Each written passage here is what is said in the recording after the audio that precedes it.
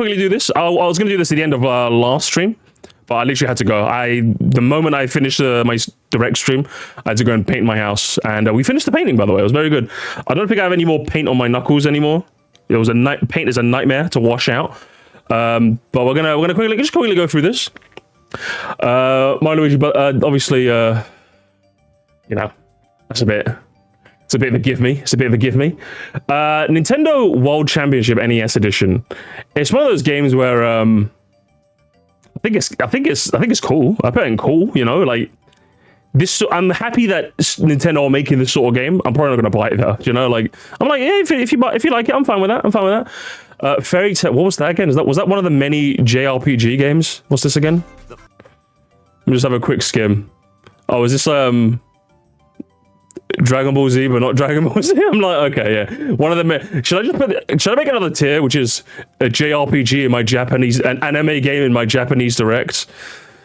Because like, don't get me wrong, guys. I'm self-aware. I know I'm watching a Japanese company, do a Japanese stream for Japanese video games. So I'm aware there's going to be some Japanese video games.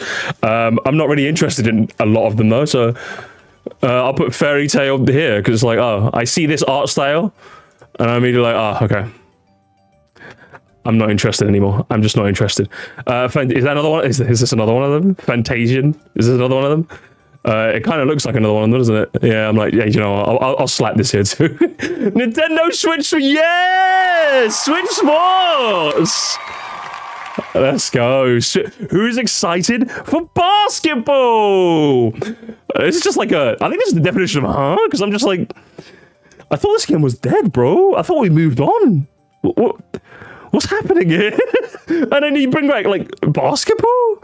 And it's not even 3-on-3, it's 2-on-2? Like, okay.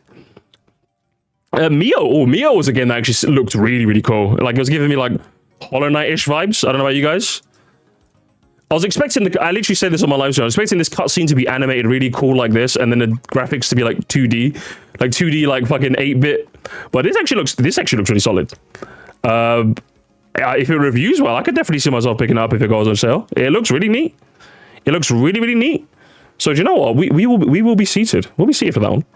I'll be seated for that one. Illusion Island, is that the Disney Origins, as I'm calling it? Disney Legends, their Rayman knockoff. Yeah, pretty much. A free update later today.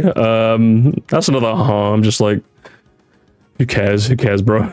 And then it was like, hello. Oh my god, gamers. Yeah, Linus said imagine basketball from Wii Sports Resort with less players. Crazy. So who's day one, right, guys? Day one. Full playthrough. Full playthrough, obviously.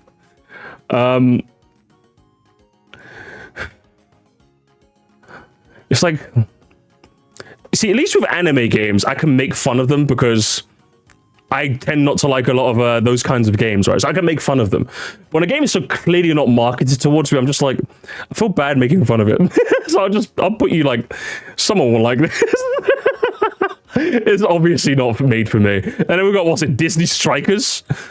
Wacky World of Sports. I'm like, watch this be better than Battle League.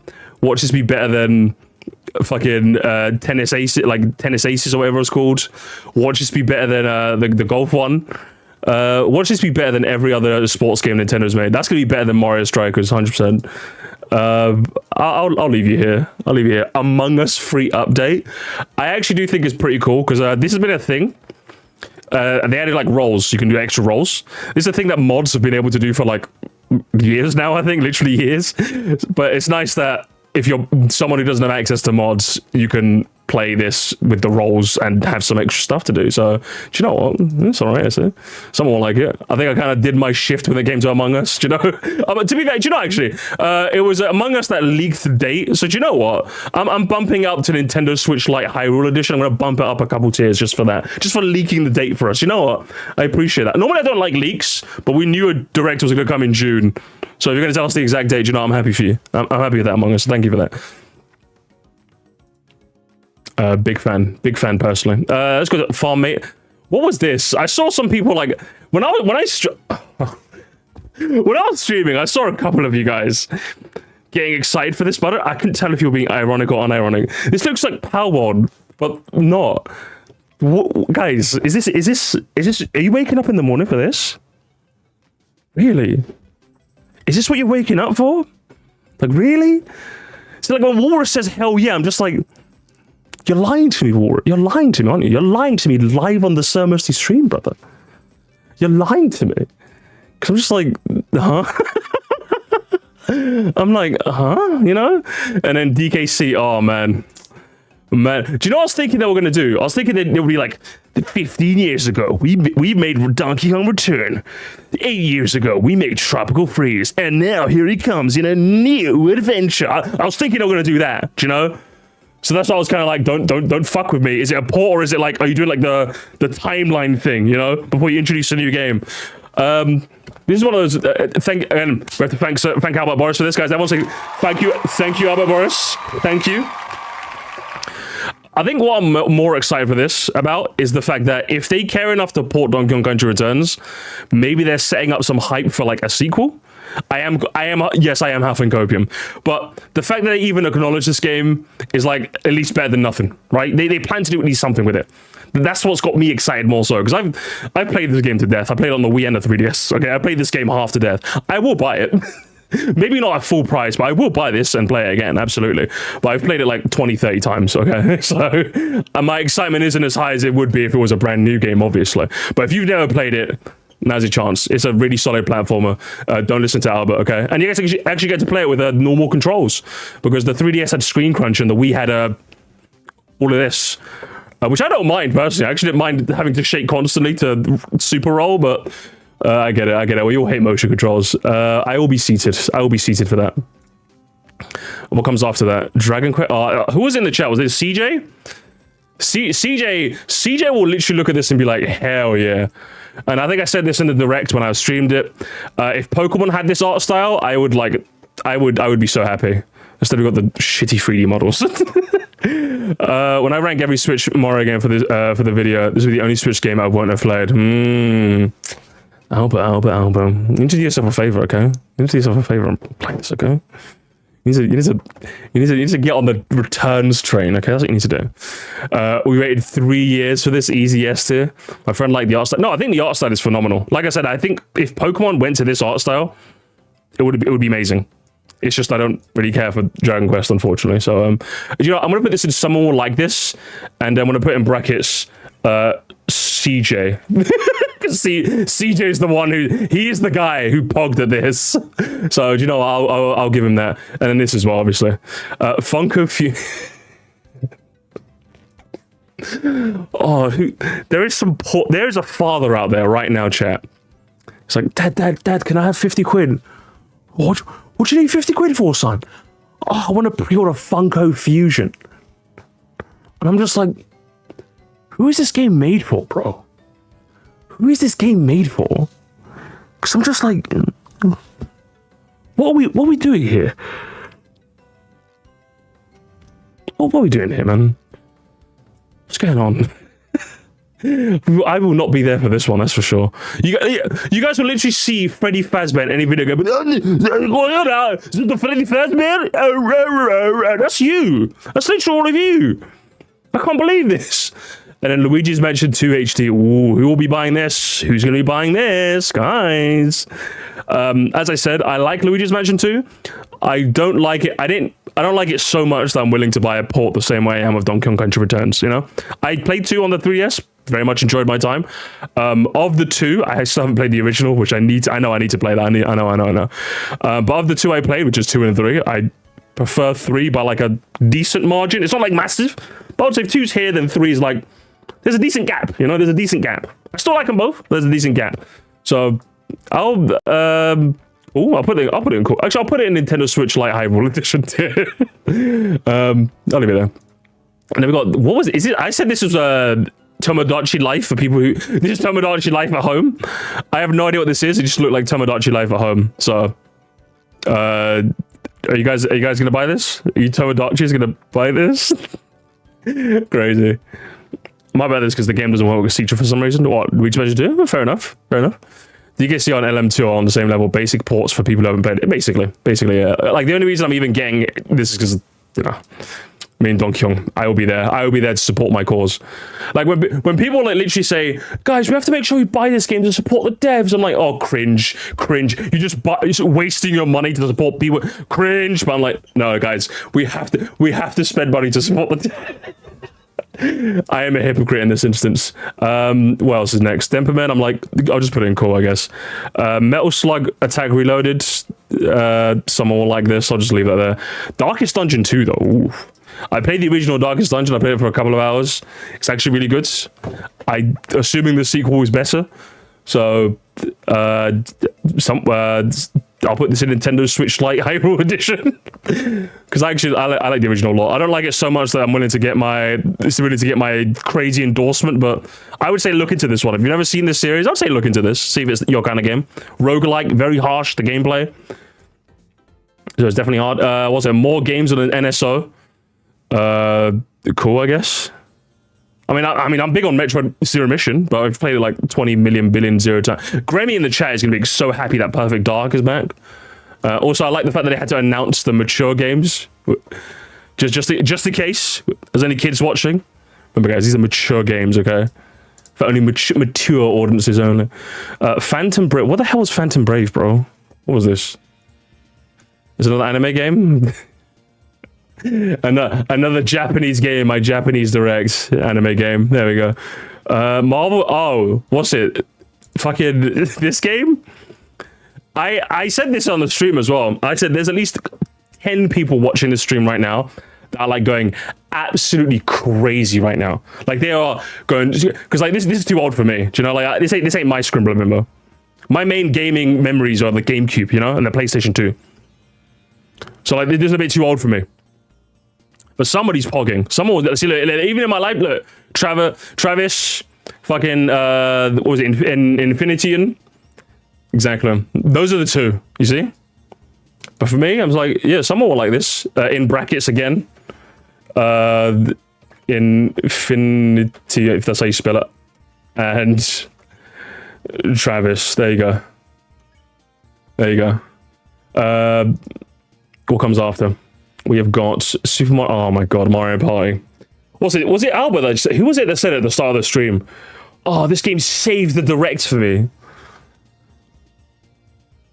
I know I don't like Mario Party, but like I put Mario Party in like the same bench as like Mario Kart in that like I can understand why you like these games, even a lot even. But if someone says to me like, the main reason I still play my Switch now is because of Mario Kart 8 Deluxe. I'm like, or like, the reason I'm so excited for this Direct is because of Mario Party. I'm just like, really? Like, is it that much of your GOAT? You know? Like, if I was to give a game that status, it'd be Metroid, you know? Should I give it to Mario Party? Like, are there people who are like that crazy about Mario Party? Do you know? I think that'd be like that crazy. Like, that's how Mario Party feels to me. If someone broke out a party, I'd play it, but like, there are some people that are crazy, you know? They're like crazy about this game. So I'm just like, some people just really, really like Mario Party, and I'm like, okay. See, like, even trying to say, like, some people are more excited for Mario Party than Mario Luigi. That's crazy to me. I'm like, do you mean the silly, funny, haha party game? I'm like, because it's always been one of those games where like, you pick it up, you play maybe a round or two, and then you call it a day. So I'm like, are you on that like Mario Party grind? Like, are you top 500 Mario Party in your region? Like, hey, all the power to you. But I feel the same way about people who like play like Mario Kart and they're like, I've got like 100k VR, and I'm like, you ever try playing like Breath of the Wild or something? Like, fair play if that's how you want to play Mario Kart. I'm just like, it's like 70 other games you can play on this console, you know? Like, do what you want. It's like when you meet that one guy who like goes like, oh, do you want to watch insert new show that reviewed well, insert another show that reviewed well? It's like, oh, I'll just watch The Office again. And it's like, that's fine the first time, but if you're doing it like every single time you log into your streaming apps, I'm just like, there's like so many other shows out there, you know? I'm just like, fair enough, you do you, brother. Someone will like this, in brackets, Albert.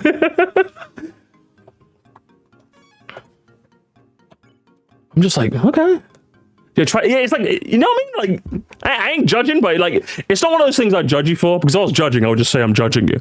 But like, it's one of those things that makes me scratch my beard. I'm just like, fair enough, I suppose. The same way you feel about Mario Party is how I feel about Rainbow Six Siege, I suppose. Fair enough. Fair enough. Anyway, we've got Legend of Link. Legend of Link. Oh man, women. Chat. We love women. Round of applause, chat, for women. Definitely my favorite gender. Definitely my favorite. Men are cancelled. Men are cancelled. Men are gone. Fuck men. All right, I get to play the Legend of Link. Let's go. No, but like in all seriousness though, I do think it's really interesting how they decided to like change up the game design. You know, because it's all well and good playing Link and Link, yeah, but I think just having like a different sort of game design is really interesting. So if this game like reviews really well and they say, hey, like it's actually pretty dope, I'll buy it 100%. Like this whole like Minecraft sort of vibe, like in like you're literally just crafting stuff. It seems pretty interesting, you know? Like the game design is what won me over the most. I'm like, okay, like just spawn, like think of all the possibilities you can have just spawning random shit just to deal with enemies, you know? So I'm just like, okay, I'm here for it. You know? I will pick this up for $70 and play 1.5 now. Quick, you didn't have to call me. You didn't have to call me out like that, brother. Okay, listen, you have to call me out like that. I'll be seated for this. I'm gonna put this up here actually. Like, well and truly, if it reviews well, and I grab the money at the time, I'll buy it. And obviously, Nintendo Switch Lite Hyrule Edition goes into the Nintendo Switch Lite Hyrule Edition tier. Obviously. This game's gonna be so creatively fun. Yeah, honestly, it looks like it, doesn't it? I'm actually shocked they made a new game after years. I'm shocked too, especially like in this art style.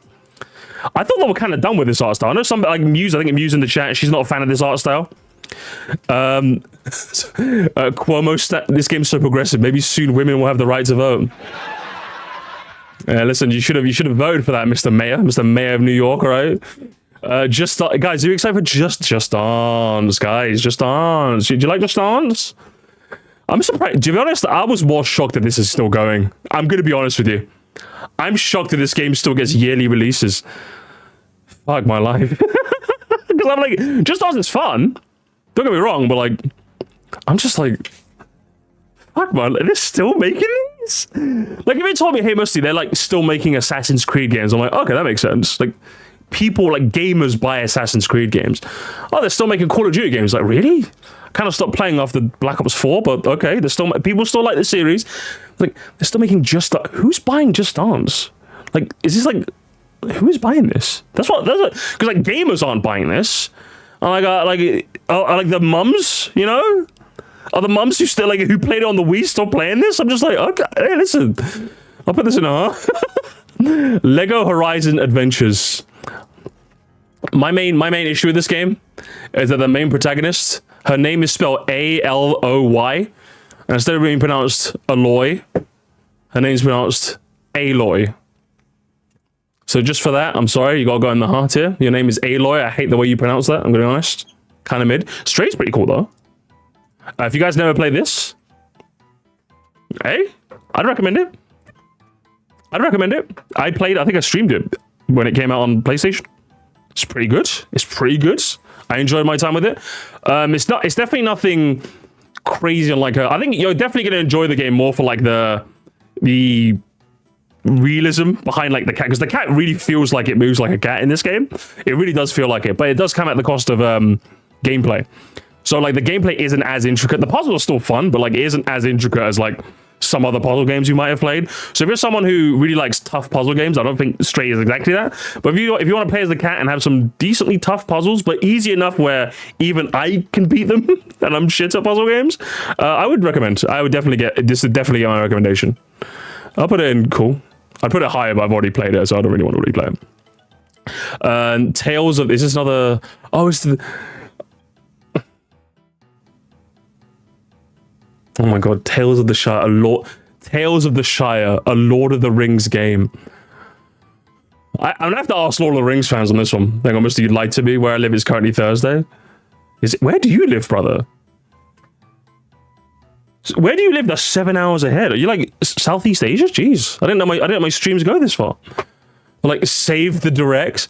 I have to ask the Lord of the Rings guys for this one, because I see this and I'm just like, because if you're asking me from the outside looking in, from someone who isn't interested, knows nothing, I'm not saying not interested, but who's never interacted with any Lord of the Rings media, I'm thinking, surely you'd want a game more like Shadow of Mordor sort of thing? Because I heard that game was really, really good. I just never played it, obviously. But like, is this what Lord of the Rings fans want? Because I'm just like, I can't imagine the kind of gamer who likes Lord of the Rings, who likes Shadow of Mordor and Shadow of War, is like, yeah. Fucking Tales from the Shire. So I'm just like, huh? And then, yeah, so you got this and the Gollum game? Like, J.R.R. Tolkien fans are, they're not looking so good right now. Ace Attorney, is that on here? Oh, it was just in the wrong order, I think. Unless I got it in the wrong order. Oh no, it was in the wrong order. Ace Attorney, again, I imagine there's like 3 of you guys who are like pogging hard for this. I wish I could be one of them. I need to play more Ace Attorney. So, I'll leave it in cool. Some will like this. In brackets, glide. There we go. Capital L. Big day for gay people. What, is Miles gay? Damn. I never would have guessed. That's really cool. I'm so happy for him. I'm so happy for him. Suprillis went nuts over this one, did he? Hey, listen. I'm happy for him. I'm happy for him. But listen, I got Metroid, he got this, you know? So if this is your goat, Edgeworth, behave. Where I've got no mods in the chat. Mods, kill him. Anyway, what's it? Anime game? Another anime game? Like Danganronpa, but not Danganronpa. Who's this? Who was it? There was somebody. Fuck. There was somebody in my. Was it Mbubu? Was it you? I think it was you, Mbubu, right? There was somebody in my comments of the stream yesterday who was like, "I'm not gonna lie, this like ticked all the right buttons for me." So who is this in the chat right now? Because like I know there's some like Danganronpa-ish things, you know. So like a game in that sort of style is like, you know, hey, I'm quite interested in this. And I've never played a Danganronpa game, but I did watch an anime that was based off the first game. And I did think it was actually really cool. I haven't played any games though. But yeah, there's enough of you guys who are like, okay, all right, fair. So do you know what? I instead of putting this in someone will like this, I will do. Where is it? Oh, here it is. I'll do you guys. You know, I'll put it in cool just for you guys. Just for you guys. I'll put it cool just for you. Thank you so much. Thank you. I am a merciful live stream. And then we've got is there another anime game? Pandering. True. I am pandering. Is another. What the hell was this? I don't even remember this. Oh, it's an anime game. Okay, let's put that there. And then, oh my god. Oh, chat.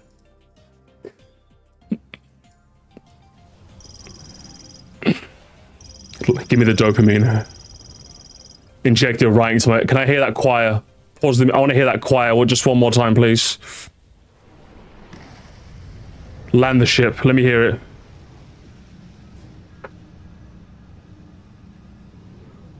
Turn that shit right up, right to the max. Everyone at the same time.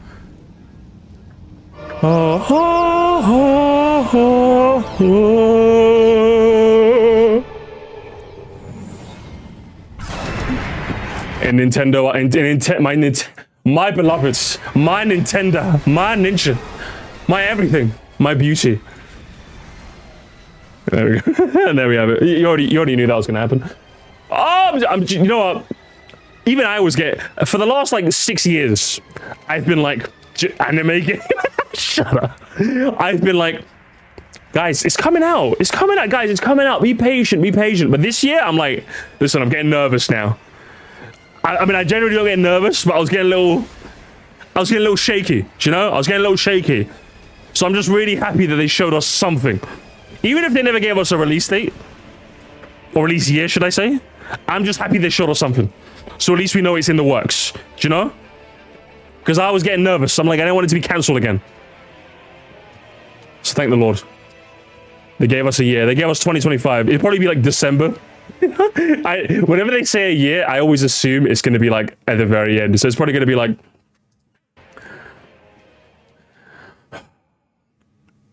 Brother. It should have been Mother 3. It looks like a GameCube game. I don't get you, brother. Brother. Why'd you say fuck me for? Like, I'm like so excited for a game and you're just like, fuck you, Musty. Like, brother, come on, man. Can't you at least just be excited for me? I was excited for all of you guys in your games. Be excited for me, goddammit. You look at that game, fair. That's mine. What about you guys? What did you guys post? Did you guys post it? After a very long, yeah, very long time indeed. Very long time indeed. Happy for Metroid. See, again, just be happy for me. I'm happy for you Ace Attorney fans. I'm happy for all of you guys, all right? What is it? Let's get the music back. Swamp Caverns. Oh. I like Swamp Caverns. Everyone has the Nintendo Switch Lite Hyrule Edition to Nintendo Switch Hyrule Edition tier. Mister, can you explain the Metroid Prime lore in 12-point font MLA format so I can be excited for you? If I, not gonna lie, if I had more time, I would actually do that for you. I just don't have the time, brother. I love Metroid, okay? Just let me know. It's my game. I love Metroid. I love the gameplay. I love the character. I love the lore. I love everything. Albert's Boris. Again, see, this is what I mean. This is what I mean, guys. This is what I mean. The Mario Party. I don't get it. I don't get it, Albert. How many I feel like you guys are gonna have way more hearts than me. How many did I have, actually? So, like, if I counted the anime game in the hearts here, then I have, like, what? 10? Albert's like a prime hater. Prime hater. I'm here for it. So what? Oh, you had what? 1, 2, 3, 4, 5. CJ was loving the direct. CJ, big fan. Big fan as well. I like where you put Nintendo Switch Lite Hyrule Edition. I'm curious, guys. How many of you guys actually collect these collector's editions? Because I'm like, I like these, but like, here's the issue with me is I like, when a new console comes out, I usually get it within like the first year. I usually don't get on launch. But I usually get within the first year. So when the first year comes out, there's usually no special editions yet. Because I'm like, if I want to buy a Switch as my Switch, I don't mind buying a Hyrule special edition. Does that make sense? But like, who has the money to like collect these? You know, like, I guess they're making for like rich people. I guess it's outside of my price range. But I'm just like, I have a Switch, brother. What do you mean? Like if it was like a decal, like if it was like a, even if they like made like one of those faceplates, I wouldn't mind buying a faceplate. Do you know? If it was like, what's it like 30, 40 quid? For like a, you could just completely remove the back of your Switch and put a new one in. I would buy that. A bit pricey, but I would buy it. Like a whole new console? Yeah, I got my 2017 Switch. I ain't looking back, brother. Rocket Ash, my ninja. 8 of 8, my ninja. Okay, another Mario Party stand. Crazy. Crazy chicanery. Hang on. So you put the Dragon Quest 3 remake here. Where's the Dragon Quest 1 remake? So you put 3 here, but 1 and 2 there? Oh no. Is there like a bit of lore there? Or is he just trying to get in the video? It's for me, okay? Oh man. It must be, do you know what I just realized? It must be so like frustrating, like not frustrating, what's the word? It must be like a bit lonely on the internet when like you look to the left, like I imagine in Boo Boo, like he's looking to the right, all the like me and like fucking Arlo and everyone going, yeah, Metroid, and then he looks to the left, like, yeah, Mario Party. He like looks like on the like veranda on the top left, Donkey Kong. He looks over there, he sees like, hey, it's me, Albert Boris, Mario Party, and then like he's like, there's just one guy picking his nose in the corner who likes 100 line last defense. And I'm just like, fuck, man, I'm so sorry for you, brother. Because I'm like, at least I got a couple people that are on my side, you know? Do you know? Like, fine, man. If having like no one on your side, it must be like quite lonely. Listen, I'm happy for you, okay? Let me know, Boo Boo. I might not get it. I'm happy for you, okay? I'm happy for you the most. So like brother shit, like, yeah, brother shit. Me and Happy are just here like brother shit, going crazy over here. And the Boo-Boo's like, yeah, brother shit. I mean, brothership's cool, I guess, but like, you know. Bro's just picking my nose. Why the call out? I'm living in your walls. Cobble dude. Again, nothing much. You guys might be gaslighting me into buying a Super Mario Party Jamboree. I'm not gonna lie. I might be getting gaslit. How many of you guys are gonna get this game at launch? I don't get it. Poke Miguel, my guy. We might all agree on most things sometimes, but hey, he's got the same 2 peak as me. Who's got the was? I need to. Let's do that. Ice Outpost. My ninja. Alfonso. Manage another more Super Mario Party. The voices are telling you. The voices, man, the voices are they're speaking to me, aren't they? I see it. Was it Saul and Raul both put like the Nintendo Switch Online extra games, which is fair. I mean, I guess if you enjoy all 4 of them, I can see it. But like, I'm very excited that Zero Mission I can play again if I want. 4 Swords looks kind of cool. I might play that with someone. But like Torok and Perfect Dark, I think I might just give him a miss. Don't tell Grammy I said that. He might be pissed at me. We got Thomas here. Thomas. Sussy little barker you are, eh? You like the Among Us update? He was that one guy who's literally never played modded Among Us. He's the one guy. He's like, oh my god, Rose! Travis. I see. Oh, you're the guy. It's Travis again. He likes the Marvel vs. Capcom Fighting Collection. Again, more Mario Parties. I can't believe this. Okay, and even Christian is like that. I don't get it. Now I'm on the side of Academy of Defense. Are you? Based. You and Boo can have a chat. Go it. Zombie Man. Go it.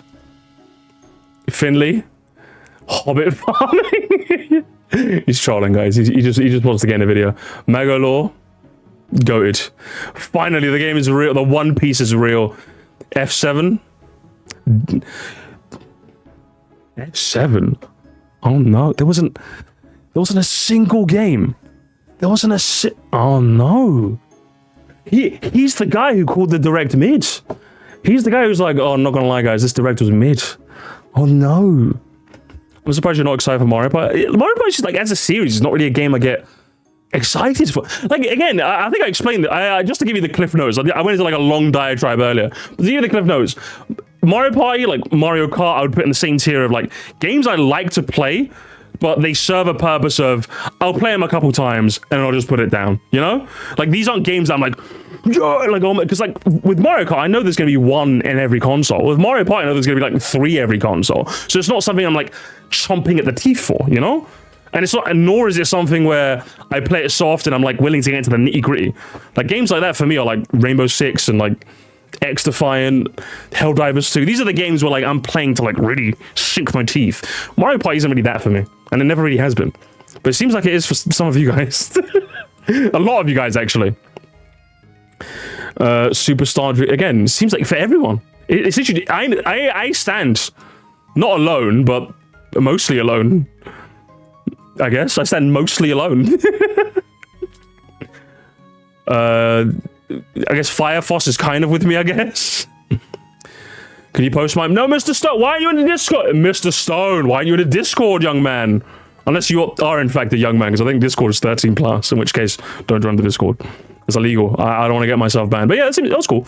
Overall, the Direct, I would give it... If I had to give it a score, I would... Because again, as I said, one thing I liked about the Direct is that it had something for me, which is most important, obviously, and it had something for everyone. Like, this is, again, all of the games in this tier, except Hello Kitty. I'm kind of trolling with Hello Kitty. But, like, if any of these games here, and maybe not Metal Slug neither, but any of these games on the right here, if they're like your goes, I'm like, fair, you know, fair. So, like, there's games, you know, and also, like, 100 Line, there's a bunch of people like that. The Luigi's Mansion 2, if you've not played it, you got that. Mio actually looks genuinely interesting. Zelda looks genuinely interesting. I'm gonna get... I'm gonna give it a 9. I'm gonna give it a 9 out of 10. Because, like, it's got something for me, and it's got something for everyone, you know? Everyone. So we've got Among Us 10 out of 10. Do you know what? I'll give it like a 9.2 for Among Us. I'll give it a 9.2 for Among Us. Definitely a solid one. I feel like if you didn't like this Direct, I feel like it's less the Direct being mid, but more you just being unlucky. I'm sorry. Because there's some Directs where I get something I like, but then, like, I see the rest of the games, I'm like, do you know what? Oh, you know, but like there's got to be something here for everyone, right? Like there's got to be something here which is like, oh yeah. So yeah, fair enough. And the other game is there's the segment. So a top 10, maybe top 5 Nintendo Direct for me. Ooh, it's a big shout, 8.5. That was enough. I'm seeing a lot of 9s and 9.5s basically. Glide gave it a straight 10. It's the Among Us effect. He's getting that. He's got that Among Us in his brain. Might be a 10 because I cried during Brother Shit. You cried? See, again, this is the part where I'd be like, cry, soy. But then, like, I think the only game that nearly brought me to, I think Metro Dread's reveal. The Metroid Dread reveal nearly brought me to tears. It's really good. We hadn't got anything Metroid in so long, so I was just like, I was just so happy that the series wasn't dead. So 8.6, 7. Carlo the 7? Oh no. Alright, gamers. Should we get into a little bit of Pokemon? Like a little bit of Pokemon. And then I got some Mario Kart chicanery for you guys. We've got a little bit of Pokemon, a Pokemon segment today. I think Michael, I don't know if Michael is here today. I'm gonna ping him in the chat so he knows I'm doing because I think he might be interested in seeing this. He posted a quiz in the Discord. He just randomly was like, I don't know who wants to do this, but I posted it and made a Pokemon trivia test questions thing. So I've got it here. Oh, hang on, am I logged into my Google? Oh, hang on, I'm logged into the wrong email. I don't want you guys seeing my wrong email. Ooh. But he made this. So do you know what? I figured, why not? I'll have a look at these questions. I've not looked at any of them yet. Let me just zoom out the screen again. There we have it. And then, perfect. So let's have a look at this and see what we got. Shouldn't take too long, but let's have a look at this. Your name, Sir Musty. That's my yes. That's my legal full name. Metroid Dread was supposed to be the. Oh, trust me, I know the lore about Metroid Dread. Enzo. Oh, you're talking to the Metroid guy. Do you know? You're talking to the Metroid guy. What generation introduced the most legendary Pokemon, excluding Mythicals, Ultra Beasts, the Paradox Beasts, and Swords? Probably Gen 4, right? If we're not including Gen 5 or Gen 4, it's one of those two. Because Gen 6 didn't introduce barely any. Gen 7 had a lot, but we're excluding Ultra Beasts. Gen 8 didn't really have a lot neither. And Gen 9, again, if we just don't include it, says Gen 5 or 4. You had like what? I'm gonna say. I'm gonna go with. It's 5 or 4? I want to say 4. I'm gonna go Gen 4 on this. Actually, I'm gonna pin the quiz so you guys can take everyone as well. Because I'm gonna speed run this a bit. I don't want to look at chat too much because I don't know you guys give me too many of the answers. So I'm gonna pin it in the chat if you guys want to take it as well. I don't know if you get results at the end. I don't know how this works, but if you fancy looking at the questions, go for it. But all right, what are the 4 non-legendary Pokemon that have never been obtainable shiny without an event? Jesus Christ, bro! Michael's going like crazy trivia for this one. I remember people complaining about the Gen 5 legendaries like Reshiram, Zekrom. I think those are 2 of them. He's definitely going out of the outside of the ballpark on this one. Jesus. I know those are 2 of them. I don't know the rest though. This is crazy. Michael, you definitely didn't. You're supposed to start off easy and then get harder, brother. You're crazy right now. You're crazy. Answers Pikachu. Thanks, Cuomo. And Pikachu. All right, let's keep going. I don't want to spend too long on this because, like I said, I'm not going to be reading chat, so I want to do this quick. The 4 non-legendary. Oh, it's non-legendary. Oh, I didn't read the question. Oh, I'm a silly goose, aren't I? I didn't read the question. It's non-legendary Pokemon that never been obtainable shiny. AZ Floette? Does AZ's Floette count as a not legendary Pokemon? That's actually a crazy question. If we're doing non-legendaries, how do you... Who? I have no idea, actually. I'm going to write down the Floette, because I think that counts. I don't think that's a legendary Pokemon. But that's it. That's all I got. I've got nothing. I've literally got nothing, brother. I'm going to be honest. How many type combinations have never been used? AZ Floette hasn't had an event. Did it need to have one? See, again, I think what it means is that unless there was an event, can you get the shiny? With AZ Floette, even though there hasn't been one, you need one to get it. I don't know. Listen, I don't know. To be honest, I don't know the rest. I don't know, buddy. Make the questions easier. Okay. How many type combinations have never been used? Bonus points if we can list them all. I'll keep the music. I'll turn it down on my end because it's like distracting me. I want to say it's mostly normal. I want to say mostly normal and fairy have not been used because fairy is relatively new, so I wouldn't be shocked if it's like 2, 3, or 4 types that have not been fused with fairy yet, and normal just generally doesn't get fused with a lot of stuff as a whole. So I won't be shocked there's like 2 or 3 normal fusions as well. Ice tends not to get fused with a lot. It tends to get fused with water, but not like a lot of crazy other types, I think. I know in recent Pokemon, Gen 8 and 9 have done a very good job of like plugging the gaps. Who just sent me a message? Oh, okay. I want to say how many there are. I want to say there's like less than 10. I want to say there's like less than 10 combinations that have never been used before. So I'm going to guess, number-wise, I'm going to guess like 8. There are 8 combinations. I'm going to say there are 8 on... I'm going to guess 8. I'm just going to guess randomly. I don't actually know the exact number, but I want to say it's less than 8. Less than 10, sorry. There's less than 10, so I'm just going to guess a random. I'm going to say 8. As for the actual ones, bonus points. I'll try and name at least one. Fire Fairy. Fire Fairy hasn't been used. I know that. Normal, okay. Normal Dark has been used. Normal Fighting has been used. Normal Ice. Normal Ice has not been used. Normal Ice has not been used. I know that. Bug Fairy? Has Bug Fairy been used? I can't think of a Bug Fairy type. I feel like if there was one, I would know. I'm gonna say Bug Fairy. Although I don't know. Also, normal Bug as well. If we're doing Bug Fairy, normal Bug. I don't think that's been done before. I did read the chat for this one. I'm not going to pretend, but normal Steel. I did read the chat for that one. Who was that? AJ, thank you for that one. I think that's all I got. I want to move on. I might come back to this one, but I'll move on. What is the only Pokemon to ever be banned from the TCG? I'm going to go... It's Kadabra, isn't it? Kadabra. Because I think, wasn't there a lawsuit with the guy?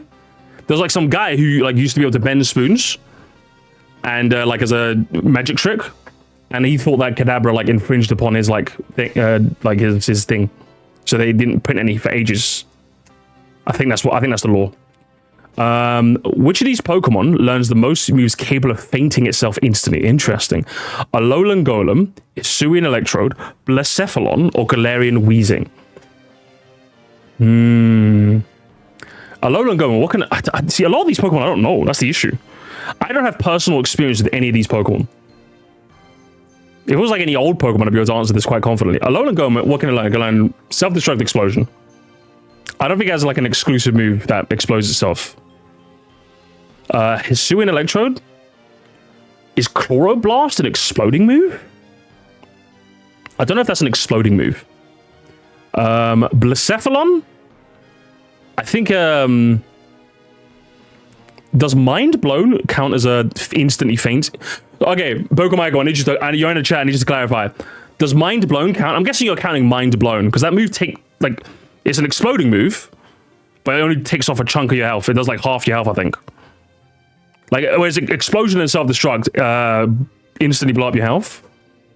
I don't think Mind Blown counts, right? What does it count? I don't know. Or is that Recoil? I don't know. What is it? I don't think that counts, right? So in which case, I think it's Galarian Weezing, because Galarian Weezing learns Self-Destruct, Explosion, and Misty Explosion, right? I'm going to go with Galarian Weezing. I'm just going to move on. I have no idea. Mind Blown is just Recoil. The move has to instantly fit. Okay, gotcha. My bad. My bad. All right, I'm going to guess Galarian Weezing, because Misty Explosion is also good. How many guaranteed shiny encounters or gifts are there across the series? Oh, damn. Okay. I'm going to assume you're counting remakes. So, okay, is this by game or by... Pokemon Michael, you have to specify! Because, like, if I do Gold, Silver, Crystal, is that 3 shinies? Or is Gold, Silver, Crystal 1 shiny? Because you get the red Gyarados. What is it, Pokemigel? I'm confused! So does GSC count as 1? HGSS count as 1? Like, what are we doing here? Or does that count as... Help me! Help me, Michael, help me! Because if so, GSC, you get red Gyarados. HGSS, the remake, you also get a red Gyarados. Black 2, White 2, you get a shiny Dratini or Gibble. And you also get a shiny Haxorus if you complete the Pokedex. Specific Pokemon. Okay, so red Gyarados, shiny hang on. Shiny Dratini, shiny Gibble, because that counts as 2 then, isn't it? Shiny Haxorus, shiny Ponyta from PLA, and shiny Blitzel. 6. I'm guessing 6. Red Gyara. I'm just gonna list the Pokemon. Gyarados, Dratini, Gibble, Haxorus. What was it? Ponyta. And Blitzel. I think that's all of them. The shiny Beldum. I think shiny Beldum was an event.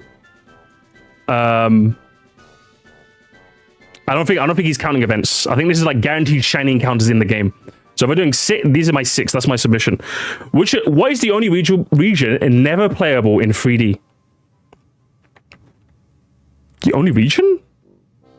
What the fuck? So Kanto is obviously 3D. Kalos is 3D. It's Johto, isn't it? Johto? Oh, it's Johto. It has to be Johto. Because technically Unova is because of Blueberry Academy. It has to be Johto, right? Which of the following Pokemon has not gotten a 7-star Terra Raid in Scarlet Violet? Inteleon, Hisuian, Samurott, Sceptile, and Polion.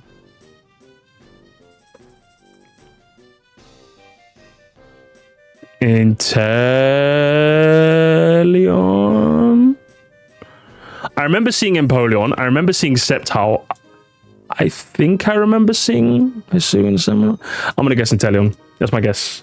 Although it doesn't make sense for them to release Cinderace and Rillaboom without Inteleon. I don't think that makes sense, to be fair. Fuck. I mean, no, I'm gonna go with Sceptile. Actually, just by off the fact that I know they did a Cinderace one, I know they did a Rillaboom one, so it makes sense they have to do an Inteleon one. I wasn't there for it, but I guarantee it. Where's the only type combination ever to have 3 4x weaknesses?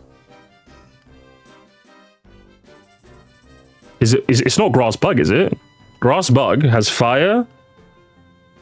Oh, it is Grass Bug. It is Grass Bug. You get fire, you get flying, and in Gen 1 specifically, Poison could beat Bug. So, and Poison could beat Grass naturally, so it was a Grass Bug. Gen 1 specifically. Gen 1 Grass Bug. I'm specifying. It's Gen 1 Grass Bug. See, these are the questions I know, because I'm an old Andy. I'm an old man. What is the only region without a Dragon-type specialist? Kanto has Kanto has Lance. Johto has Claire. Hoenn has Drake. Sinnoh has... Who the fuck did... Sinnoh? Sinnoh? I want to say Sinnoh? Because Unova has Iris and Drayden. Gen 6 has Drasna. Gen 7 has... The fuck does Gen 7 have? Is there one in Gen 7? Chat, you gotta help me with that one. You gotta help me with that one. I don't remember Gen 7's Elite Four. Gen 8 has Rayhan. And Gen 9 has... somebody, I think. I don't remember Gen 9's one either. Is it Sinnoh? Yes, I'm guessing Sinnoh. I'm gonna assume it's Sinnoh. How many mythical Pokemon are... Hang on. How many mythical Pokemon are obtainable without limited time events? Bonus points for listening to them. Okay. Pokemon Michael, I need a specification. So, for example, I'm assuming you mean without glitches / exploits. I think you mean... within the... Firstly, I think you mean within the normal bounds of a game. And secondly, you mean Pokemon that are at least at one point mythical? Because I think Deoxys, some people are classifying it as a legendary now because you can catch it. It's no longer mythical. I don't know. There's like some weird clarification chicanery. So like, I would say Deoxys, but some people are saying like, since you can't catch it, since you can catch it now. Does that make sense? And I think in PLA, you can also catch Shaman and Darkrai, I think. I don't know. I'm going to leave it at that. I'm going to keep going. I at least want to reach the end first before I check my answers. Name any 5 Pokemon that have or have had signature moves not matching their type or the type of an evolutionary relative. Jesus Christ. Okay, I like this question. This question's funny. I like this one. This one's kind of cool. Signature moves not matching their type. Have or had have. Okay. I'm immediately going to go with G Stunfisk for answer 1. Galarian Stunfisk has Snap Trap, which is a grass type move. So that's his exclusive move in Gen 8. Who else have we got? I was going to say, is it only Hitmonchan get the punching moves in Gen 1? But I don't think it does. I think Jinx, Electabuzz, and Magmar get each of the punches. Pikachu. Is it Pikachu? I don't think it's Pikachu. I'm going to be honest. Rocket Ash. I do appreciate the enthusiasm, though. I really do. I like it when non-Pokemon fans try and participate in a Pokemon segment. It's always funny to me. I'm always like, I appreciate you guys being here. Who else, though? I like this question, but I'm just like, I'm blanking. I'm blanking so hard right now. I want to say the Baneri line has Jump Kick in Gen 4. I want to say Galarian Stun. Do I specify the move as well? I'm going to say Galarian Stunfisk, Snap Trap. I'm going to specify the move as well. I'm going to say Baneri with Jump Kick in Gen 4, I think. Jump Click. What else have we got? Oh no, I was gonna say fuck. No, I was gonna say Leaf Blade, but Sceptile gets there, and that's a grass type move. What else have we got? What else have we got? What else have we got? Does Mega count? I think Mega count. I think you can also count Megas. It's got to be Magikarp, right? With Splash. I know some other Pokemon learn Splash now, but like I'm sure in Gen 1 or 2 it was exclusive, right? Surely. What else have we got? I'm just trying to rack my brain here. I like this question. My brain has just gone numb. I don't know why. I just can't think of anything. I'm so lost. I'm lost in the sauce, brother. I'm lost in the sauce, fam. I've never been more lost in my life. I want to say Coil for Superior, but I'm pretty sure other snake Pokemon also learned Coil, so I'm not going to count that. I want to say Hitmonlee with Mega Kick. I'm going to take a massive guess and say in at least one generation, Mega Kick was exclusive to him. I want to just guess. That's a blind guess. It's an absolute blinder, mate.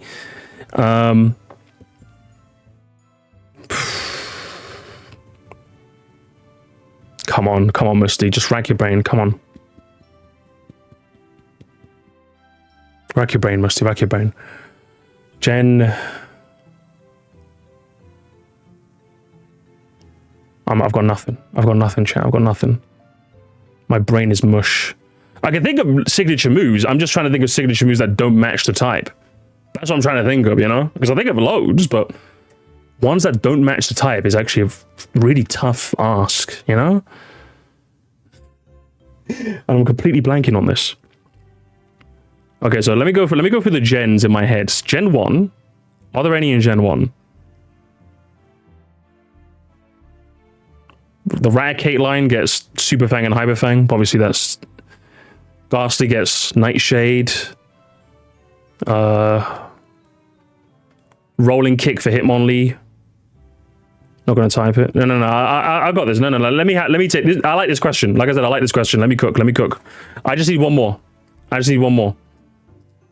Let me cook. I just got one more. To come up with. just trying to think. I'm just trying to think.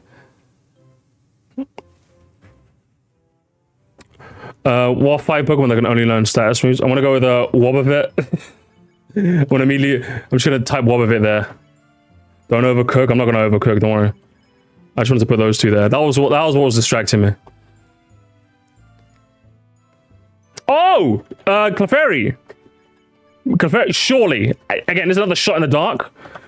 I think Clefairy was exclusive to Clefairy, Metronome, unless you use the TM. It was the only Pokemon that can learn Metronome naturally. I know that for a fact. So I'm keeping that. I'm keeping that. All right, let's move on. What are the only 5 Pokemon that can learn? I know Wobbuffet, why not? Who else? Who else? I have no one else, chat. I've got no one. Who the fuck else only learns status moves? Mewtwo, maybe? I don't know.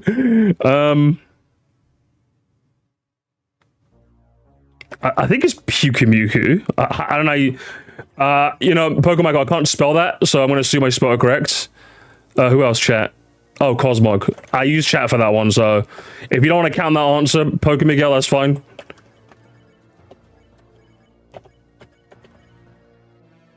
I technically got 3 out of 5 on that one, okay? if I get these 3 right, I should only get 3 points, okay? I cheated, technically. What are the only 2 types to mutually resist each other? Mutually resist each other? Crazy. Mutual resistance? Actually, wow. I want to minimize the chat. Because I want to think of this. It's Pikachu. I just also want to say Pikachu.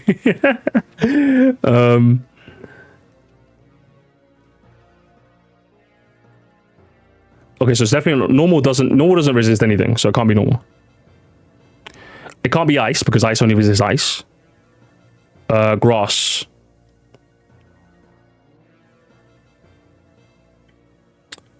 I don't think it's grass. Fire. I don't think it's fire. Water? I'm thinking it's got to be one of those weird types. It's got to be like poison or something. It's got to be like poison. I'm gearing towards poison. I don't know why. But I don't think it's poison. Dark? Dark is jumping at me. But I don't think it's dark. Bug? I don't think it's bug.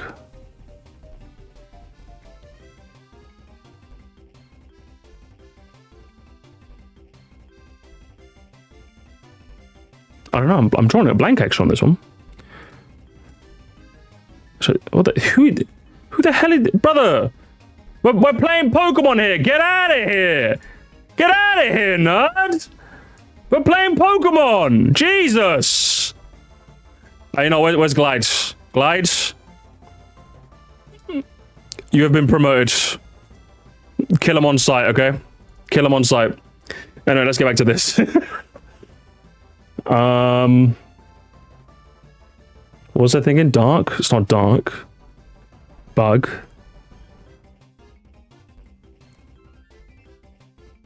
Bug. Flying? It's not flying. Can I, hang on. I'm gonna do something real quick. I'm not cheating, don't worry.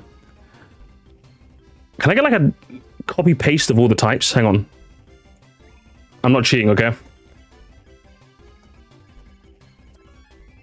Can I get like a copy paste of all the types so I can like rule them out? I think visualizing this is going to help me a lot. Okay, not normal, not ice, not grass. I don't think it's any of those 3. Not electric, not poison. Don't think it's flying. Don't think it's psychic neither.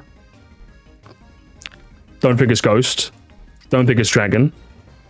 Don't think it's steel. Don't think it's fairy. Don't think it's dark. Don't think it's ground. Fighting bug. Perfect. Fucking, I'm a fucking genius. I'm a genius. I'm a genius!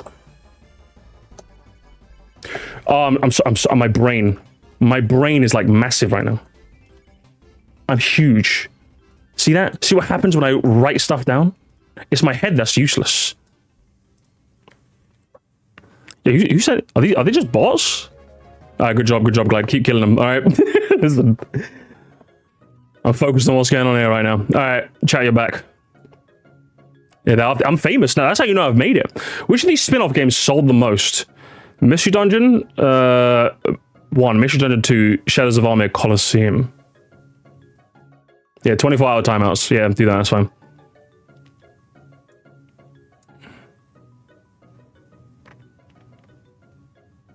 I want to say it's Mystery Dungeon 2, purely off the fact that it was on... Okay, this is my logic.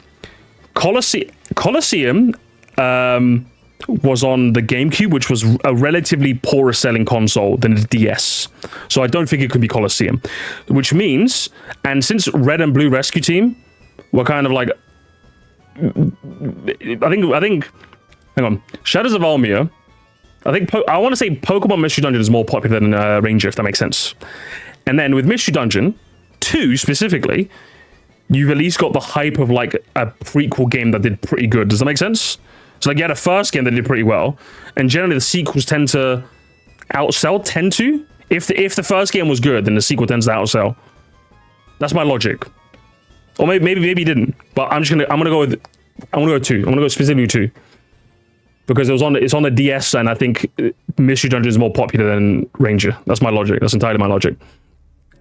How many Pokemon have not appeared in any main series game on the Switch? I think it's like 7. One of them is Furfrou, because my fiance can't stop complaining about Furfrou never being in a 3D game. That's all I got though. I think it's like 7. I'm gonna guess it's like 7. That was a random number, and one of them is Furfrou. Besides Spinder, what Pokemon has the most forms? Bonus points if you say the Pokemon and the amount. You're kidding me.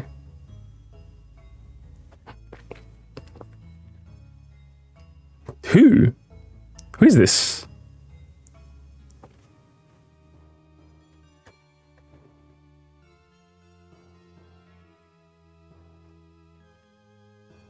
Gen 6 Butterfree. What, Vivian? Is it Vivian? I'm gonna write Vivian, but I'm gonna put an asterisk so Pokemigel knew I was cheating. Oh, Alcremie. Oh, actually, Alcremie is a good shout. I'm gonna put an asterisk so you knew I cheated the answer. So if you don't count that answer, that's fine, because I wouldn't have never have guessed that. How many of the main 18 types have no defensive immunities whatsoever? Bonus points for listing them all. Can I get that copy paste? Can I get that notepad doc back, please? Have no defensive immunities. Normal has what's it? Ghost. Electric, don't think has any. Water doesn't have any. Fire doesn't have any. Grass doesn't have any. Ice doesn't have any. Fighting doesn't have any. Poison doesn't have any. Ground has electric. Flying has ground. Psychic doesn't have any. Bug doesn't have any. Rock doesn't have any. Ghost has a couple. That doesn't happen. That has Psychic. This has Poison. And this has Dragon. So what? Here you go. Here's your list. Here's your list, Mr. Brotherman. There you go. That's the list. And Saul, thank you for the 2, brother. Thank you so much. Thank you so much. Who made this? It was actually Pokemichael. He's in the chat. Look, he's right there. I don't mind chat helping as long as chat isn't using Google. There's no way to tell, really. There's no way to tell. But how many? I think we're about... How many more questions are left? There's a couple. All right. We'll go a little faster. There's not too many left, though. What is the only Pokemon form that is completely unobtainable right now, excluding never released forms or exclusive event exclusive ones? Completely unobtainable right now. So, okay, when you say unobtainable right now, you mean as of the Switch era of consoles. There is a Pokemon that is in the game, but one of its forms are unobtainable. Is that what you mean? Because if so, I'm going to say the cosplay Pikachu? That's my immediate go-to guess. I was going to say AZ Floette, but obviously it excludes never released forms. So this one actually is Pikachu. It's for Rocket Ash. I think that's what you mean, right? I think. What Pokemon was supposed to be the mascot before Pikachu? I know this one. Oh, Pokemon. You're channeling old Pokemon. Old Pokemon is where I shine, brother. What is the only type combination to be unique to a single evolutionary line since Gen 1? The only type combination that only one line has... I don't know, actually. That's actually a very, very good question. Is there one line that only one combo, only one line since Gen 1 has had? Hang on, that's actually crazy. Where is that? I know, I'm gonna get this one. I'm not looking at the chat, I'm literally looking away. I don't even want to be tempted. Because this is Gen 1, this is my gen. If you're saying it's a Gen 1 Pokemon, it's Ghastly, it's the Ghastly line. Listen, if you're Gen 1ing me, I will be there no matter what, okay? Ghastly line, there we go. What is the only instance of a Pokemon evolving and going from dual type to monotype? That's Gloom to Bellossom, brother. What is the only Pokemon generation not to introduce either a regional form or a Pokemon that eventually got a regional form?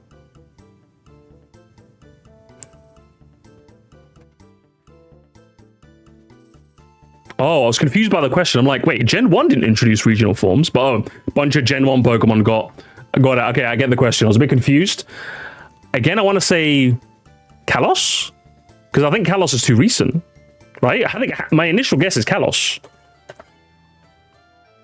I want to say, because I know Gen 5 got one in Zoroark. Gen 4's got some.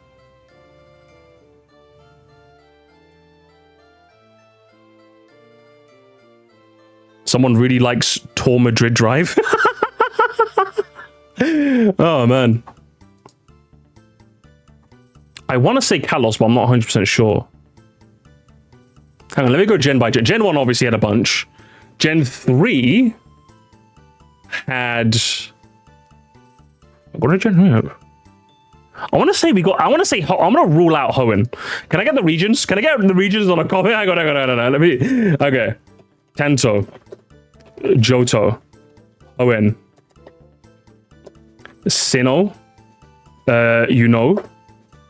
Halo, Alola, Galar, Paldea. Obviously, not. Well, not obviously. It doesn't count Paldea, obviously, right? Because Paldea is the region. Don't tell me the answer is Paldea, Pokemichael.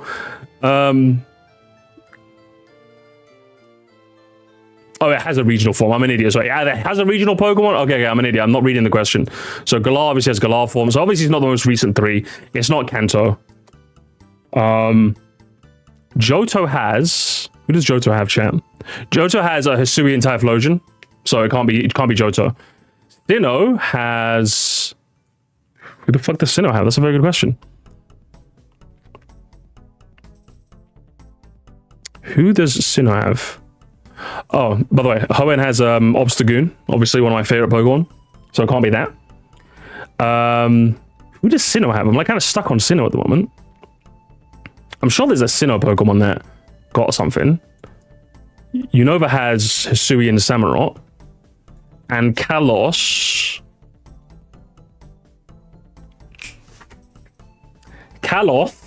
got Hisuian Avalugg, so it's Sinnoh! It's Sinnoh! Get in! Get in! Let's go! I remember Hisuian Avalugg! Are you banning more stuff? Yeah, what is happening to Jesus? Even Jesus Christ is spamming my chat, unreal. What are the only moves that cannot be copied by Sketch? Dark Void. Not anymore. Anyway, what Pokemon has the lowest BST? Sunkern. That's just a guess. I'm just gonna keep going. What is the highest level trainer Pokemon in the series? Ash's Pikachu, HGSS level 88. Listen, don't talk to me when it comes to old Pokemon, okay?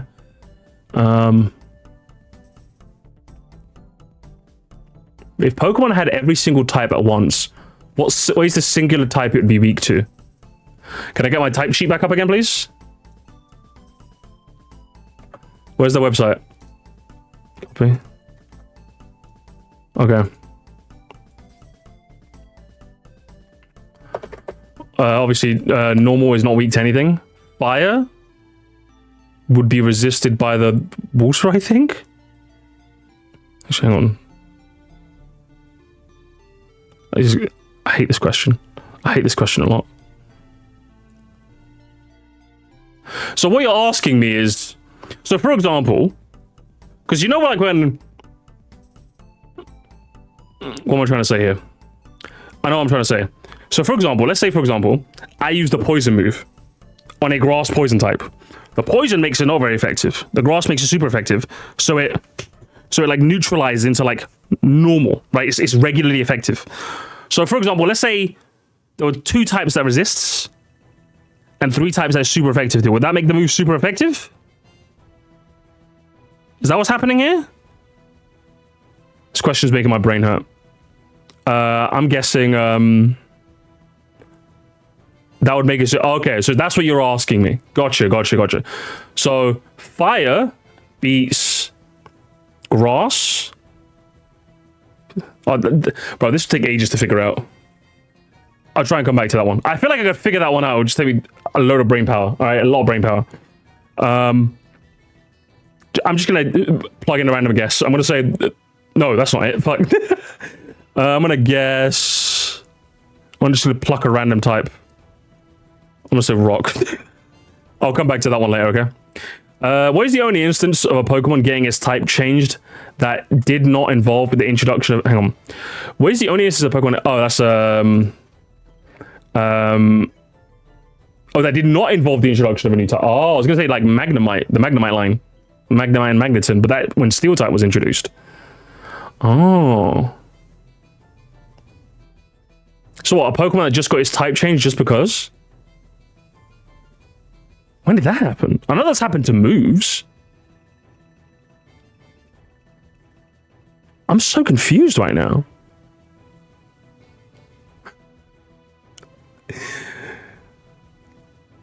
I'm like...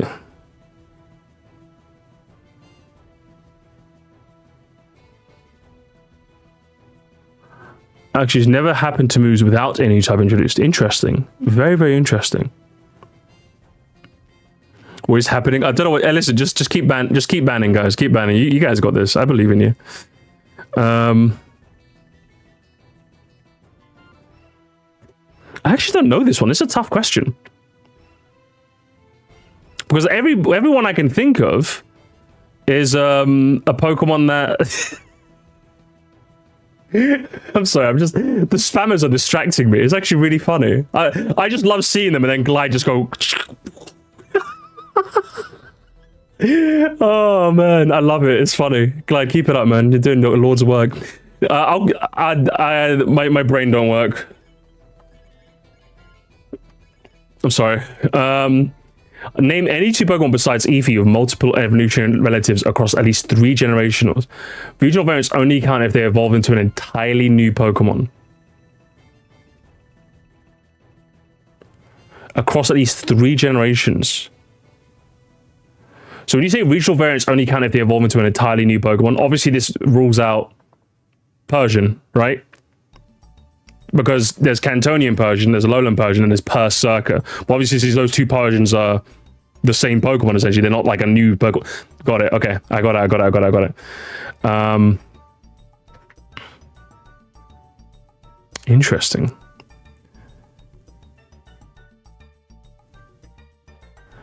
Name any 2. I think it has to be babies, right? Like, I think what I'm thinking is the Pokemon that either got babies introduced in Gen 2 or new lines introduced in Gen 4, right? So, like the Magby line? and the Elekid line, right? Right? Does that make sense? Because like Magmar came out in Gen 1, Magby came out in Gen 2, and then Magmortar came out in Gen 4. Right? That makes sense, I think. Unless I'm confused. I'll leave it at that though, unless I don't understand the question. Where's the only Pokemon capable of changing its held item without the use of a move or ability? I don't know, brother. Where's the only Pokemon capable of changing its held item without the use of a move or an ability? I've got no idea, brother. You got to tell me that one. Among Us. What is the first game to introduce a new Pokemon in the middle of a generation? Galar, right? Unless it's a trick question. Unless you're tricking me. You're tricking me. But hang on. The Celebi count? Because like in Gold and Silver, you couldn't get Celebi, but in Crystal you could. Or is it like, are we talking like events? Or are we talking like, if we're talking an entirely new Pokemon, Meltan? Meltan. Because like Meltan just came out of nowhere, right? They were just like, let's give a, right? It has to be Meltan then. Surely. Which of the following Pokemon does not have a scrapped Mega? I'm gonna say, I'm talking first games in the middle of a generation to expand the national decks.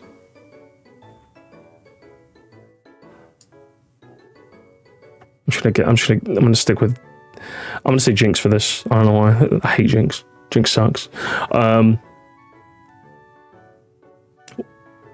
Are there any Pokemon that have been part of every regional Pokedex?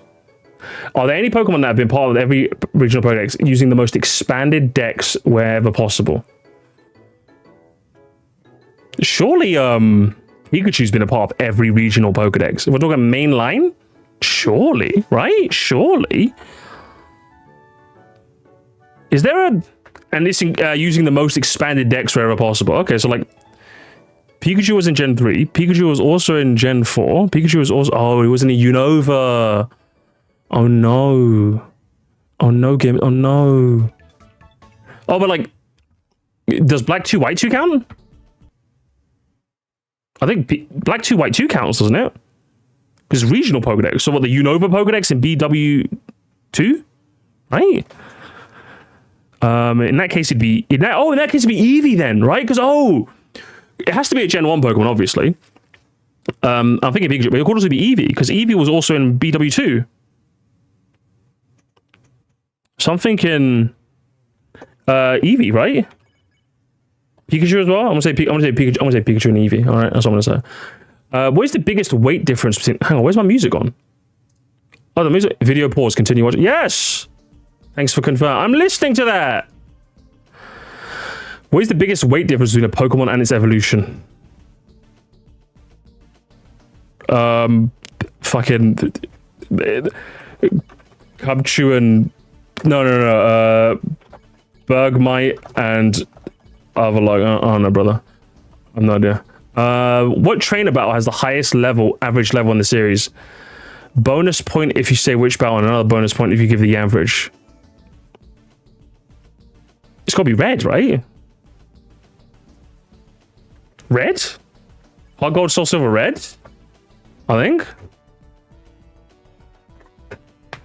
Which Pokemon has the most signature moves? Bonus points if you can name them all. Most signature moves.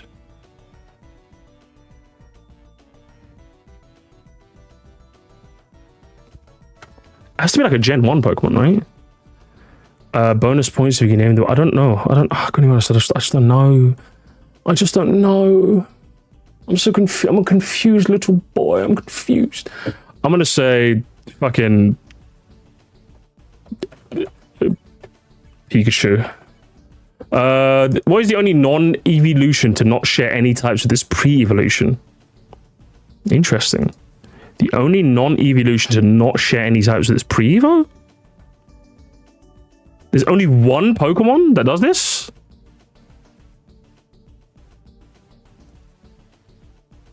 I don't know, brother. I'm gonna be honest. Where's the only instance of Pokemon being able to change gender? Oh, that's Meryl, right?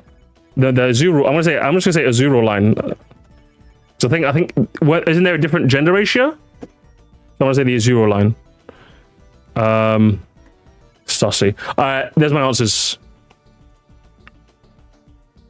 Your response has been recorded. Okay. Grade my answers, Michael, and give me a test score. We'll review our test scores next time. That was actually pretty fun. You can only fill in this form once. Oh, I'm gonna fill this form once? What the hell, man? Sucks. I wanted to do it again. But this time... well, that was fun, though. I like that. That was good. This was very confusing. I mean, I imagine if you're not a Pokemon fan, that was very confusing, yes. But... right, that was fun. Okay, I'm going to take a quick break, literally 2 minutes, because I got to grab a drink, and then we'll do some Mario Kart shenanigans, okay, chat? So give me, like 2 minutes. I'll be right back.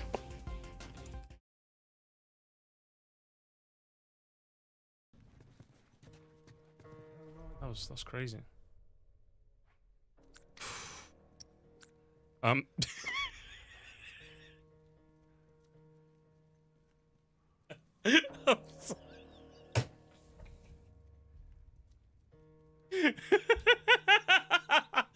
We just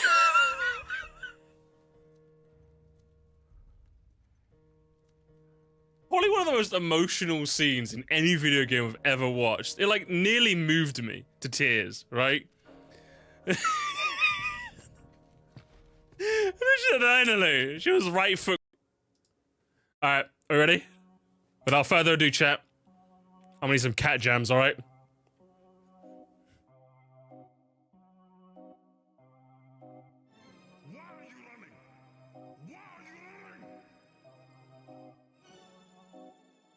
The dopest beat of 2022. Why are you running?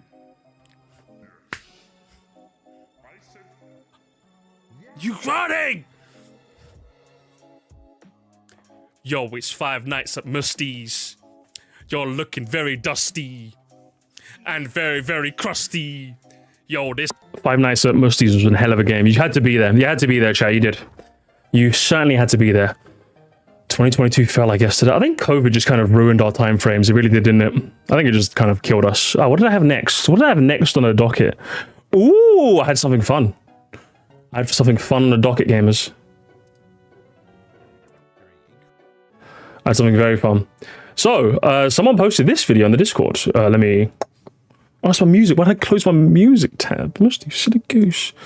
This is pretty fun. Yeah, this is fun. It's gonna be fun for me. I don't know if it would be fun for you. I realize that sometimes we have two different ideas of fun, chat. Sometimes a video I find fun, you guys will be like, Musty, please, skip it, Musty, please. I hate myself. Musty, please, skip it. It's annoying me. I'm like, what do you mean? I'm having fun here. I'm having fun. So it seems like sometimes we have like different ideas of what fun is, but let's see. Let me just change that, huh? Let's go. You find GBA Mario Circuit fun, to be fair. The music, okay? It's just the music, alright? Listen, leave me alone, Callum, okay? Friendly fire will not be tolerated, Callum. But I found... someone posted this video in the Discord. Who is this? I don't know who it was. I forgot who it was. Someone posted this one. The top 10 best Mario Kart tracks by Mr. Charity Ford himself, the completionist. Alleged. Jontron video time? If we get time later, we'll get to that. Because do you know what I want to do? It's the charity for content stealing. Hell yeah. See, that's what's interesting. I'm like, top 10 Mario Kart tracks ever. Do you know? I'm like, from like the completionist as well. So I'm just like, what could you possibly cook up, brother? So do you know what? As a warm up, let me pause the music actually. So I might make this a set. No, not you. Where's my music on? Chat, my music tab has gone rogue. Oh, there it is. Okay. I might make this a second. But anyway, I've got here, was it top 10 best Mario Kart tracks ever, right? So I figured as a warm-up, chat. Let's think of it as a warm-up. We could do our own. So here you go, chat. Here you go. I'll pin this in the chat for you. To all Mario Kart courses tier list maker. And I'm gonna see which tracks make the cut. If I was to do like a quick top 10, like if you ask me right now, Musty, right now, gun to your head, families going down the plane, come up with a top 10. I'll be like, do you know what? I can do that for you. So let's go game by game. SNES, unfortunately, I don't think any of them make the cut. I'm going to be honest. Even the SNES Rainbow Road, I'm a big fan of SNES Rainbow Road. But if I'm making if I'm nominating tracks for a top 10, I don't think you get in. An entire series, I don't think you get in. N64, I'm going to be honest as well. I don't think any of you guys get in as well. I'm going to be honest. If I had to recommend one of you guys, the strongest recommendation would probably be N64 Bowser Castle. But I still don't think it makes top. The same with Royal Raceway. Probably these two. Do you know? I don't think it gets in. I don't think you get in, brother. As for GBA. Oh, God. Oh, Musty, it's just Super Circuit Andy. Yeah, I am. Cheeseland? I will nominate Cheeseland. OG Sky Garden. I will nominate OG Sky Garden. GBA Rainbow Road, BC4, and BC3. I will nominate those. All right? Maybe. I don't think... Maybe only one of those will make the cut. Or like make the extra top 10.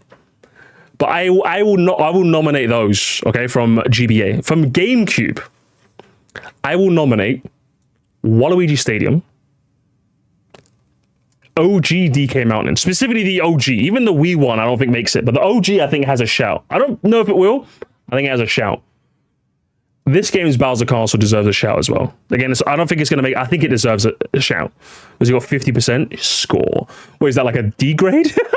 I think it was a D, isn't it? OG Baby Park? I think you'll make... I'll have you in the conversation. How about that? I'll have you in the conversation. That's an F. Based. I think I did pretty well, to be honest. Considering the amount of questions you put in there, Michael, I think I did a good job. I'm gonna be honest. I think I'm pretty proud of myself. DS. What tracks make it into my top 10 nomination from DS? I will put OG Waluigi Pinball there. I will put... Actually, does it have the retro? Oh, this one doesn't have the retros. Oh no, this one doesn't have the retro. Hang on, let me get another list, guys. Let's get another list. This one sucks. Let me find the list. All Mario Kart Tracks plus retros. Because like there's somewhere I'll put the old version, but not the new version, you know? So I need like a new tier list. I need like a new one. I need like a new one for this. My bad, sorry, I forgot. So let's try that again, shall we? Let's try that again. Let's just delete these. Hello, who just said that? Mikey Fuller. Is that Mikey Fuller in my live chat? The Mikey Fuller. Let's just make this again real quick. And then top 10. Because yeah, there's somewhere like the retros I'll go. But yeah, okay, so Super Mario Kart, no, this no. So let's do as the same we had before. Cheeseland, Sky Garden, BC3, BC4, Rainbow Road. GameCube has Baby Park in the conversation, Waluigi Stadium in the conversation, OG DKM in the conversation, and Bowser Castle. Post a link. There you go. And then, what else is there? From DS,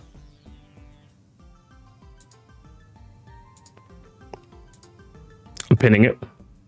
There we go. From DS,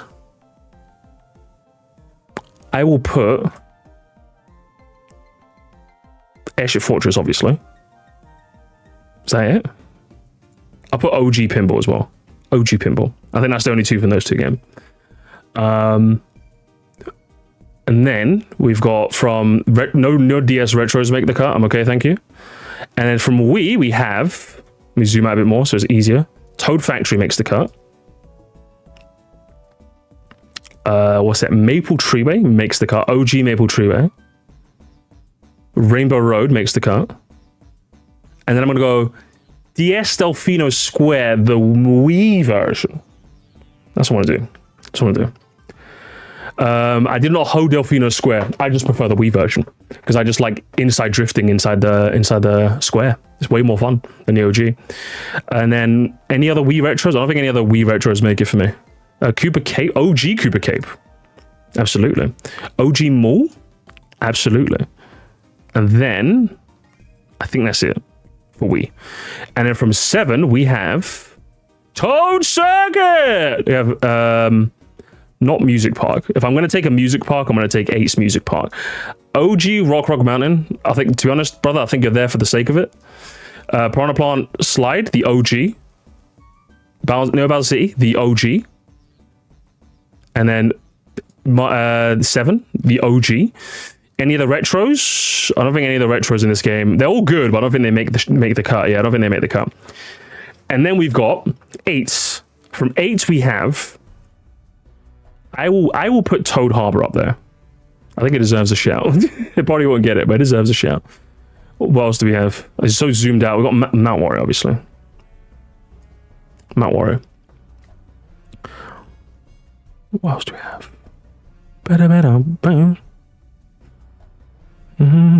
Electrodrome. I need to zoom in a bit more so I can actually see what I'm looking at.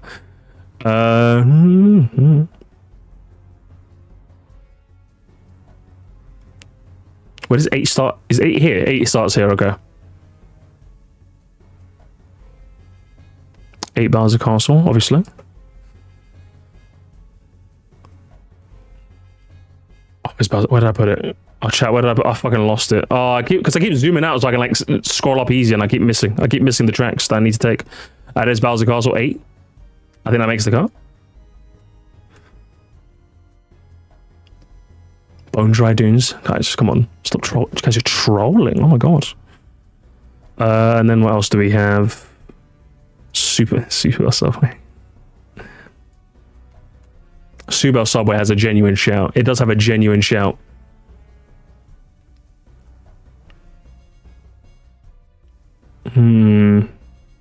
Yoshi's Island. Yoshi's Island, my beloved. Where's Big Blue as well? Big Blue, there you are. Obviously. Are there any like obvious ones I'm missing? Ninja Hideaway? Nah, I don't think it makes it my top 10. Someone keeps saying Yoshi Circuit. Top 10. Guys, come on. It's top 10 in the entire series. We're doing top 10 in the entire series, guys. Not top 10 in the game. 3DSR on 8. I think if I'm going to do a top 10, it's going to be the original. It's going to be the original. I think the original's a little better. Not like crazy better. Mute C. We're doing top 10 in the series. I think Big Blue wins it. All right. Am I comfortable with this? Let's see how this goes. I'll Squiggling. My bad. Okay, I actually forgot Squiggling. Where's Squiggling? I think Squiggling Sprint deserves a shout as well. All right. Remake Ribbon Road. You know what? Fuck with that. You're right, actually. Where's Remake Ribbon Road?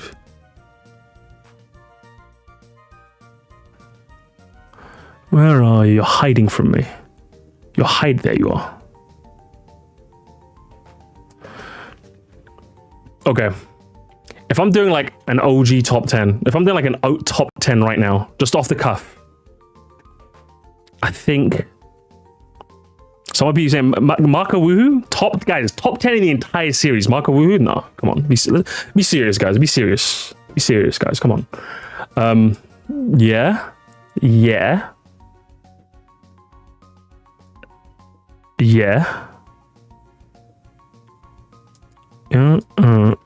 I'm just slapping some in and I'm gonna see what feels good, you know? What's that? 1, 2, 3, 4, 5, 6, 7, 8, 9. One more? What was that? Hang on. Let me see what's missing. Baby Park. Like, okay. What feels good and what doesn't? I'll move Pinball out.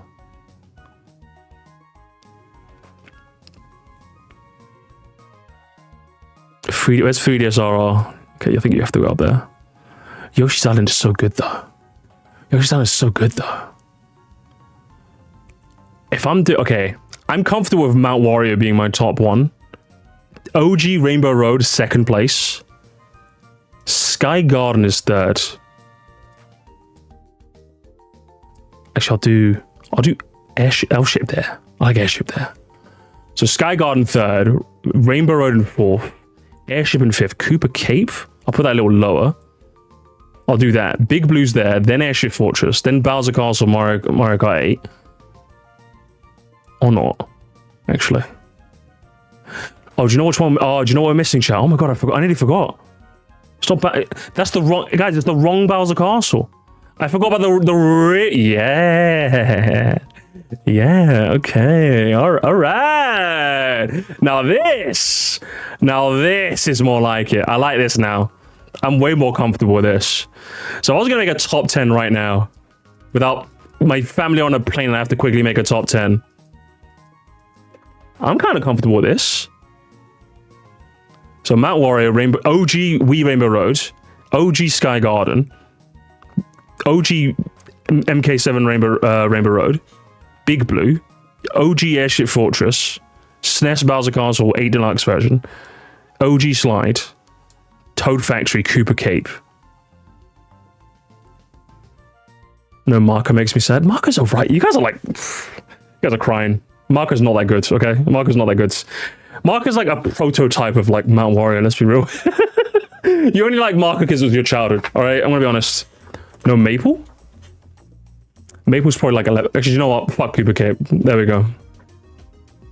Fuck Cooper Cape. Maple Treeway is 10th. How about that? Actually, no, Maple Treeway is 9th. You know what? You're right. For that. See, if you're gonna simp for a track, at least simp for like Maple Treeway, you know? I got you guys saying Marco Woohoo. Maple's a real track, okay? You know, I actually forgot about Marco Woohoo. I apologize. I wasn't familiar with your game. Alright, you know what? There it is. Okay, that's my top 10. Right now, if you ask me, like right now, off the top of my head, right now, number 10, Toad Factory. Number 9, OG Maple Treeway. Number 8, OG P Slide. SNES Bowser. Boom, boom. But that's my top 10. Right now, if you ask me, that's my top 10 in the entire series. So 10 of like the best tracks, you know?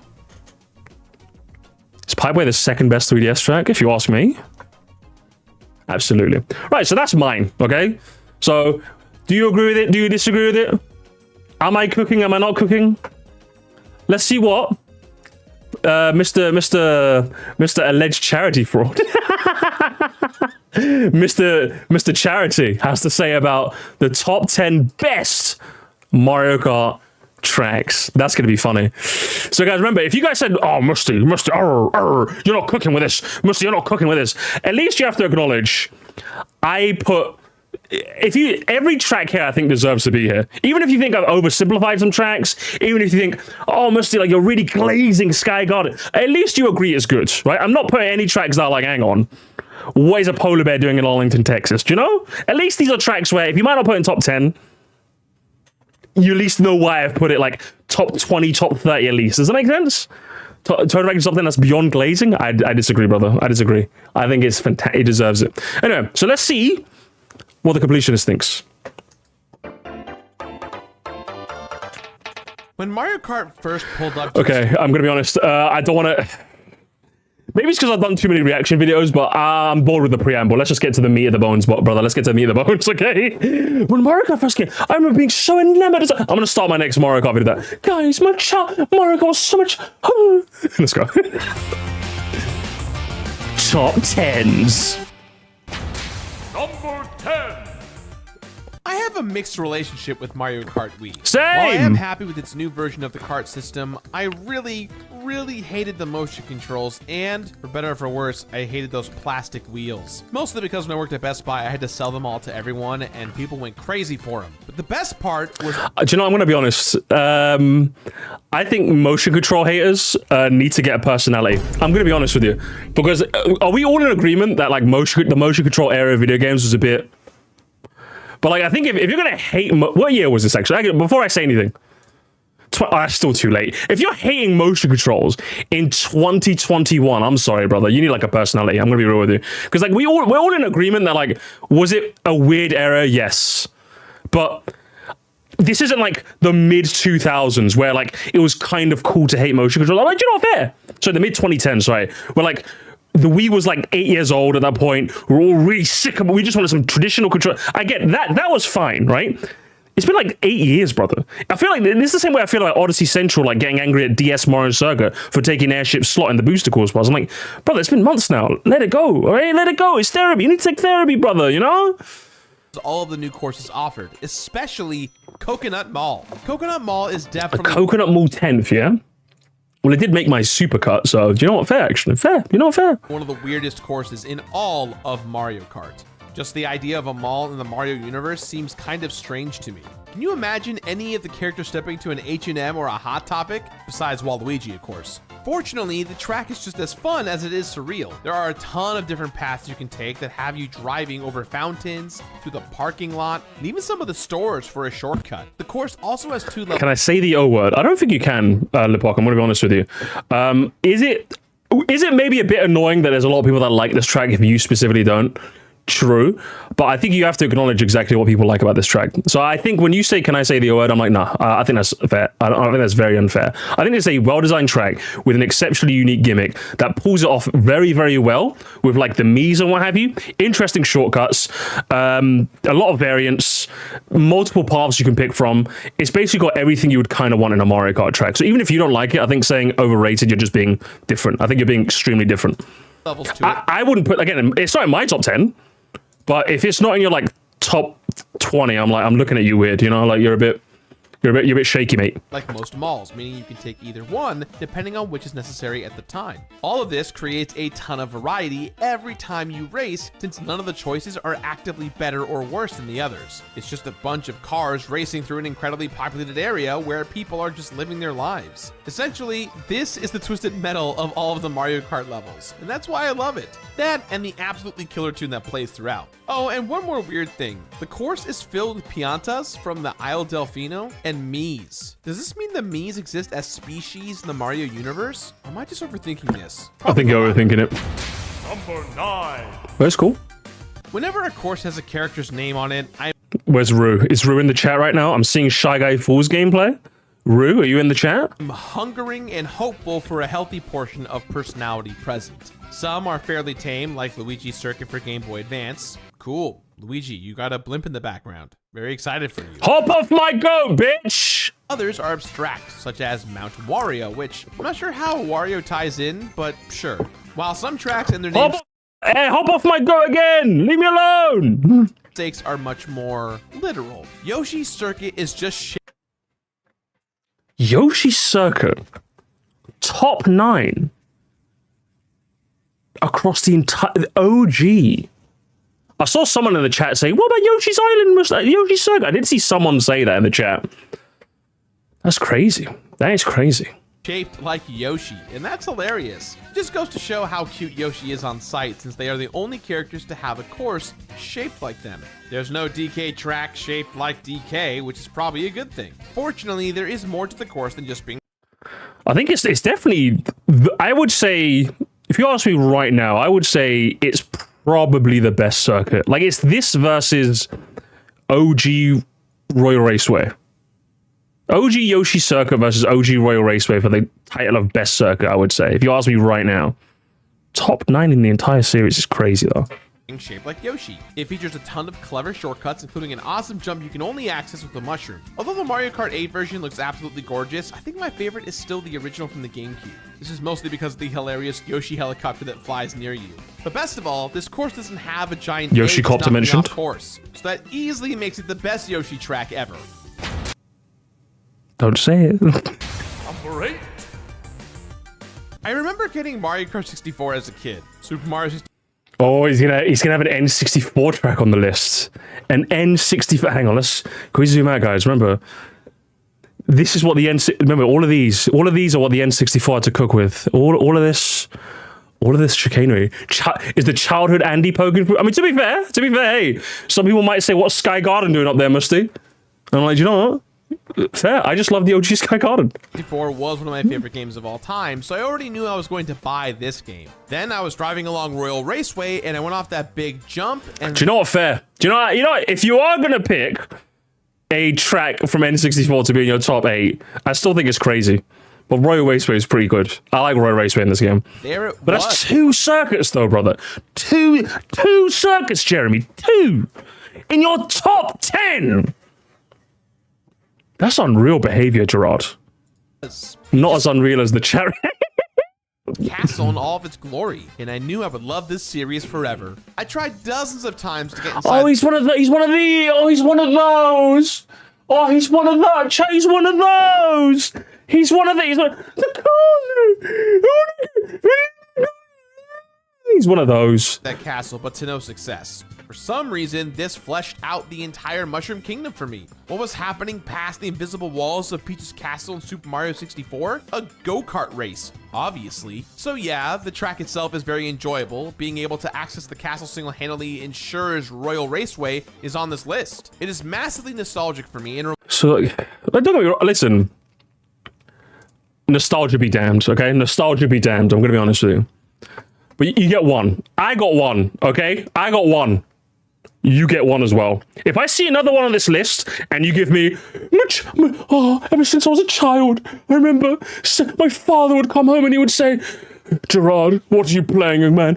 My father, I just wish to have one more go on Royal Raceway. And then father came in and said, if you don't get at least first place on this track, no dinner for you. And then I tried my hardest and I tried and I tried. And then I never got, and then I came second and I never got dinner. And then father was like, listen, son, that was just a test to see if you would try. And you did. Let's go get pizza. And I was like, hooray. And then we all went home and laughed all night. I love Royal Raceway, Charlie. I love Royal Raceway. Reminds me of a time when I was naive enough to think that I could drive throughout the entire Mario universe if I wanted to.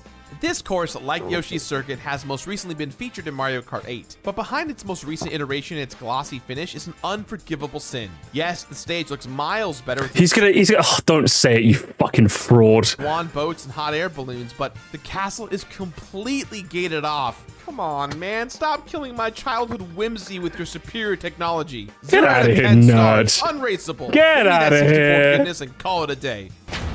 Number 7. Originally created as a doubles partner for Wario, Waluigi has captured the hearts of Nintendo Swallow Waluigi pinball. Oh, the fans everywhere with his ridiculous proportions, petty attitude, and high-pitched nasally voice. Even though he doesn't have his own game, he is well represented in the world of Mario Kart. It's pinball. This is especially true with Waluigi Pinball. Just as an editing tip, I know some of you guys want to make your own rankings and stuff. Just as like it's a minor nitpick, but it's something that nitpicks me too. The best aspect of the top 10 format is trying to guess what you're going to put next based on what you're saying. If you have the track's background music there already, I know what you've picked. So you kind of it's the surprise factor, you know. But you already had the music in the background, brother. What are you doing? There's no surprise there, you know. At least hold off on the background music until after you reveal it, you know. Although it may seem odd to theme an entire track around pinball, it actually works perfectly for Waluigi. Not only is he the one character who is most likely to own a pinball machine, but the bright colors, high-pitched sound effects, and absolutely slammy soundtrack suit Waluigi. He could have chosen Wario Stadium. He was talking about Waluigi, so it would have been a bit of a fake out, that's true, but he was talking about Waluigi, so. In every way. You start out being shot out like a ball of a pinball machine, even though it feels more like the beginning of Space Mountain, and then you find yourself driving through the whole machine. This includes dodging pinballs, bumpers. What do you want to use the background music before showing off the track? I mean, I'm not your director. You're the editor. The world is your oyster, brother. The world is your oyster. I don't know. You could have some like, generally speaking, like the more menu-based themes in Mario Kart tend to be a bit overlooked. So like you could use like the options theme from any of the games. You can use maybe the menu theme as like a temporary stand-in. And then when you finally reveal the track, boom, the music comes in the background. You know, you're the editor. Think of something. God damn it. Flippers. The Bronco ST, there you go. For the senses, as different visuals and sounds are constantly being thrown at you. This course is almost overwhelming. Literally anything you want. The world is your oyster, brother. The world is your oyster. Successfully. It makes me want a damn Waluigi game. I would legit play actual Waluigi pinball. He wants a Waluigi game. To be fair, it was 2021, which I would say was the peak of Waluigi hysteria. Because if you're asking me right now, while I still do love Waluigi, I think it's people like this that make me go, do you know what, fuck Waluigi. I think Waluigi definitely as a character definitely deserves a bit more. But like, all the people saying, give him a game, give him a game. It's like, he's not going to get a game, brother. Like, come on, let's be real. That would be huge plays. Number 6. As I mentioned before, the music in Mario Kart is just as important It's Music Park, by the way, guys.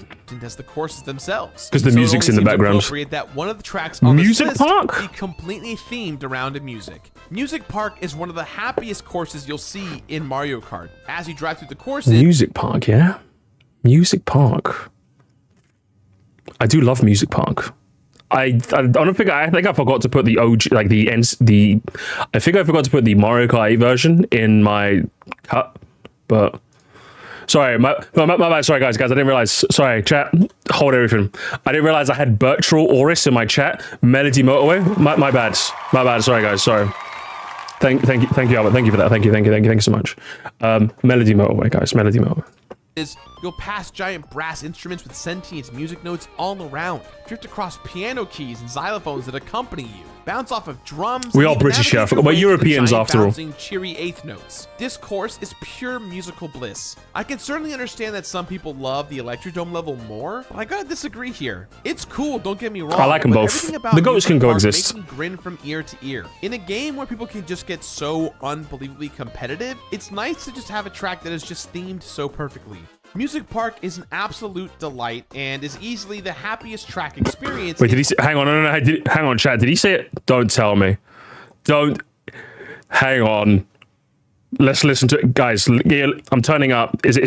I'm turning up, guys. Let's all listen.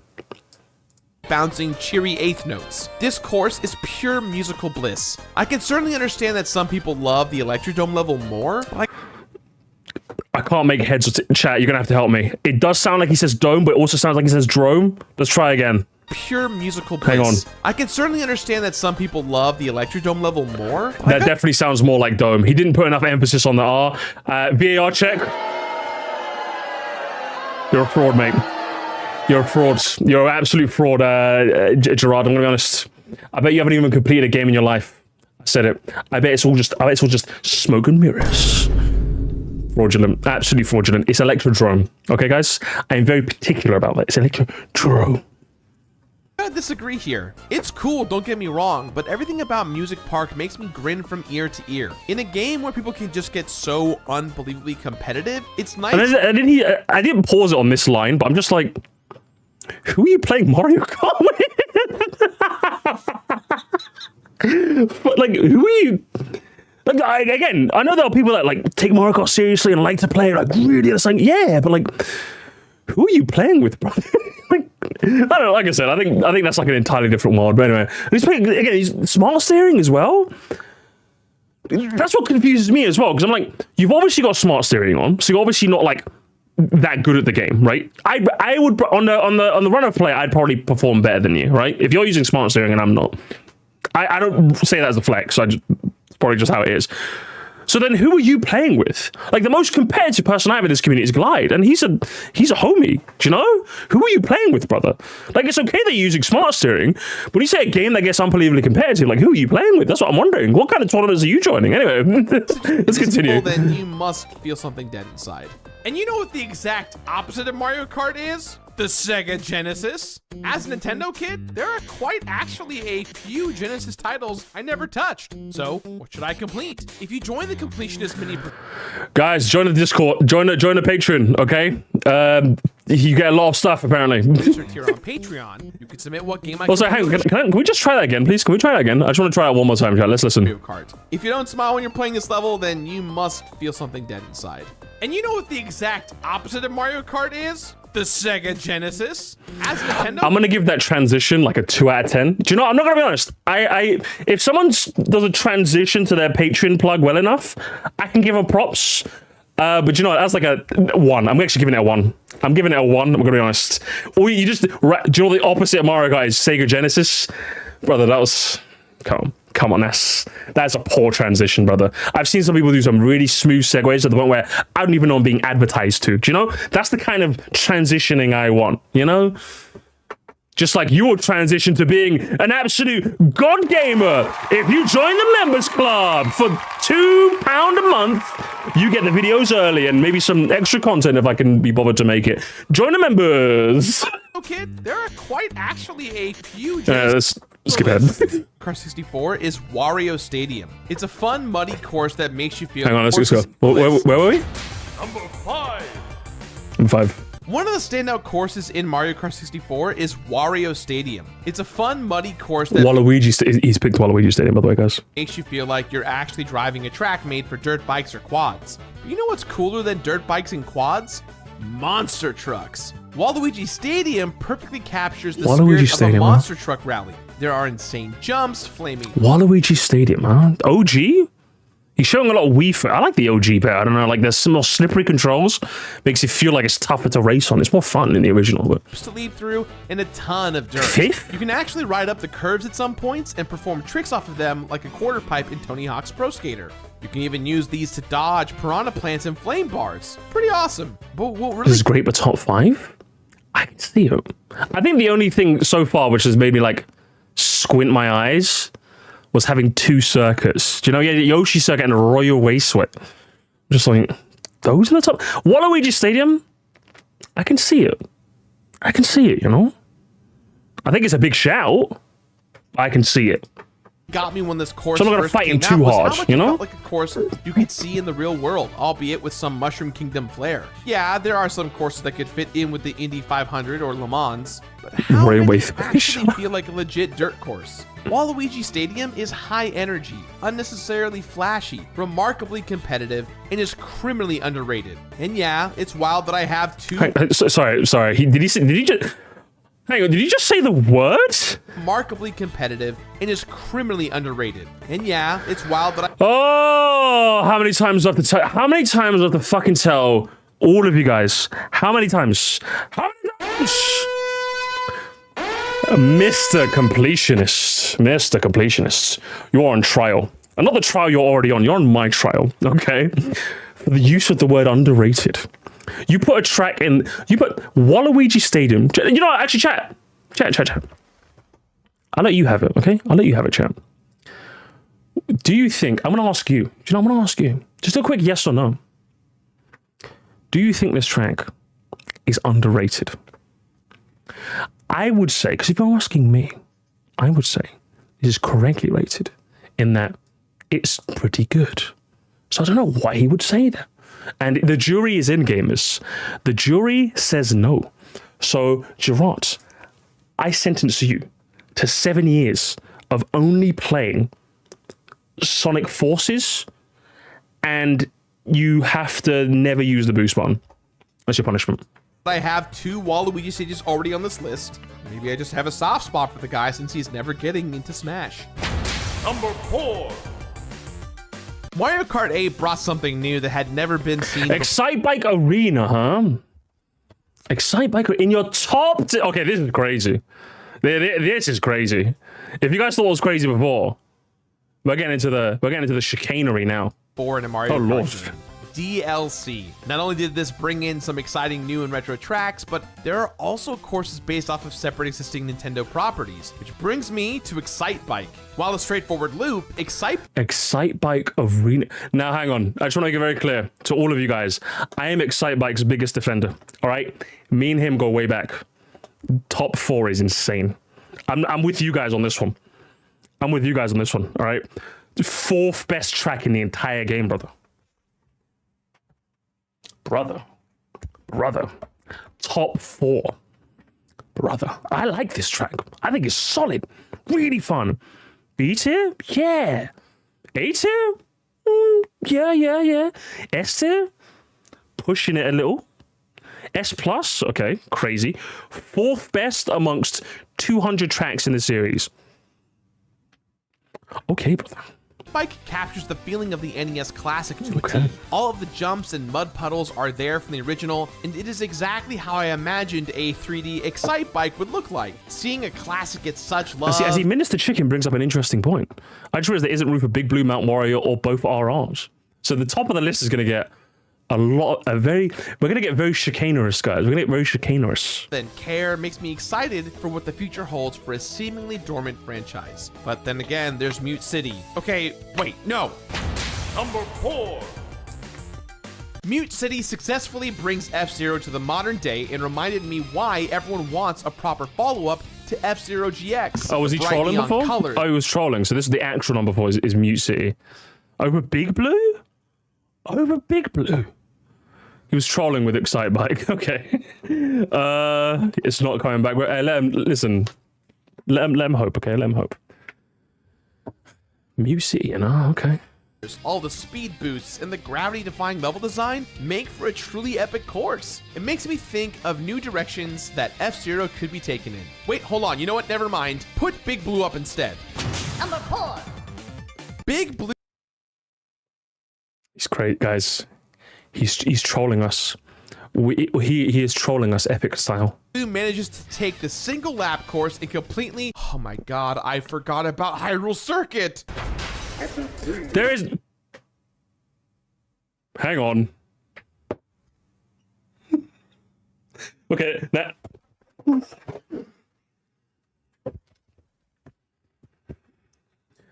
I am now paying attention.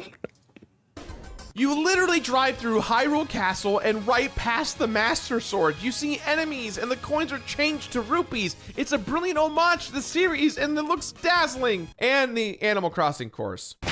All right, even though I'm not a big fan of the series, this course has my utmost respect. Like Hyrule Circuit, the coins on this course are bells, and they're Where's your action number 4, you fraud?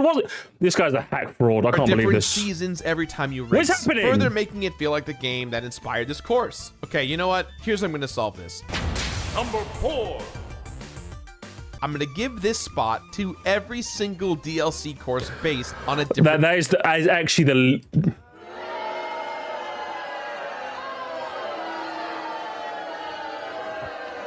I've legitimately, I've never been more disappointed in my life. Now it's not a top 10. It's a top 13, isn't it? You can't do that. I'm genuine. You can't. If it's a top 10, yeah, what makes a top 10 interesting is that amongst all of this, you have to pick your best 10, which is tough. It's a tough proposition. But you have to make a choice, lads. Come on. That's fraudulent, mate. That's the biggest fraud he's ever done. For Nintendo property. Gerard chooses a crazy top 10 and sets his own rules. Gerard, in his top 10, breaks his You own also set your own rules about great other things, don't you, buddy? rules because he feels like it. Name a more iconic duo. Because not only are they visually spectacular, but they each give me hope. They show what Nintendo could bring to franchises like F-Zero in the future, but also, I honestly hope that one day, Mario Kart will be getting the full Smash Brothers treatment. He's a Nintendo, yeah! And on top of that, and on top of all of he's a Nintendo car. Do you know what, Gerard? Me and you, dap me up, brother. He won me back again. He won me back. I'm a Nintendo car as well, bro. I am with you. I am with you every step of the way. Oh man. Oh, that's so funny. That is so funny. God, I like a Nintendo car. Oh man, he's a bot. He's not real. He's a Nintendo. God, should I make like a standalone video on like the whole Nintendo car argument? I really want to make one actually, because like, again, there's just so many varying opinions in the chat. Because like, I don't know. I think it's an interesting topic that everyone just like takes such an extreme side on. Do you know? I'm just like, you're telling me you don't want more crossovers in Mario Kart? Yeah, you're telling me you don't? Like, it sounds cool, but I get the elements that you're concerned about. But like, come on, right? You know, come on. Can you imagine Mario Kart but filled with every single Fire Emblem protagonist? Oh man, everyone will. He's just trolling. He's just trolling. Love that. That's the dream. So wait, so he's not a Nintendo car. He is a Mario Kart, eh? How about you get good at Mario Kart for once? 3. Among my age group, Mario Kart 64 is probably Among, firstly. Secondly, you're an old man. On my mother's life, Gerard, you're an old man. Koopa Troopa Beach in bronze, brother. In bronze. Oh, if this is another childhood story, I'm gonna fucking grug. I'm gonna have a moment.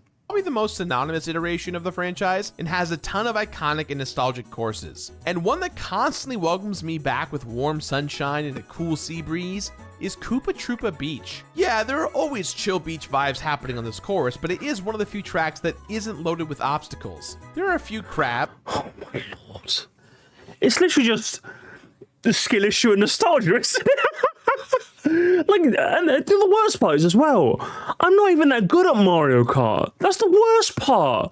So like, if someone's doing it based on like nostalgia and like skill, I'm just like, fair enough, I suppose. But like, it's just boring, isn't it? It's just kind of boring. Like, fuck, man. But really, Koopa Troopa Beach offers a couple of smooth laps that are enjoyable on their own. So, yeah, you know, I think the word is fair. I think the word is fair in this instance. I really think it is. Enhanced with your own skills. I have so many positive memories of racing this track over and over again. Nailing that one shortcut where you take a ramp into a cave with a mushroom and come out through the waterfall on the other side makes you feel like an absolute boss. Or you can really show off. You're not even wrong neither. But like, again, top 3, brother. This is crazy. Don't worry, guys. You put RR everyone shared at number 1. Way! Thanks for the 2 minutes, the chicken. I appreciate that. I hope you did. That'd be funny. And nail that jump to get the item box atop the mountain to give you that extra edge. But even if you get slammed by a red shell. Also, I don't know who was in the chat that said millennial spotted. Fuck you. Okay, I'm a millennial too. But we disown this guy, okay, for more than one reason. You can't stay mad for too long. With its calm and jaunty melody, Koopa Troopa Beach offers a racing experience that rewards skill in paradise. You just made that up. It offers skill in paradise. He wrote that in his script and thought, yeah, this is gonna cook. This chat offers skill in paradise. Are you fucking Expedia, or are you the completionist? Are you trying to set sail to a tropical beach cruise across the Koopa Troopa Beach? Are you selling me on that, or are you like making a ranking, brother? What's happening here? Number 2. All Mario Kart games conclude the same way. Rainbow Road. There is literally a different variation for oh my god, it's SNES Rainbow. I'm hearing SNES Rainbow Road music. Hang on. Game, and I can understand why you choose any of them. Is it this? I'm here. We could be getting faked out, but I'm hearing SNES RR in the background. This could be funny. Oh, this could be so funny. Please. As your favorite track of all time. Please. 64 has the iteration most people know and love, and Mario Kart 8 or is he has actually going to do all of them? Station. But for me, it goes all the way back to the original. Specifically, the updated version of the original. Oh, so 8 Deluxe is SNES Rainbow Road, okay. I felt, however, that every Rainbow Road after the original has missed the mark by being incredibly flashy with no substance. You can toss as many twinkly lights and loops around to dazzle me, but why, oh why, are all of these courses so ridiculously long? Mario Kart is supposed to be easy to pick up and play. I don't need 15 minutes on a single track. Rainbow Road.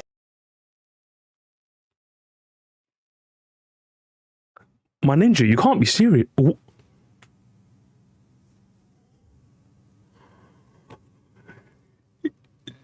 ChatGPT? Hang on, can I hear that all again? I'm just sorry. I like disassociated for a second. I was just one more time, please. One more time. Hang on. However, that every Rainbow Road after the original has missed the mark by being incredibly flashy with no substance. You can toss as many twinkly lights and the Wii one is reasonably tough. Like, what do you mean, brother? The GameCube one and like Summit, if you don't master the controls, can be decently tough. What do you mean, brother? I mean, no substance. Mario Kart 7 it's literally just nostalgia and vibes, isn't it? Because like N64, the new one, takes you for like a grand finale. 7's one takes you for a planetary adventure. You tell me you felt nothing when you played those tracks. And Wii, not only is it tough, but like, I'm not gonna lie, the references to Galaxy they get me a little as well. But it's decently tough. It's probably the toughest, I would say. Of the more modern ones. I think SNES Rainbow Road, the original, is probably the toughest as a whole. But like, this is crazy. And loops around to dazzle me, but why, oh why, are all of these courses so ridiculously long? Mario Kart is supposed to be easy to pick up and play. I don't need 15 minutes on a single track. Yeah, but like, it's Rainbow Road. It's the final track in the game. If there was going to be a track that's long, I can get away with it. It's Rainbow Road, isn't it? Like, if you're going to give that criticism to any track, why are you giving it to Rainbow Road? And yeah, sorry, Alfonso just makes a good point. Isn't N64 your childhood the longest Rainbow Road in the entire series? I'm discombobulating.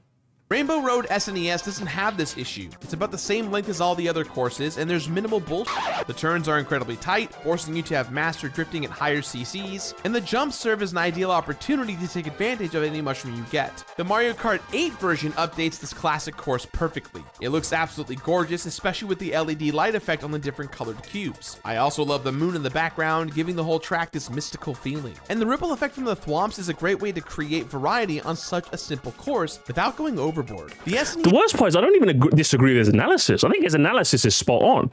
Like, your initial reasoning is like insane, brother. You could have literally cut out the initial first 30 seconds and this would have been fine. I'm like, do you know what? I still think second is a crazy shout, but you've listed everything I like about SNES Rainbow Road. I think for what it does, I think it's fantastic. But second is strange. But like, why don't you just shit on every other Rainbow Road to get to your point? What was the point of this? I can't believe this. Yes, Rainbow Road is a course that's all about mastering the basic mechanics of the game. True. Again, his analysis is. I agree with it. Like, again, that's the exact reason why I love the OG Rainbow Road, because it's perfect mastery of everything you've learned throughout the entire game.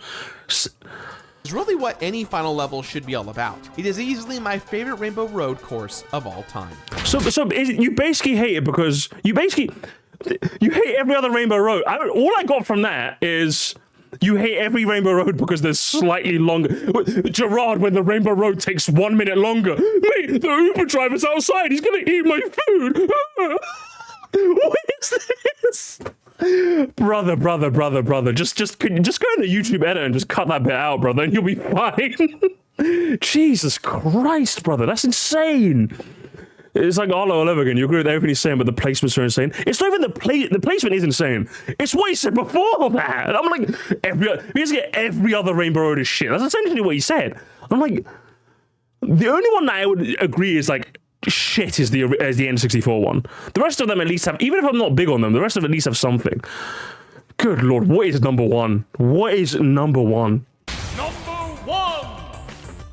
Mario Kart is a long-lasting series with many passionate and competitive fans. Myself, It's the credits music from N64, I think? Hang on. Have we got another N64 track?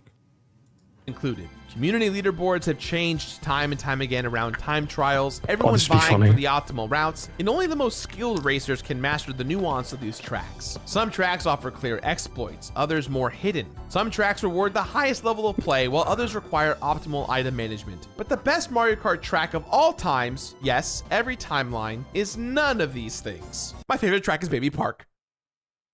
That's right, I'm one of those people. I'm here for it, do you know what? I'm here for it. I'm here for it. I take everything back. I take everything back. I hope you beat the allegations. I hope you steal more money from people. I hope you do everything that you can in your life, Gerard. I forgive everything. I forgive everything. Take my money. I'm the fool, a fool for Baby Park. I know this is a contentious choice. It is neither the flashiest nor the best designed Nah, course, you're so real for it this. is the most fun. You're so It is real for pure this. chaos, and my placement can change I'm literally gonna bribe the judge right now, Gerard. Don't worry. in a second. Plus, it's the only track that actually feels like it's for a go-kart race. Some courses make you feel like a monster truck or a spaceship, but Baby Park makes me feel like I'm a 33-year-old adult at a kid's go-kart track, just shredding and drifting my way through tons of random children in order to achieve final victory. That's right, through, not around. These kids need to get on my freaking level. My only real critique is that I wish I could increase the lap count. 7 laps is not enough. 10, hell, 100 laps of pure Mario Kart goodness. I'm all for it. But what really strikes me is how I consistently have fun whenever I play with my friends. Nobody wants to play a multiplayer game where the same person wins every single time. Baby Park gives everyone that chance to win and is consistently the highlight of my play sessions. Honestly, if I could remake this list right now, it would Baby Park Battle. Who said it? Baby Park Battle Royale, bruv. Nintendo. Give me Baby Park Battle Royale. My life is yours forever and ever and ever. be number 10, SNES Rainbow Road, 9 through 1, Baby Park. That's how much I love this course. And that's why it will always be my favorite Mario Kart track. Baby Park 90. Oh my god. I'm just imagining it now. Oh my, it'd be so good. Anyways, so good. that's my list. Leave a comment down below or edit your previous comment about how I was mean for dragging Baby Park, or vice versa, if you agree with me earlier, that is. Either way, buy my shirts, hit the bell. I will not be buying a shirt. I will not be hitting the bell. but I rate it. I rate the baby park big. Oh, so interesting. Now he wants the tracks to be longer. Crazy, huh? Crazy stuff. But hey, 99 players and 99 laps. The lag would be insane. Hey, just put on the PS6. It's baby park for the PlayStation 6. Oh, all right. Where's what are the comments? Let's have a quick look at the comments. Let me put the music back on. No Super Circuit track. Yeah, listen. Super Circuit is for the real men, okay? It's for the real men. This is a top 10 contender of top 10s. I didn't know it. I put this in the middle of the road. It's like a C tier top 10, Who wants to play Baby Park on the PS6? We're doing it on launch day, guys. We're doing it on launch day. Well, it's everyone glazing him. Actually, that's all my newest. Oh, we might get some. Hang on, let's see.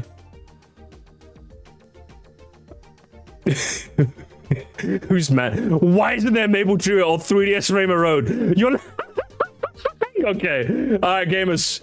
We're going through the newest comments. I see some gold. I'm here for it. Your tier list is. He can't even swear. He's like 12. Cars profile picture. Everyone hates your track except Waligi Pinball. Oh, chat, I love this. This is my favorite. Blood censored fuck, but not true. Actually true. What's this? Hot take Moonview. Hot take followed by the coldest take ever. Fix up, Armor Dream. Fix up. Have we got any? Come on, surely we have a couple more mad ones, right? Wow.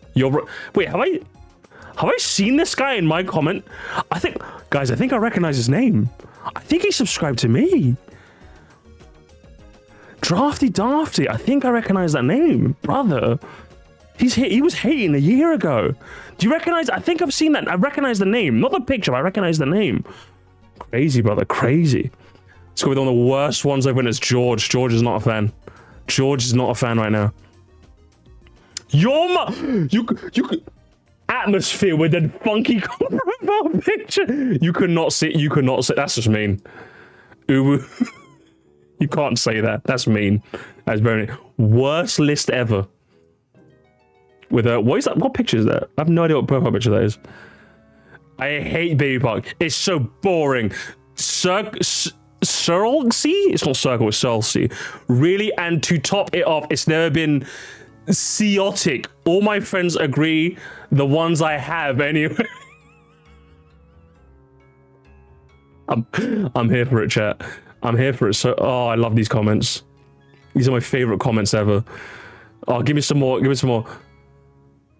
Wow. ... What a list. ... Author Bat wasn't a fan. He wasn't a fan. Didn't even make sure. Oh, that is true. Samuel, you're so right for that. You're so right for that. The Smash achievement is the last thing Mario Kart needs. A few guests are okay where we say bye to original tracks. And hey, even cats like Waluigi completely. It's replaced by the same old. If you ask me, I want 7 Fire Emblem characters in Nintendo Kart. I'm gonna be honest. I want 7. 7 at all. Someone asking if you played with a Pro Controller when he was complaining about the motion controls. Marcus, he's never gonna read your comment, brother. I'm sorry. Waluigi Pinball better be on here. It says Waluigi profile. But Emblem Kart, I'm here for it. I'm here for it. You bum! Says FAGGOT. You didn't include Maple Treeway. Crime against... actually true. Even I included it. Brother. It's a crime. You should be locked up for that. I'm surprised you didn't mention... Oh, shortcut? Come on, is there any other, like, funny, like, angry... Oh, man. I love seeing the funny, angry comments. I'm a big fan. Make a video about CTGP. I've seen someone ask me to do that, and I'm just like, I don't know, to be honest. I feel like any kind of video I'd make wouldn't really be that interesting, to be honest. Why is Melody Model when can't music? But I'm imagining Alan from Smiling Friends reading that comment. I think that's another comment. Bro, his channel's dying, guys. No, not Gerard's. Not Gerard, guys. It can't be Gerard's. All right, I'll leave it there. Well, that was fun, guys. Guys, he does not represent all millennials, okay? He does not represent us. He does not represent us. I'm just letting you know now, all right? Whatever. He's got a G Fuel sponsorship as well. Guys, do you like Gamer Fuel? Are you gaming fueling up? That was funny. I also want to watch. Oh man, do you know what I love? I'm in love now. I'm in my new Mario Kart era, guys. I love people who don't like play Mario Kart or like do Mario Kart content at all, making Mario Kart videos. That's like my favorite kind of content now. I'm not gonna be honest with you, chat. So as a result, we're going on a blast to the past, guys. We're going on a blast to the past. Oh man, let's go. I'm sorry. Jontron he's gonna fuck with us. Oh man, Jontron. He was my guy, but then he turned out to be... So what? We're dealing with alleged charity fraud and a racist. What's going on in the Sir Musty stream today? This is crazy chicanery. Crazy chicanery happening on the Sir Musty stream. I give convicted felons, both legally and socially, a second chance, okay? Should I admit I haven't watched Jontron? No, that's fine. I mean, he's not as relevant as he used to be, I would say. My overall opinion, this was ages ago, 2010, but this is an old video. Oh, I got a prediction. Oh my god, guys. Some of you guys were like 2 when this video came out. Do you know how I always used to say, I hope Jontron vindicates me. Do you remember, right? How I used to say before the Wii stands became obnoxious and took over the internet, it was the 64 stands. He's gonna have like 7 64 tracks in this.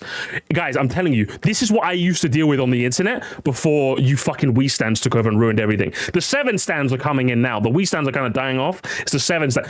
I guarantee you it's gonna be full. Maybe not. Maybe Jontron might be chill like that. But this was during the Wii era where it was 64 fucking Zoo Lane. I'm telling you, they were everywhere. And I'm sure Jontron was one of them because he loves the N64. He'd always talk about Banjo-Kazooie. He's going to do it. He's going to do it. But I used to watch Jontron back in the day. I think I probably even watched this video. He was probably one of the first people I subscribed to because I started watching YouTube back in like 2009, 2010. So he's probably one of the first people I started watching. So it's going to be quite nostalgic for me seeing old Jontron. As for modern Jontron, I still think modern Jontron hits okay. It's just this. I don't get. Listen, Jontron, I don't understand you, brother. If there's one good thing about modern YouTube, like I know modern YouTube kind of sucks in a lot of ways, but there's one good thing about modern YouTube is the businessification of modern YouTube kind of makes it so that you can like pump videos out relatively regularly, brother. You can't get away with 1 a month now. Like, what are you doing, brother? I forget you even exist. Like, what are you doing, brother? Do you know what I mean? Like, it's like, what's happening here? And am I really gonna wait a month to see you rank Temu products, something I've seen like 7 billion other people do? It's like, yeah, it's Jontron doing it though, but like, come on, like, do you know what I mean? Like, it's like, imagine if like Mario Kart 9 came out and then I made a video like 3 months after of my like first impressions. You'd be like, fair enough, Musty, you're making the video, I'm gonna watch it, but like, you could have made this like 2 weeks after, like 1 week after. Do you know? He's still breaking 1 million in the video, which is pretty solid, right? So good on him. But like, fuck, man. Like, you don't even talk about games anymore. Like, what happened to my old Jontron? He definitely retired. I'm thinking like he's definitely someone who doesn't really like. He's not part of the game anymore. I think he definitely has other things he does. I think he's taken a lot of his money and probably just invests it in like the stock market or something. Because there's no way he does YouTube full. He doesn't even have like a Patreon. So I can't even see like him making money on Patreon. Which I think he would have killed it if he was if he made a Patreon back when that was like the rage. But either way, I was a big fan of his gaming stuff. I kind of fell off once he started making like general stuff. Not that he isn't funny, it's just I was more interested in his gaming stuff. Do you know what I mean? Jontron's worst crime is being a 64 stand. Did I trigger some nostalgia with Zoo Lane? Hang on. Late 2020 is going to be full of bone dry dunes is underrated. Oh, it's going to be so fun. I'm here for it. Flex. I do remember his Flex Day video. I remember when he used to talk about games, he definitely retired. The only video I think I watched is Banjo-Kazooie Knots and Bolts. So that was a good one. That was a classic. That was a classic one. That was a classic. But anyway, Jontron, my man. I'm going to be honest. I'm not expecting you to cook with this one. But I'm having some nostalgia. You're saying that makes you feel self-conscious that I'm still working on my ADX score ranking 6 months after the final bit of content came out. Guys, okay, so let me just clarify this for everyone because I saw Quick say I feel attacked not uploading consistently. Listen, there are different standards for people who are like, okay, the issue is with you guys, right? Jontron doesn't have this many fucking subscribers, okay? I think most of the rules of YouTube, I would say, are the same regardless of your channel size. But when you're like a big shot, now is your time to be a big shot. Why are you uploading? Like, once a month is not it. That's what I'm saying. Once a month is a bit lacking. You know, it's a bit lacking. Do you know? That's what I'm saying. So, like, the rules are different. Like, if you guys are uploading once a month, like, you guys got, like, fucking school and, like, full-time jobs. But Jontron, this isn't full-time jobs, you know? Even I've got a full-time job. But, like, I have to pay editors to get content out weekly. If I did this myself, do you think I could make one video a week? No fucking chance. So I'm not expecting any of you guys to. Anyway, can we start, please? No, you know, I'm gonna read the chat for another 5 minutes now, Mickey, just because of you. I'm gonna read it for another 5 minutes. If you have enough revenue to quit your job and focus on YouTube, fair. Maybe you should be making it fun. You know, fair. You know, I got like 3 people I asked to edit my video. Do you know? Ooh, so Musty's streaming. Ooh, so Musty's streaming. Oh, beautiful. Let's start.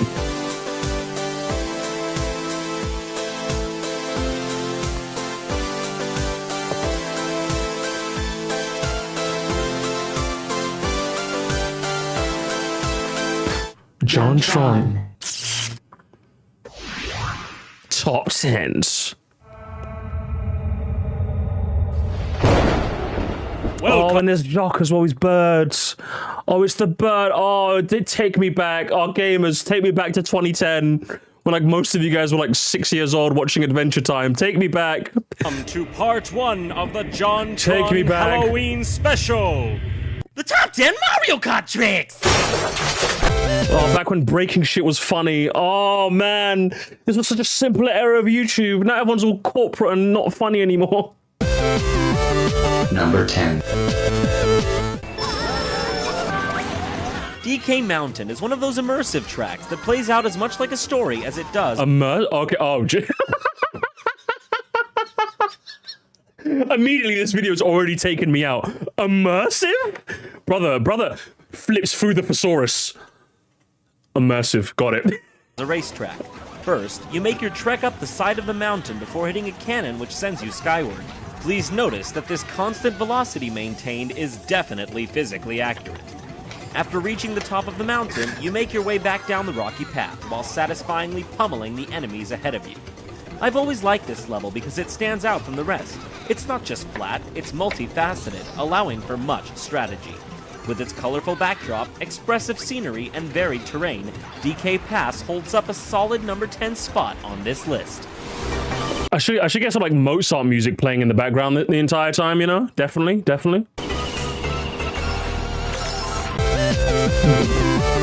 Number 9.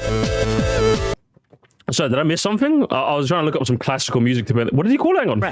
It's not just flat, it's multifaceted, allowing for much strategy.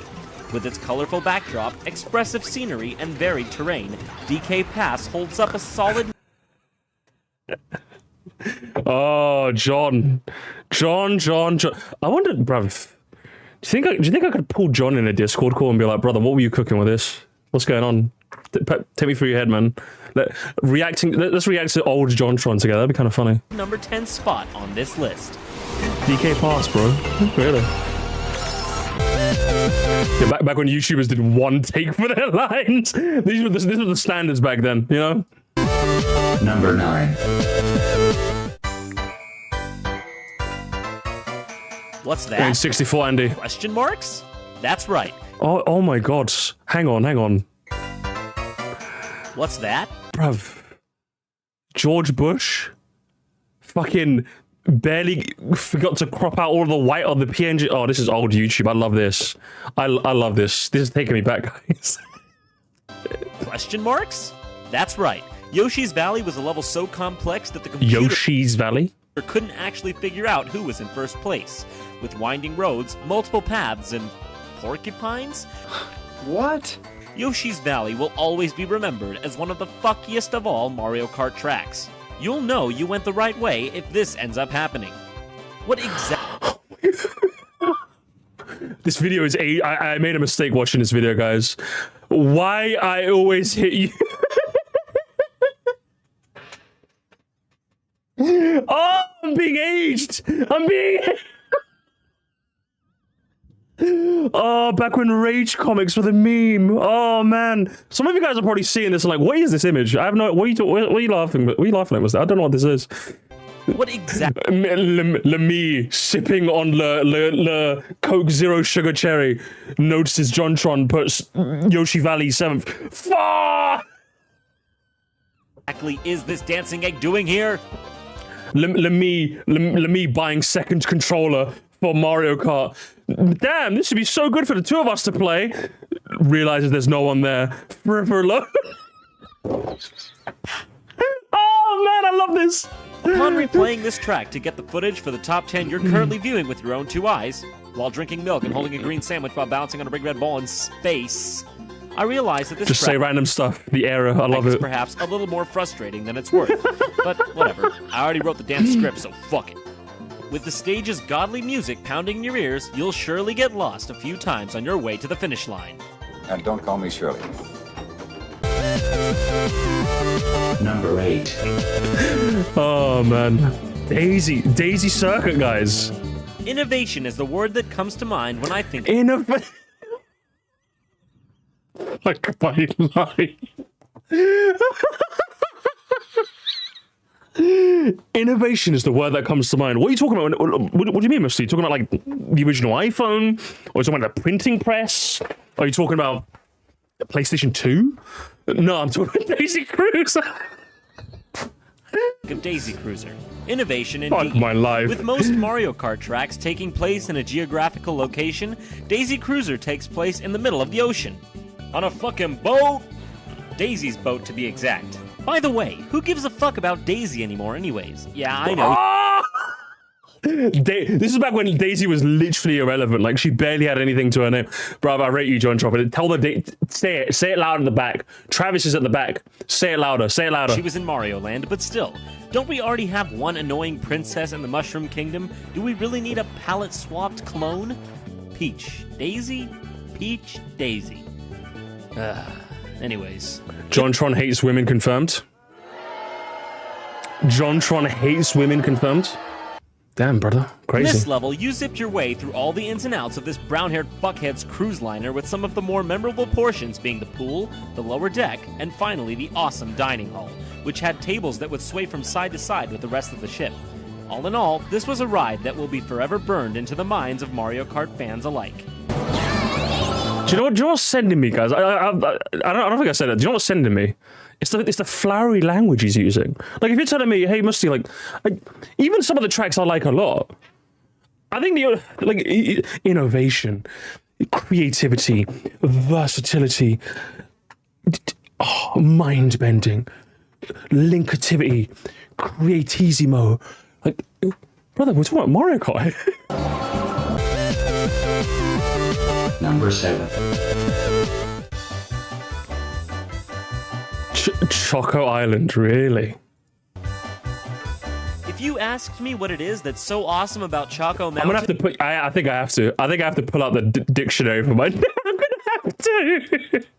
chances are I wouldn't really be able to tell you in 10 words or less. But anyone who's played this level knows just what I mean when I say amazing.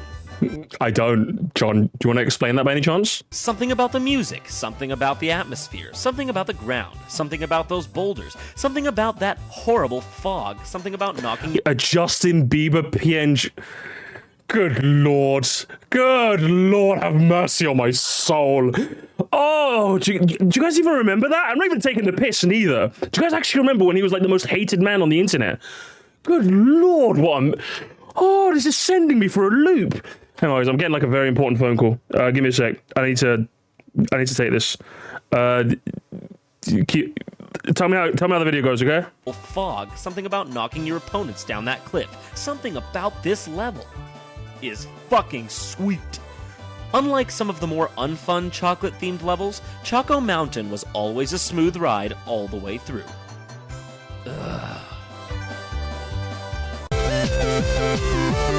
Number 6.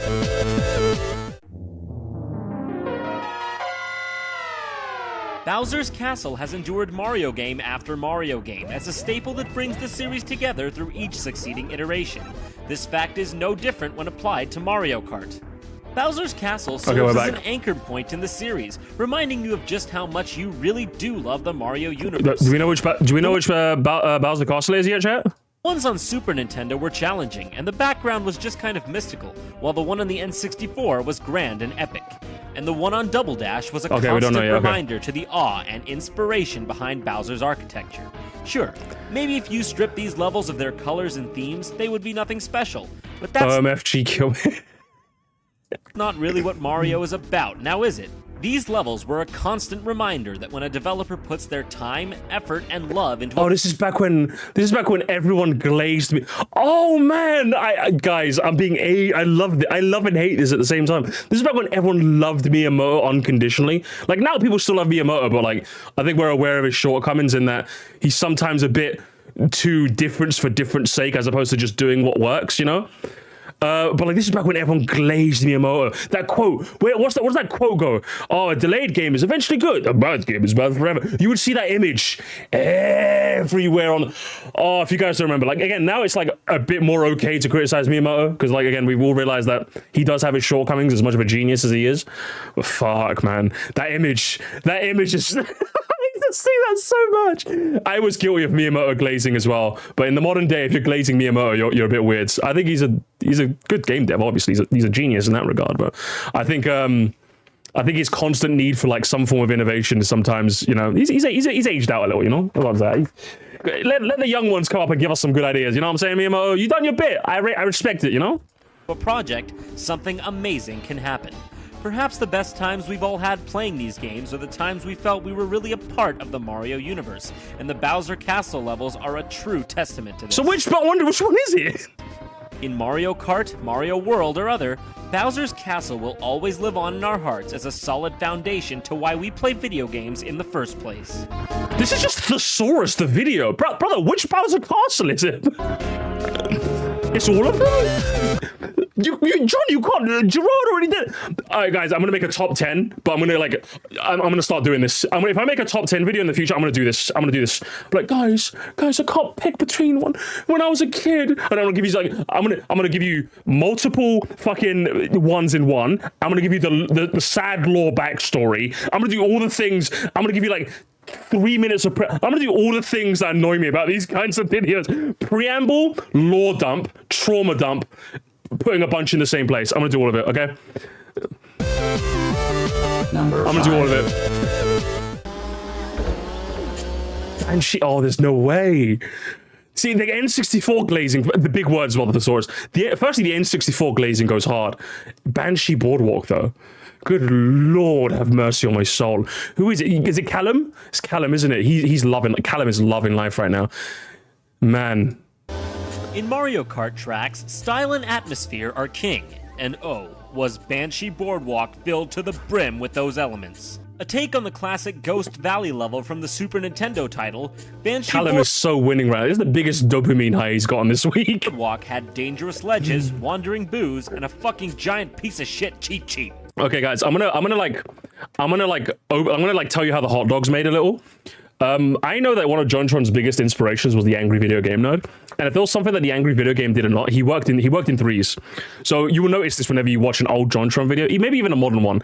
He'll mention threes. He'll always be three. So when he says one thing, he'll always pair it up with two more. So listen, for example. A take on the classic Ghost Valley level from the Super Nintendo title, Banshee Boardwalk had dangerous ledges, wandering boos, and a fucking giant piece of shit cheat sheet. It always works in threes. Now that I've told you, you're not going to be able to unhear it. Great about this track is that not only would a red shell incapacitate your foe for a few seconds, it may very well have knocked their sorry ass off into the drink. There was no toying around with this level. It was the real deal. You know that feeling when you know a Mario Kart level so damn well that you could recite it Rain Man style? 18 wheels and a dozen roses. What's the number? Banshee Boardwalk. And then there was always that one part of one particular level that you could never do right no matter how hard you tried. Which one? You know what I'm talking about. These bats. How the hell are you supposed to avoid these bats? I always either end up falling off the ledge or getting spun out by them. John, I don't know. Maybe you need to get good, brother. I just suck. Yeah. Trust me, you do. Yeah, Jacques had me covered there. Challenging, spooky, and most importantly, fun as hell, Banshee Boardwalk was an oceanic... One more. Did you do it again? Hang on. Challenging, spooky, and most importantly, fun as hell, Banshee Boardwalk was an oceanic cruise to gaming bliss. Now, I'm telling you, you're going to hear it. You're going to hear it constantly. You're going to hear it constantly. Number 4. Oh, Jontron on my birthday. Video games are a medium like no other, and through them it's possible to continue certain ideas almost like tradition. Airship Fortress is evidence to this fact. We all remember trouncing our way through Bowser's airbound wooden castles in Super Mario Bros. 3, and we were able to yet again relive them through Mario Kart DS. Though previously our wheels had never skid through these halls, we felt at home, and as if we'd been there before. Where's this? Wait, brother. Where's this?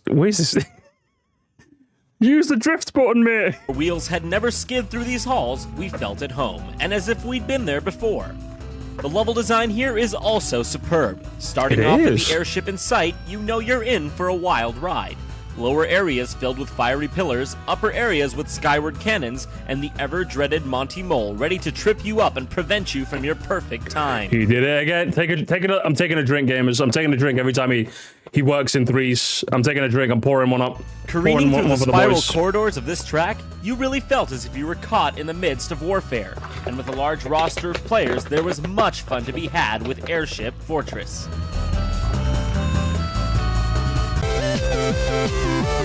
Number 3. Oh, he's going to do all the way. Oh, he's going to do it again. You're going to do it twice. Are you going to do it twice, John, in one video? Brother. Don't do this to me. You'd done it. You'd blazed your way through all of the levels in the game, and there was only one more monstrous challenge that lay before you. Rainbow Road. Throughout every installment of this series, Rainbow Road has proved that Mario Kart lives on in the hearts of many a generation, with each version bringing something new to the table. Don't be fooled by this track's... Oh my god. Oh my god. Oh.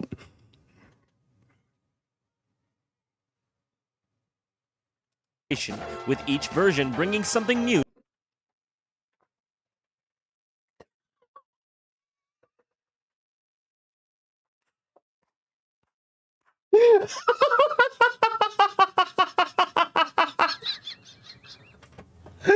Oh my! Oh, go great heavens! John, listen. I know you have some questionable opinions, or at least you've had some. I don't know. You might be a changed man, but brother, I thought you were done hate criming people, eh? I thought you were done with this. What's the hate? This could clarify as the hate crime in the modern day, brother. Come on, what are you doing? To the table. Don't be fooled by this track's multicolored. Is he gonna explain it? No, this is 2010 when Wii was the latest game. Remember, guys, even history is cyclical. Guys, remember. Whatever's out now sucks. The one that came before is really good. Oh, that one also sucks. The one before that was really good. It's all cyclical, gamers. It's all cyclical. Mario Kart 8 sucks. Mario Kart 7, though, that was good. But Mario Kart Wii. Oh, yes, I love Mario Kart Wii. That's how it goes every time. It goes with Pokemon. Pokemon's the same way. That's how it works, guys. It's always worked like that. For time memoriam. Because below the surface lies a lengthy and treacherous journey. Sure, some versions are more challenging than others, but Rainbow Road is and was always a trek through adversity. Oh, he's going to do all of them again. Fuck. Some people may argue that Rainbow Road is too plain, overlong, and boring. But nay, I say... Who said this? And firstly, nice PNG. I like this. Nice image. Didn't crop out the white. Who said this? Who says this? Even back in 2010, no one was saying this, brother. What are you talking about? It ain't that way. Though my favorite will always be the one from Super Mario 64. Glazed. Guys, this was the internet.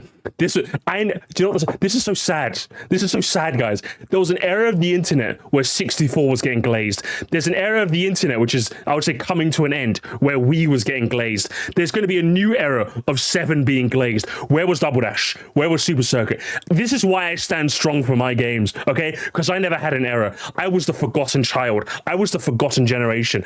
All I had to deal with my entire life when I saw Mario Kart discourse on the internet was, oh, but 64 was the best, Musty. I can't believe you never had a 64 going up. I had a PlayStation 1. I had a PlayStation.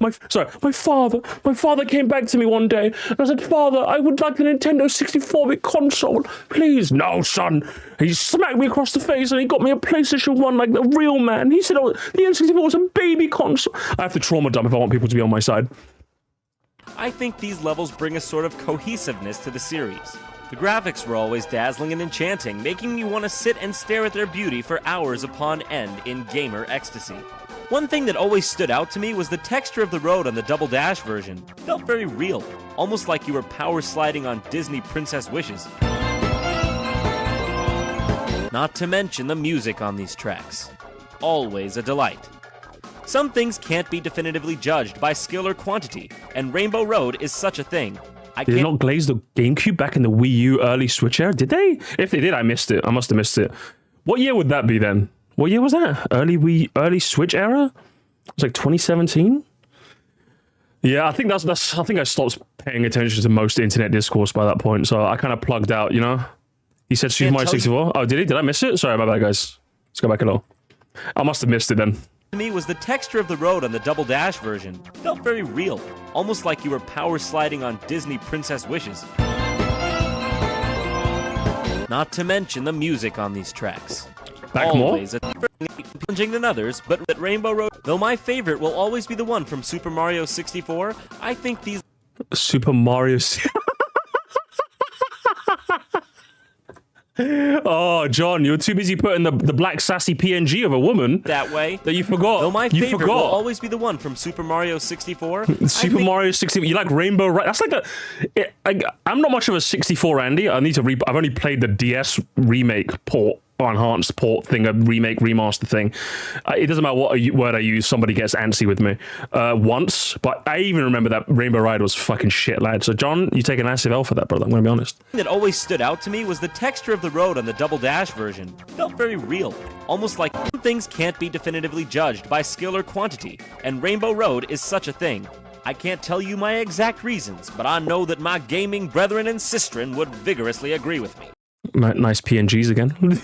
Rainbow Road is and will always be a magical experience that can be shared by all for years to come.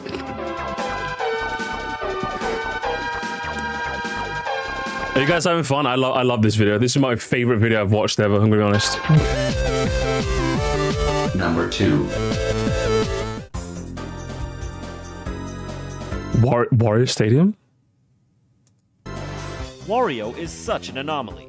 The idea behind his character is beyond stupid and simple. Do not tell me it's Wario Stadium, brother. Don't fuck with me like that. Simplistic. Yet somehow he ended up finding his own unique persona apart from the Mario universe. Oh, and let me tell you about his stadium. John. Tight as fuck. In the natural vein Wario fashion. Oh my! Guys, I had another brain blast. Tell you about his stadium. Hang on. Tight as fuck. Who remembers this guy? Who remembers it? Who remembers this guy?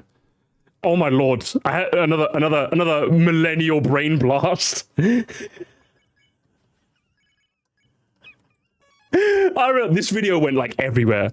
Oh my god, this video was 12 years ago.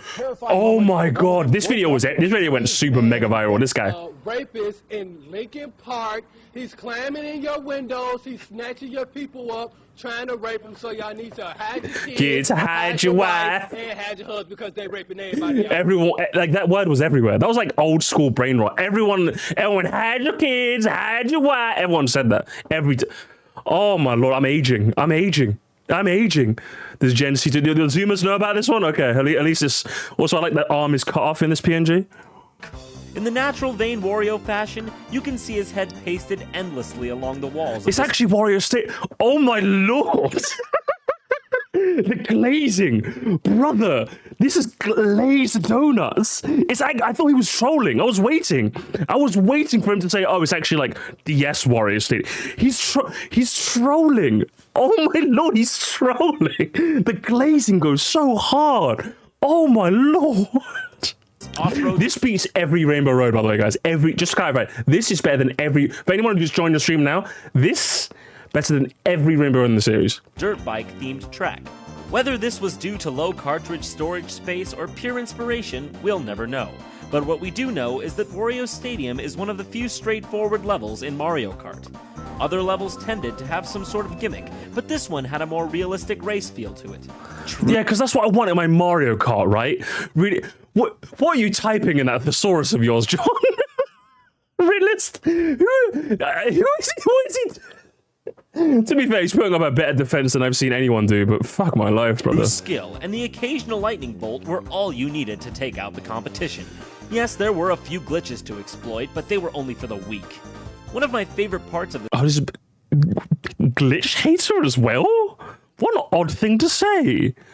Like, don't get me wrong, like, whenever someone— it is a little annoying when someone comes up to me and says, oh, I actually don't like this track. Well, Musty did ultra shortcut. It's like, I don't give a shit. I'm glad that makes it fun for you, but I don't care.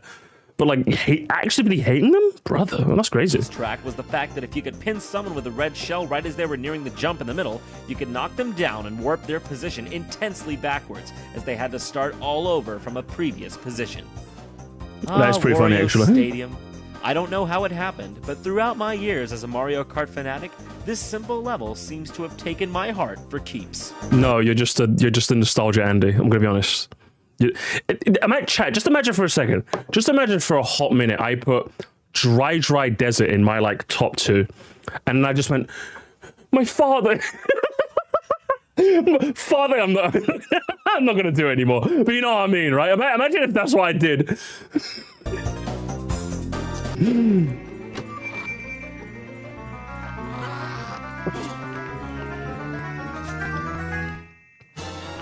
Number 1. Oh my, this is peak pinball. Oh man. Oh man. What's this? Waluigi? Wario Stadium, then Waluigi Pinball? I smell something fishy, says the audience. Oh man. Well, fret not, thy sanctimonious viewers, 'tis just a coincidence. I remember reaching this level for the first time on Mario Kart DS and instantaneously cracking an ever so joyous smile. This level is happiness incarnate. Or incarnate. Did you feel really clever writing that one, John? Cartridge 8. Don't extend the bit. Yeah. You initially start off as a pinball and launch up through Space Mountain. Then, Lee, you're left to barrel down the high rises alongside your pinball brothers and sisters. Finally reaching a pinball area where you've got to dodge bumpers and more balls. More balls.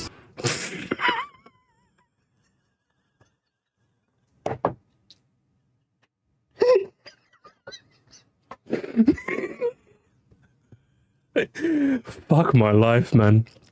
Do you think if I sent this bit of the video specifically to Jontron, how much on a scale of like 10 to 100, with 10 being extremely and 100 being he's dead, would he cringe?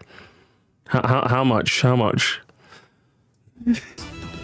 Because like that'd be like the worst punishment for him, making him rewatch specifically that one section over and over again. At the mirror. Lord have mercy. The great thing about this level is how immersive it is. It feels incredibly lightweight and natural, and it's just pure fun at the core. And oh, listen to that music! Sorry, I'm still laughing at more. That still got me for a loop. But thank you so, my man, for the 10. Appreciate it, brother. Using glitch and ultra shortcuts to support don't really help, since it's basically saying you have to break the track to make it fun. No, I can see why you would use that as like another plus point, but I think to use that as like the main crux of why a track is good, I think if you were to ask me, I think that's flawed. I think you can use it as to why you like the track. It's what I like about GBA Rainbow Road. But even outside of the jumpy shenanigans, I still think it's a well-designed track. But I think you can use it as a plus point, but to use it as a whole crux is a bit, I'd say it's a bit flawed, but either way.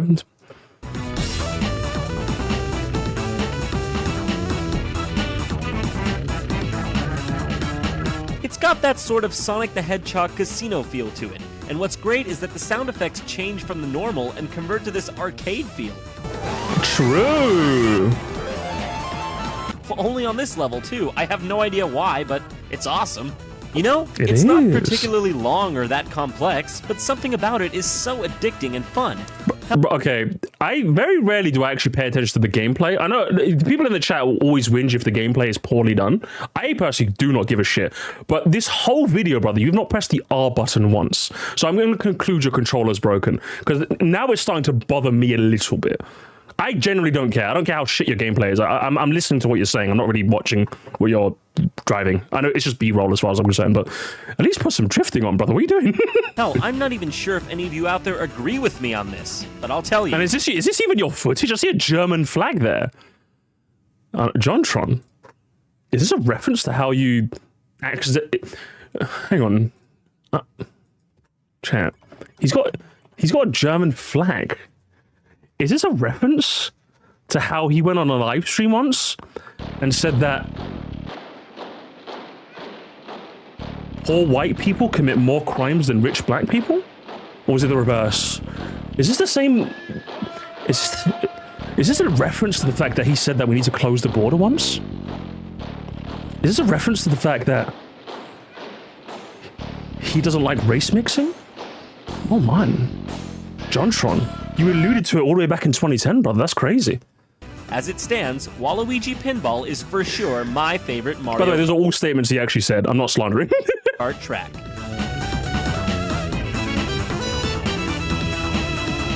Go to youtube.com/Jontron Show if you want to see Jean and Jock talk about their favorite. Oh my god, guys. This is back during the era when everyone had their own website. Because YouTube monetization was like crazy back then. Oh, you couldn't I think you couldn't monetize gaming videos back then. You could monetize other videos when the YouTube Partner Program first started, but you couldn't monetize gaming videos unless you went through a multi-channel network. I remember all of this law. So yeah, I imagine he posted it first on his own website, right? And then he did the thing. That's crazy. That's back in this era. That's crazy. Favorite boss battles of all time. Thanks for watching, and don't forget to subscribe. Please subscribe. The signs were there. They were always there, weren't they? Written and directed by John Jafari. Written and directed. Should I do that? Should I do that right now? Should I do written and directed by Sir Musty at the end of all my streams? No, I'll full name myself. I won't even say Sir Musty. I'll go Mustafa as well. Man, what a video. That was a throwback. I enjoyed that. That was fun. Oh, John, you're an odd fellow.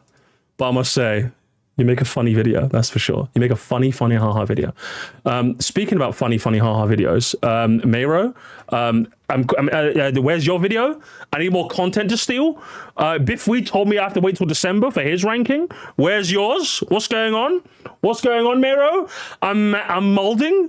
I'm running out of stuff to steal rapidly. Anyway, that was fun. A fun little throwback. But yeah, if you guys didn't believe me when I said the N64 glazing used to go really hard back then, now you guys know. Now you guys know I'm not lying, all right? Because it used to go really hard. It used to go really hard. Crazy how this dude put Banshee top 10. Right, it's 2010, okay? The standards were a bit different back then. Slowly getting there. By appearing TJ Henry Yoshi, our favorite guy. Should we freeball it? I don't have anything else planned, by the way. That was the only 3 segments I had planned for this stream. Should we? I'm seeing Nathaniel Bartholomew. Is that the latest? Oh yeah, TJ Henry Yoshi. Damn, TJ Henry. Do we give TJ Henry's a try, guys? Do we go with TJ Henry? I think I might have to. Ryder Kart? Oh, Ryder Kart. I think I saw it, but this is actually a good ranking. I don't want good rankings. I want rankings that you guys say are bad. The whole point of this, I want rankings that you guys think are bad because I'm going to love them. Okay? Because whenever you guys post a list and you say, listen, this list was so bad. These are the lists I love because they piss you off and I love them. I love them for that, okay? I want a bit of quirkiness. This video seemed interesting. I might watch that on a different stream. Maybe not this one, but I'll watch it on a different stream. I think I said this guy's one wasn't really that interesting. Do you know what threw me off with this video? Listen, guys, I'm not throwing any shade. If I was throwing shade, I would just say I'm throwing shade, okay? Because I like throwing shade. Slandering is just fun, okay? I'm gonna be honest. But when I was like, oh, switch stop. I've seen there was this one guy who commented on literally every single public video I had up saying, do switch stop, mostly react to switch stop next. And out of spite, I decided not to. But then Len, I like Len. I've seen him in my Discord. I've seen him in my live chat. So the moment I clicked it, I was like, Mario Kart 8 Deluxe Booster Course Pass is finally completed. With Wave 6, we have every single course that is going to be in this game. holy viewer retention, Batman. My eyes have gone, this is Zuma coded as well. I was like, my eyes just burned. I'm gonna be honest. 48 normal courses, but more interestingly, 48 brand new courses coming to us from the Booster Course Pass. And today I had a super original idea. Get this, I'm gonna rank them all. So I was like, you know what? Just based on that, hello, who's calling me? My mom's calling me. Based on the intro, and I was like, you know what? I like the 2010 brain rot better. I like it better. Give me one sec, champ.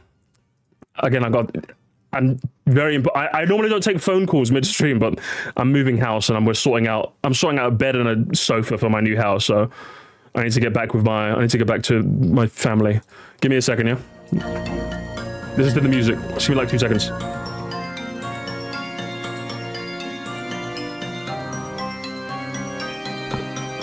False alarm.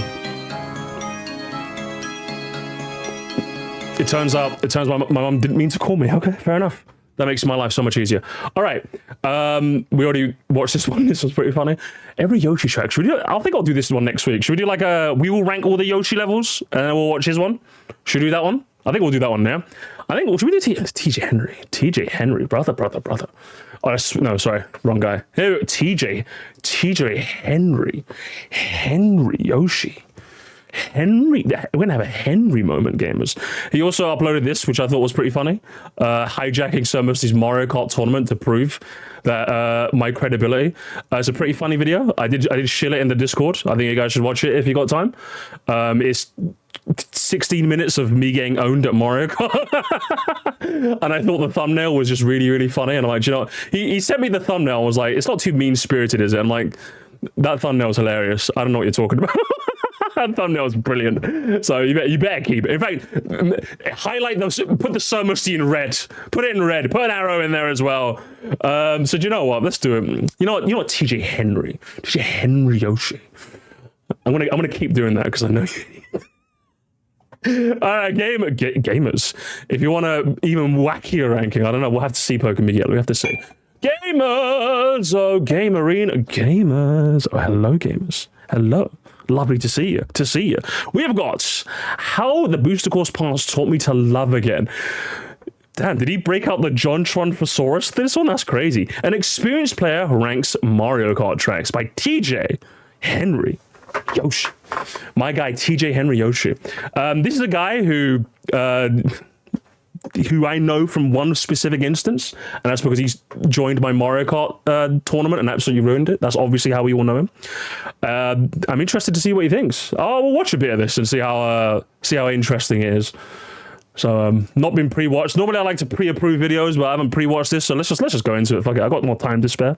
I got maybe an hour to go spare. Let's watch it.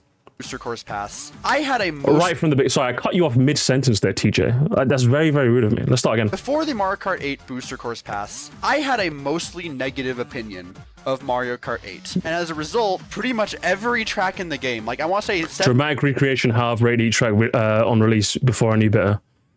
Brother, that is ice. This is a dramatic recreation after all, but like before really, that's crazy. No, barely any tracks above the B line. This is looking like a Mario Kart 64 tier list. That's crazy. 75% of the tracks were C tier or lower. I feel like the developers took a very different approach to the DLC, in which they actually were down to let players have fun. Now, we don't really get to see the height of that exactly until much later, because I feel like it just gets better and better. Many would argue that the BCP tracks are inferior entirely because they are a port from a mobile game that seemingly everyone hates. To which I would respond, your point? Giga Chad, firstly. Secondly, I think he knows this. The kinds of people making that argument are the kinds of people that are fucking stupid anyway, so don't worry. At least you're talking to an advanced person like Sir Musty. I am not saying that the Booster Course Pass is poor as a whole because it's from a tour track. I'm just saying it's poor as a whole because, well, actually, I don't think it's poor as a whole. I think some of the tracks deserve to be here. I think it was. I just classified it as fun DLC.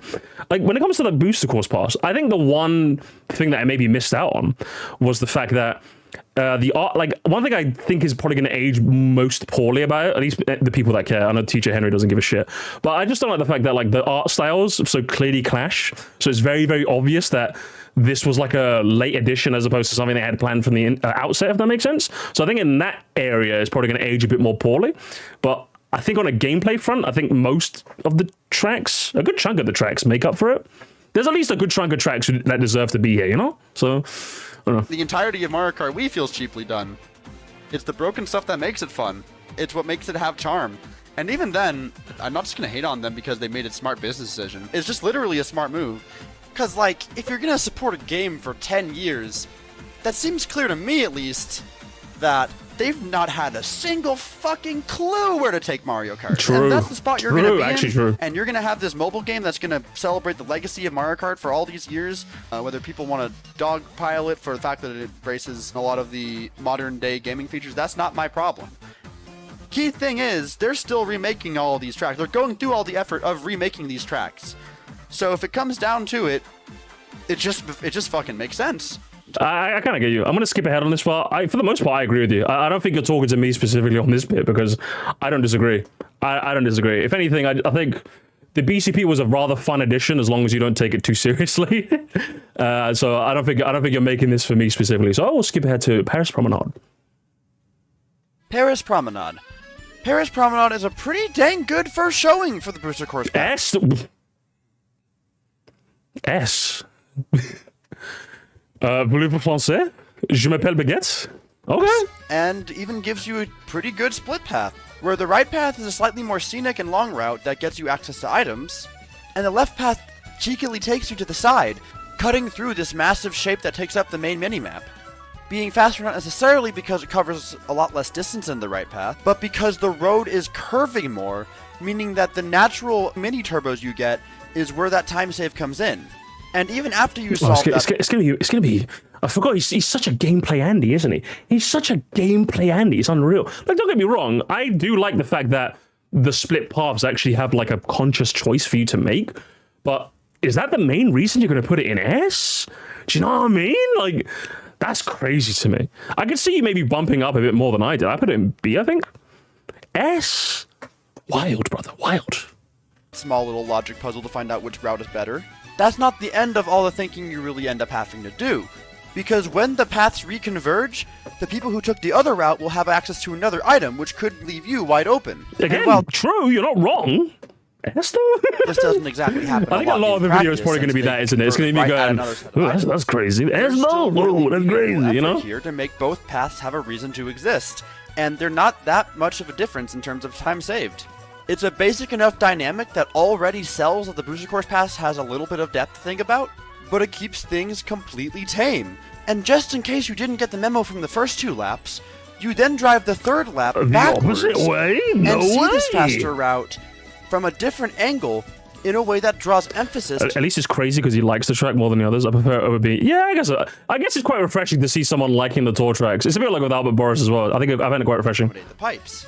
But then all it takes is just one race with a slightly experienced player and just a mild willingness to watch what they do, and suddenly this subtle secret is blown wide open and you will never see this track the same way again. And while a lot of people, I'm sure, just took the left route when encountering this fork for the first time, the path of least resistance is to drive straight. And I would wager the vast majority of players had this exact experience in discovering the best routes for this track. Oh yeah, and I kind of glossed over the fact that we're going backwards now, huh? What?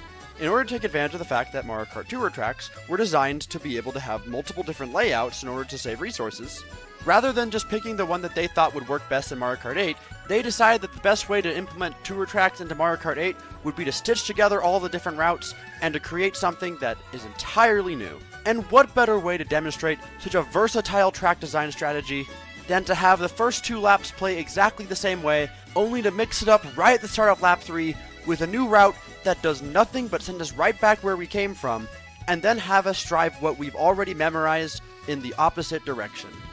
I mean, again, I don't. Your analysis is spot on. I think the things that I would look at and go, oh, that's pretty neat.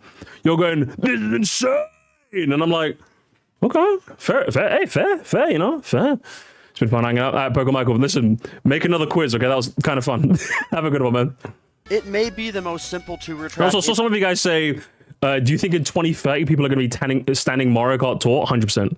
You guys will be like, people are going to be standing a mobile game? It's going to happen, guys. You guys are going to age it. I didn't think people would be standing Mario Kart 7. But there's people who are like that now. Our branch is like the queen of them. In Mario Kart 8 Deluxe, but it has no shortage of richness and depth that's easy to discover, all while completely blowing away the base game tracks in terms of just how much there is to learn. And unlike a lot of the optimizations you may find on some of the base game tracks, you could have easily discovered these strategies entirely on your own. Sorry, TJ, I don't mean to tangent, because you're probably going to watch this and you're probably going to be annoyed that I'm tangenting to something else. But listen, what's it? I'm nostalgic for Gacha Mario Kart. Overwatch, bruv. As someone who plays Overwatch, that's actually unironically true. Overwatch 1 used to have loot boxes. Overwatch 2 has a battle pass system. There is a good chunk of the fan base that unironically thinks they want to gamble. They want to gamble more. I wish I was joking to you, Callum, but there are probably people that are nostalgic for that. 100%, 110%. And I think that's actually what Nintendo completely intended to be the case. But that's enough from me. Let's answer the question that I'm sure is on everyone's mind and see what Tevlev has to say about it. Oh, so when Mira said she was in this video, hang on, are there people? There's people. Ooh, we've got collaborations. He didn't ask me. Shame. Hey everybody, it's your best friend Tevlev. Hello, I've been Tevlev. summoned to talk about this track. Hey. Paris has turns. If you love It turning, does. You're gonna love Paris. It also has a piranha plant, but we have to rank it. Where are we placing it? That's a little complicated because a lot of the city tracks kind of blend together. They have distinct differences. Tour hater. You know what, Tevlev? I'm not following you. Tour hater. Boring. From each other, but are they that distinct compared to the rest of the tracks? Not really. There's tracks in this game where you're riding along an erupting volcano that's sinking into the lava. Just compare the two concepts. Which looks more fun? I'm not shocked. You don't need spectacle for it I'm to not be shocked fun, by this. But it just helps if it has something to make an impression on you. Oh, that's the one with the train. That's the one with the pinballs. That's the one with the traffic lights. It's just not the same. And this applies to Paris as well, because you can't do anything too crazy because they still need to be based on, the source material. It's going to end up being a pretty simple course, and that's not bad. It's not so bad that I'm getting Paris syndrome while I'm playing Mario Kart. It's still good, just feels average. But I do have one big issue. One giant issue that not many people seem to talk about. Paris Promenade is allegedly based on Paris. Based on the fact that you showed a rat, you're going to make a Ratatouille joke. But I didn't see Remy once. Tevlev, you know what? I give Tevlev a 0 out of 10. I give him a 0 out of 10. Send him home! Send him home, lad! Send him home! Predictable! Not even a cameo from Linguini. Rat patootie. It's just weird to me that Nintendo would jump through the legal hoops to obtain the copyright license from Disney to use their Paris IP, and they didn't even negotiate more to get Remy and Linguini? Huh! Maybe let's just be happy we got Ratatouille representation at all. And let's just take the track for what it is. So Paris Promenade is fine. It's better than the other city tracks, like the one based on the Mario movie, or the one based on Grand Theft Auto 5. So with all that being said, it's like a C. It's all right. C? Well. It's not doing a whole lot. But so you ranked it lower, but then TJ ranked it higher. What's going on here today, games? What's going on? No one agrees with me today. Right? Back to you, TJ Maxx. I'm so sorry. I just did not TJ have Maxx. to tell him that France is real. Toad Circuit, I think literally every single person and their mother. He's going to like it. He's setting us up for saying he's going to like it. Will tell you this is the worst course in the game. And I am going... Actually, I'm not going to pause Andy. I'll let him finish. ...going to make all of you guys hate me. Because I think it's a perfectly acceptable circuit track. I don't...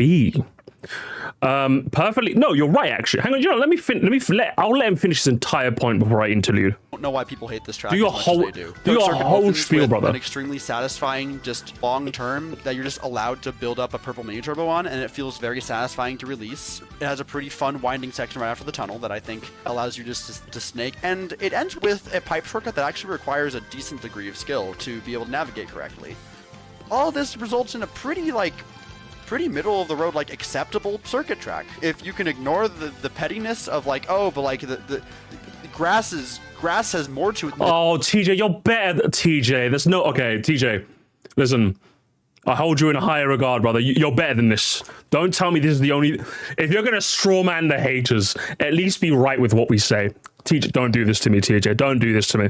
The pettiness of like, oh, but like the grass has more to it than just being the color green. Brother in Christ. I just don't care. Yeah, neither do I. That's not why. Oh, TJ, no. You're one of the chosen ones. I don't even necessarily disagree with your point, and from a gameplay standpoint, sure, the one main reason why anybody with like 2 brain cells does not like Toad Circuit is that it's the only track in the entire game that I would say is a waste of a slot, because the entire purpose of a beginning track is to just, you never start with your best track, right? So it coming back as a BCB track is like a waste of my 48 cents or however much it was. That's what I think about it. So it's not even the fact that the graphics are lame. I don't give a shit. Again, like I said, it's annoying that it's a bit lopsided now, a bit, but I don't really care about that. Why is it in this game? It could have served better being the starting retro in a different game. It's literally the only track. Even Tokyo Blur deserves to be here. I don't like it. It deserves to be here. Toad's Factory does not deserve to be here. You know? Laura complains to you about graphics. Yeah, no, sure. No, I don't blame you for saying that. But come on, man. I said be smarter. If you're gonna hate on the Toad Circuit hating Andes, be a bit smart with your criticism, okay? If you're gonna hate us, I am one of them. All right. I think it's a waste of a slot. I am the king of Toad Circuit haters. Fuck all of you guys who hate it for the graphics. You're wrong. You're hating it for the wrong reasons.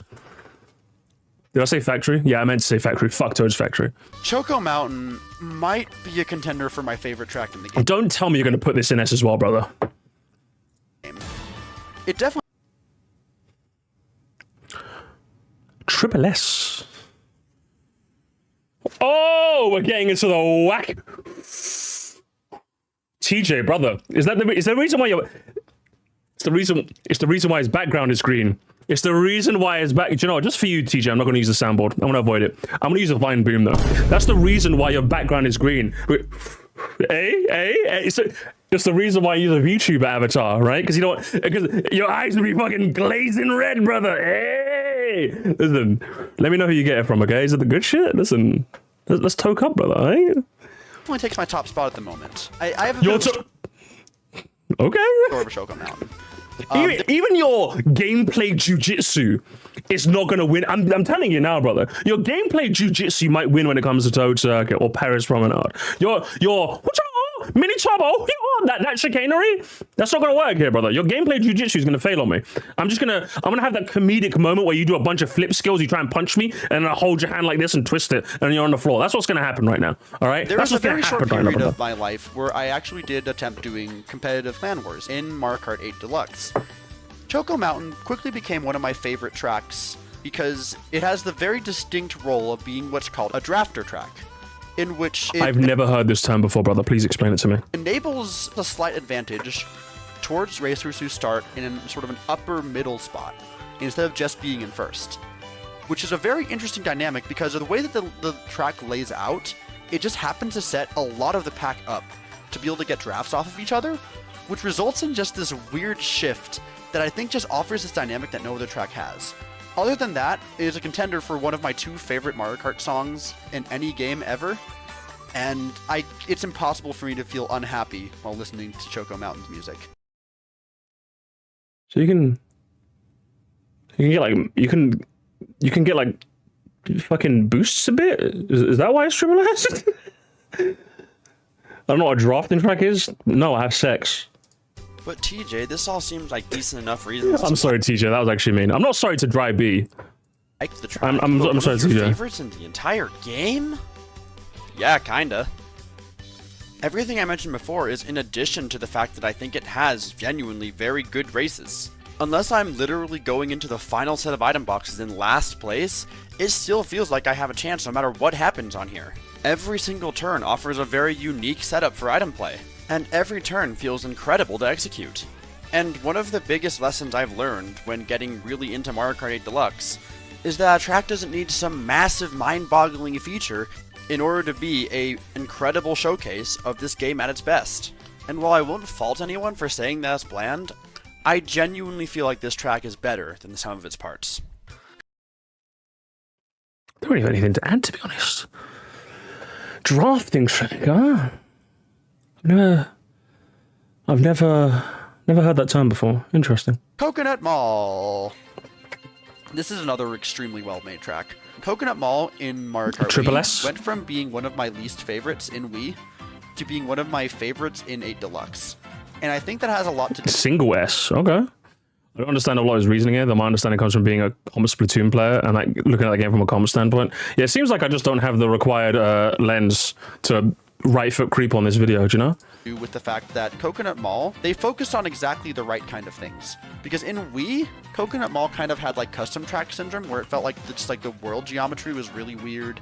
I feel like the lines that you take in Wii didn't really benefit as much in that regard. What Mario Kart 8 Deluxe did, I feel like Mario Kart 8 Deluxe has had the very clear pattern, especially with its booster course pass, of wanting to make the tracks feel as good to drive in a general sense as it possibly can. And what that results in is I feel like just an overall improvement over Coconut Mall, because I feel like the weird bumpiness of the Wii version gets improved on a lot here. And then just the rest of it is just Mario Kart 8's physics engine doing its magic, where I feel like Mario Kart 8 is at its best when you have something you can actively be thinking about doing. And Coconut Mall provides that in spades, where there's constantly either a very satisfying turn to be taking, or right as you're leaving one of those turns, you have a ramp that you can low trick. All of this just culminates in just constantly at every moment of the race, you're doing something. And that feels very fun. To be honest, guys, basically for the entirety of his Wii Coconut Mall thing, it's like he spoke French. Like, is it because the jumps aren't as high on the... What the fuck is a low... I don't think I'm equipped to watch this video, guys. I'm gonna be honest. I don't think I'm equipped. I don't think I'm equipped to watch this video. I'm not even meaning that from like a... Can we say... No, you can't say it. It's not... If anything, it's a skill issue on my part.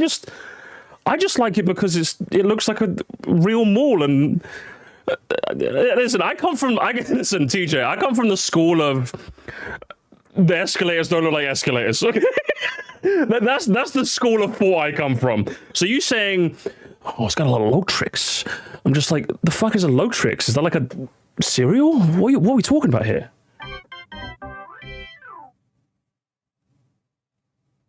Tokyo Blur.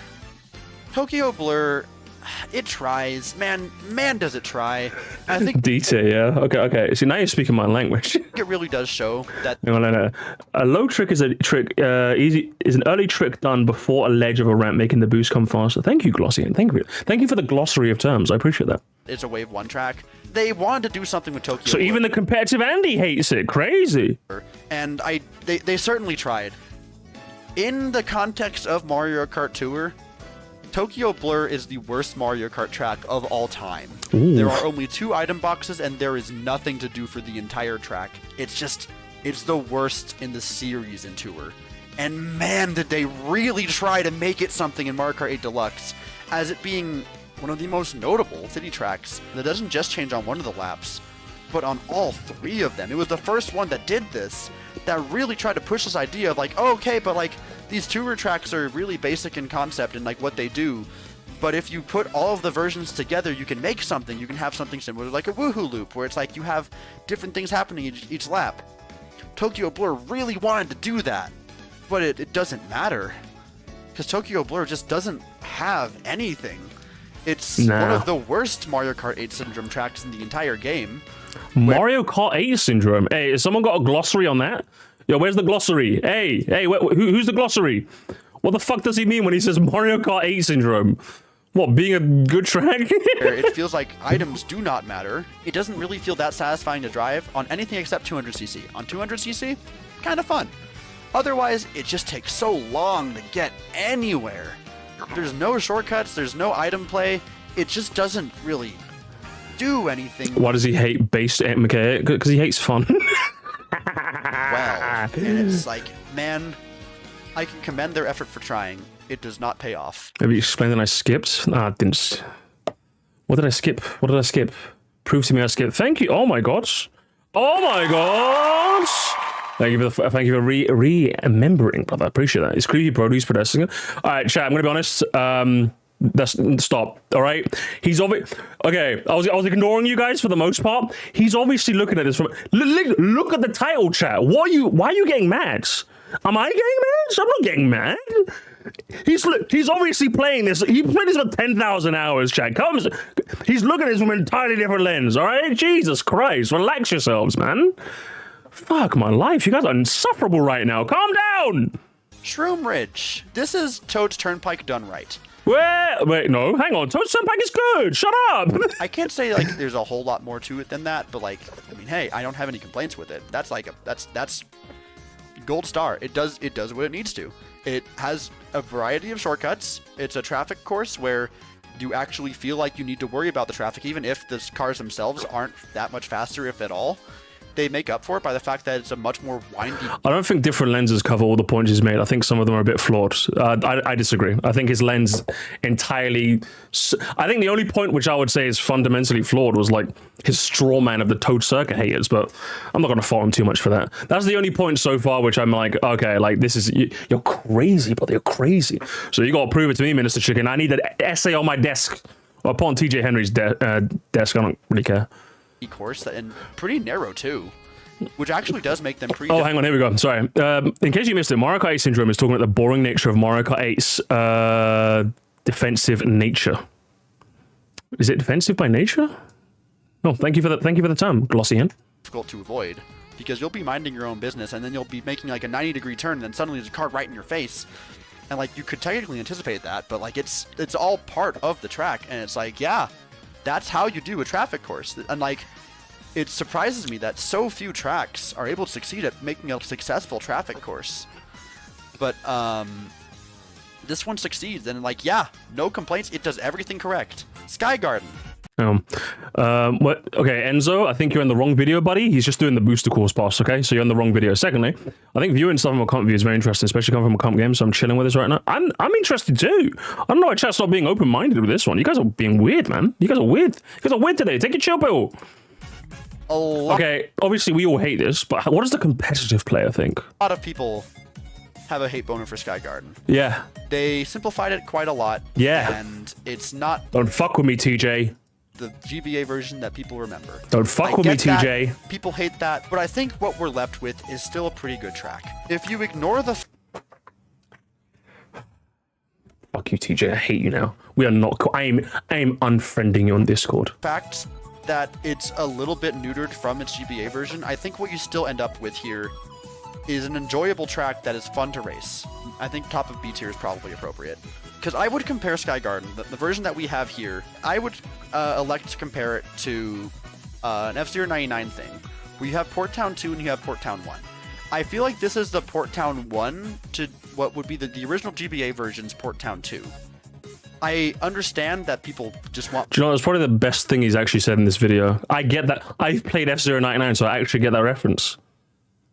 Wow, what one interesting way of putting it, TJ Henry. Thank you for that. More depth out of it. I get it. I think it's still a perfectly acceptable track, and I still enjoy racing it. It's personally one of my favorite looking tracks in the entire game. Base game included, by the way. Why, you like the beanstalks? Is your name Jack, motherfucker? Why'd you like the beanstalks so much, huh? The way the cloud textures like scroll across it, it's gorgeous, and I love that a lot. You're gorgeous. I feel like I this track is not, okay? Meaningful variants in like how my Sky Garden races go, but it's a different course, and it's still what we're left with is still a pretty decent course. It's not the original. I still enjoy racing it. It's still an L, because I think I agree that the original version is better. But I think I do still like what we got, and this isn't the Sky Garden that they really say it is, but it's still a decent track overall. Sharing this sentiment is my good friend Koopa Caper. Sky Garden is my second favorite track in the game. Now,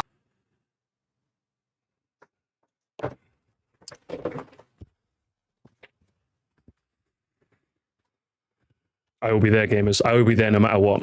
Let's go. I've heard the argument. Oh, but it's not the same track as it was on the GBA. Okay. Yeah, okay.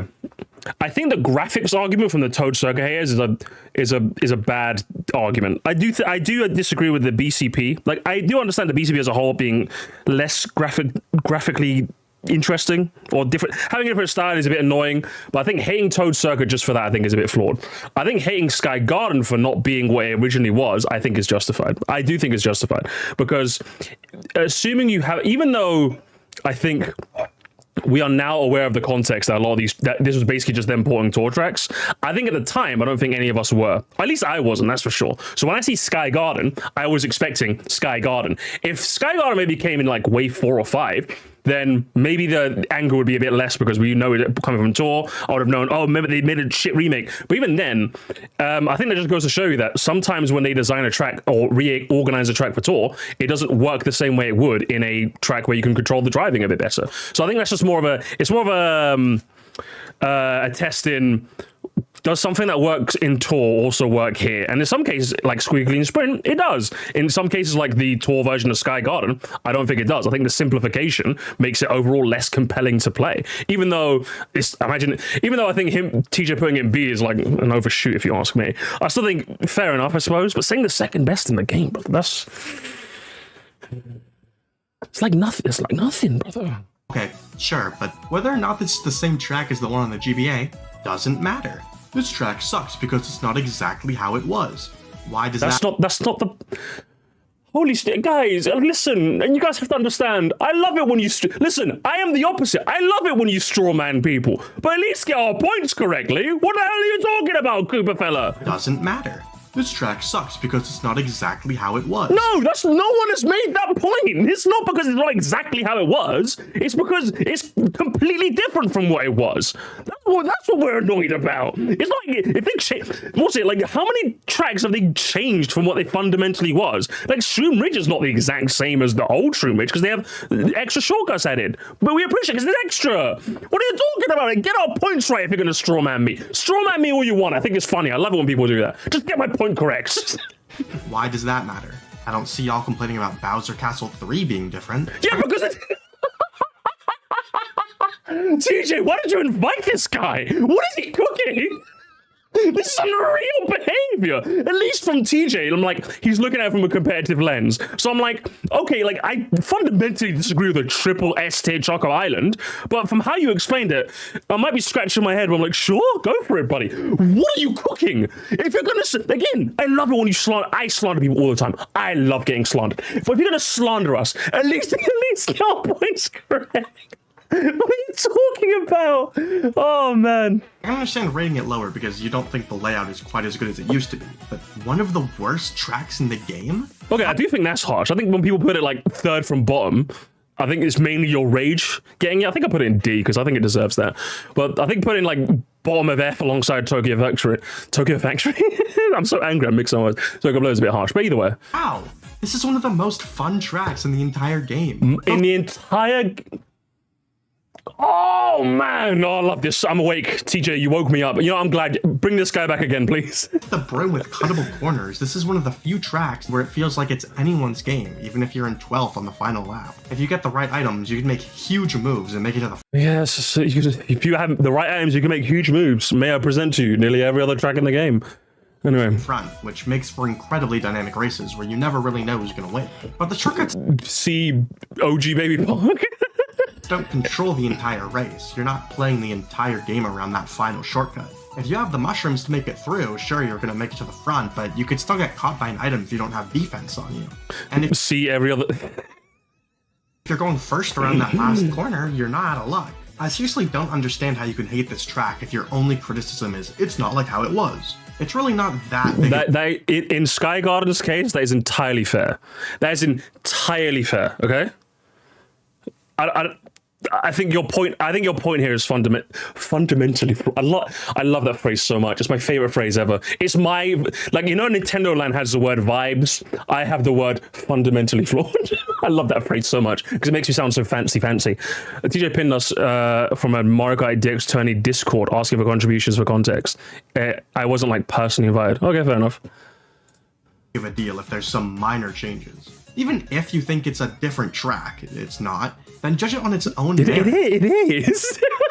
And yes, I am judging on its own merits. Not only is it a flawed remake, but Cloud Top Junior is just boring, brother. What? It's got no sauce, to quote Macro. Don't just blindly hate because you hate change. What's here is great. The music is fun, the track looks cool, and I think the issue that like you have is that I'll save that point for later. I want to see he did something that I might allude to later, but I want to see if more people do it. I don't know.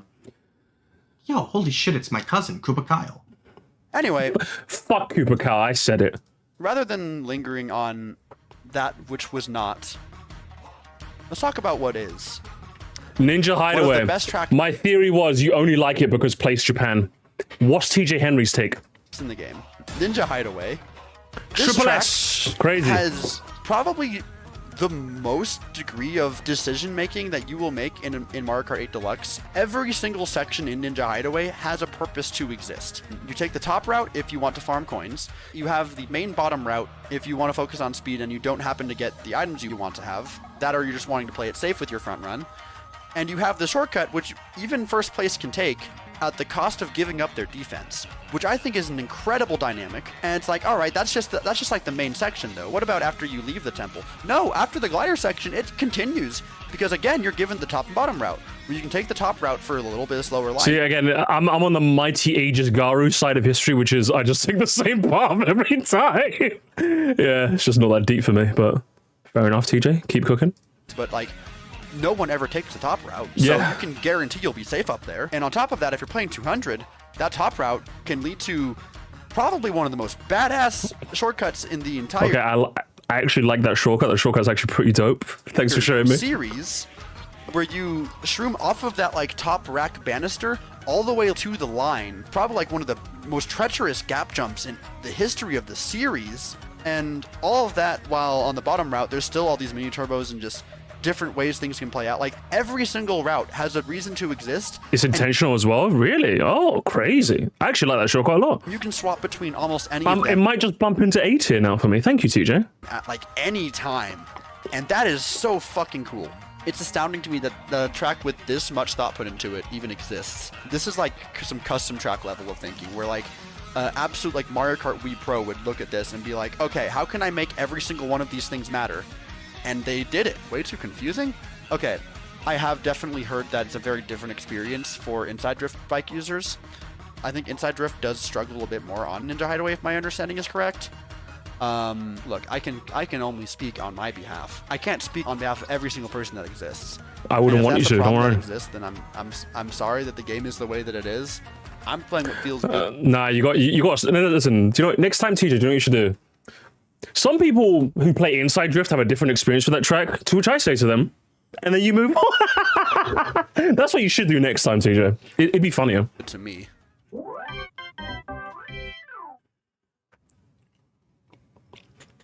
New York Minute is like an acceptable degree of a track. Do I ever vote for it? Brother. Oh, brother must be from New York. Concrete jungle where dreams are made of. No, but like I think I have lukewarm feelings about it. It's a good track. It has some decent like different route splits, but like there's not really a lot to it that I can say that I like really like. It's just overall just a decent feeling track. I like it's just a well-scaled track that I think plays well. A couple like decent enough shortcuts here and there. Otherwise, just kind of has some satisfying lines. There's a couple grass cuts that are fun. And on that note, even though it has some pretty nice grass shortcuts, it can feel weirdly restrictive at other points. Like when you're driving through this park, it really does feel like you should be able to shroom through these trees and get a better shortcut out of this, but instead you are denied the ability to take this path because Lakitu decides to go back to his old ways. Otherwise, it just kind of suffers from being one of the... I like modern Lakitu, okay? TJ, you competitive Andy's can keep crying. I hope Lakitu stays that way in every single Mario Kart game. I love him pulling me back and quickly taking my coins and then making me move on. Everyone who hates him is just wrong. Or basic city tracks they put into this game. Mario Circuit. People hate this track. I don't know why. I don't think it's like amazing, but it's a good track. It's a good track. Again, it's got the Toad Circuit problem of... I hope if he brings this up, I'll give you props. But it's got the Toad Circuit problem of, is it a waste of a slot? Now, I would say it's not, but I understand if you were to say it is. It's probably the only other track that I can say it's a waste of a slot, because you've been remade one too many times, brother. I'm going to be honest. Like, there's one too many people waiting in a queue, brother. But that's my one reason for ranking it relatively low. Not my one reason. I still think it's relatively bland unless you like play at the back and get off-road is fun, but like how often are you off-roading, you know? Like if you're at the back of the pack off-roading, then you're already cooked as is, you know? That has good lines. I like voting for it. I think there's a reason why of all the Mario circuits, this is the one that comes back more than any other, and I think it's because it is the one that has the most to offer in terms of just the different types of turns that you can take. It has a large variety of different turns, and all of them play together in making a pretty just decent Seems circuit. like it's an overused track that received no glow up, either look or layout or musically. They didn't even try to. Yeah, I think that's the issue as well. Is that like on a gameplay front, I can understand the beat. I actually rate that, but like. For all the rest of us, TJ, I know you don't speak my language, but it's there's no like the graphics look boring, the music, like if you've listened, I tend not to do this because it colors my judgment, but if you listen to any like big band remix that you could have done of SNES Mario Circuit theme, oh, some of them bang so hard, they bang so hard, and yet it was just. We just hear the same shit again. Now, you can argue that they went with the same backgrounds and stuff for nostalgia's sake, which, fair, I suppose. But, like, the music, you could have done so... The music is easily one of Mario Kart's best assets. I genuinely think the music is, like, on the top, like, contender for one of the best video game soundtracks of all time. I really, really do. None of the other Mario Kart games come anywhere near, but 8 is just on such another plane of reality that I wish that the SNES remix got a bit more to it, you know? Good track. That said, it is a bagger track. I have lukewarm feelings towards it. I'm not like... As a reminder, bagger tracks are typically... I actually know this term. No glossary needed, but I'll read it anyway. Typically tracks where items play too large a role, leading to some players disengaging from the race to rely on items. Now... I don't really care too much, but I can understand on principle. This is one of those things where, on principle, I can genuinely understand why... people don't like this because you don't want to race. You don't want to play a racing game where being in first is a bad thing. I think that's a fundamentally flawed way of designing a racing game. So you know what? I fuck with this, TJ. I fuck with this, brother. I'm dapping you up for this one, brother. Like usually going to vote for it. It's basic and it's generic, but I feel like given what we got from this booster pass, it's a brand of generic that we don't really feel oversaturated on. Would I be happy if every single track was a Mario Circuit 3? Fuck no. Okay. But it fills a niche in this pack that I think goes a long way of just being like a decent, just heavy off-road track that's not like too oversaturated, doesn't overstay its welcome too much. It does exactly what it needs to. I actually agree. I actually fully agree with that. I think the B is a bit, again, I don't necessarily agree with the placement. I actually agree with everything he said. You know what, Yoshi? We all speak in the same language after all. Calamari Desert is a stroke of fucking genius because I feel like... He likes trains. Have a good one, roll. Peace out, man. Any person who ever grew up with Mario Kart 64 has this nostalgia trip that you hit. There's all of that nostalgia working in favor of Calamari Desert. Oh, so hang on. Oh, TJ. Oh, my ninja TJ. So like, you literally sit there and look at me. You literally posted in my comment the longest video, my magnum opus, if you ask me right now, my 4-hour masterclass of editing, right, of my Mario Kart tier list 96 track ranking in OST. Probably my favorite video I've ever worked on in my life, right? As of now, ask me in 6 months, I'll probably hate it. But you literally came into my comments and I was like, oh shit, that's TJ Henry Yoshi. And it's like, you said to me, editing, whack. You said, your OST rankings, fucking hated it. So I'm like, do you know what? Okay, so this guy hates graphics and he hates music, but you're gonna let nostalgia influence you, brother? Brother, I don't think that's fair. I'm just saying, I don't think that's fair, TJ. I don't think that's very fair. I thought you were the gameplay guy. You're gonna let that goosebumps, that goose pimple feeling that you get on your hands when your hairs raise up on the back of your arms and your neck. You're gonna let that carry you, TJ, my man. I thought you were on another plane of reality from the rest of us. And then 7 goes and fucks it up. Not necessarily even 7's fault. Because I think a lot of the inherent charm of what makes Calamari Desert what it is in Mario 64 is that Mario Kart 64 is an inherently janky Mario Kart game. Nothing quite feels right in Mario Kart 64 because it's literally their first venture into 3D and they're still trying to figure out their identity. And because of that, while a lot of Mario Kart tracks are designed in a regard that each turn is fun to take and that it leads to a meaningful racing experience, some of them tend to just lean into weird gimmicks. I think that's why It's Rainbow Road is so freaking long. It's just this weird endurance trip. It's why I think Yoshi Valley exists with all these routes. Like, oh, what are you gonna take? Like, ooh, it's why Moo Moo Farm exists with like the mole RNG. Like, there's just a lot of Mario Kart 64 that is just embracing its level of jank, and that degree of jank, while able to create extremely charming situations like Calamari Desert, where the entire race can come to a complete halt just because there's a train on the track. That's hilarious in 64. Could never work in any other Mario Kart game. So what do?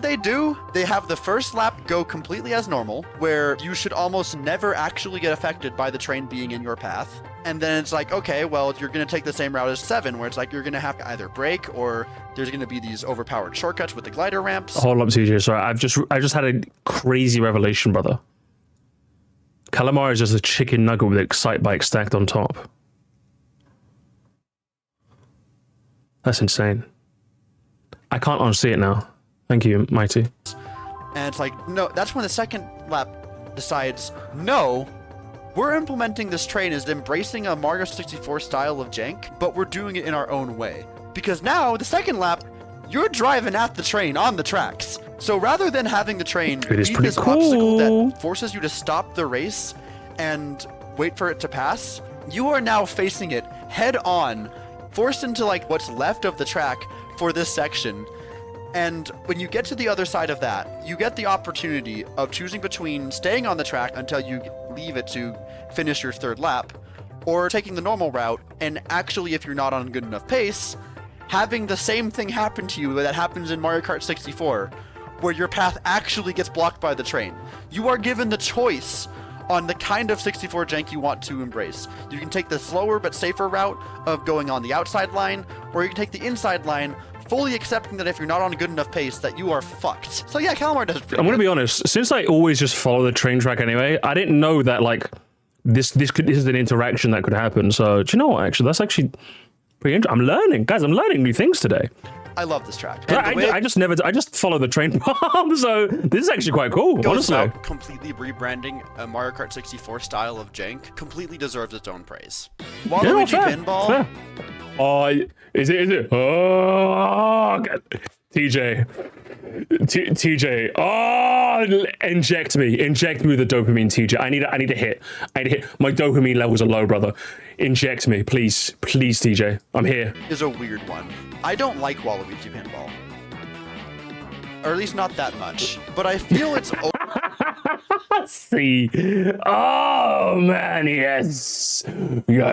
Say the phrase. Say the line, TJ. Only fair to compare it to Neo Bowser City, because I feel like it shares a very common trait in which it itself isn't that dynamic of a track where it feels like item play matters in any meaningful capacity, or that it feels like there's a lot you can do to affect a really bad front run. But other than that, it's just kind of a track that rewards your fundamentals. It's just a narrow track where there's pinballs that are very easy to avoid. Once you've raced this track like a good 2 or 3 times, you know the path that the pinballs take. They're really easy to avoid, and even if you do hit them, it doesn't even feel like it affects your race in any meaningful capacity.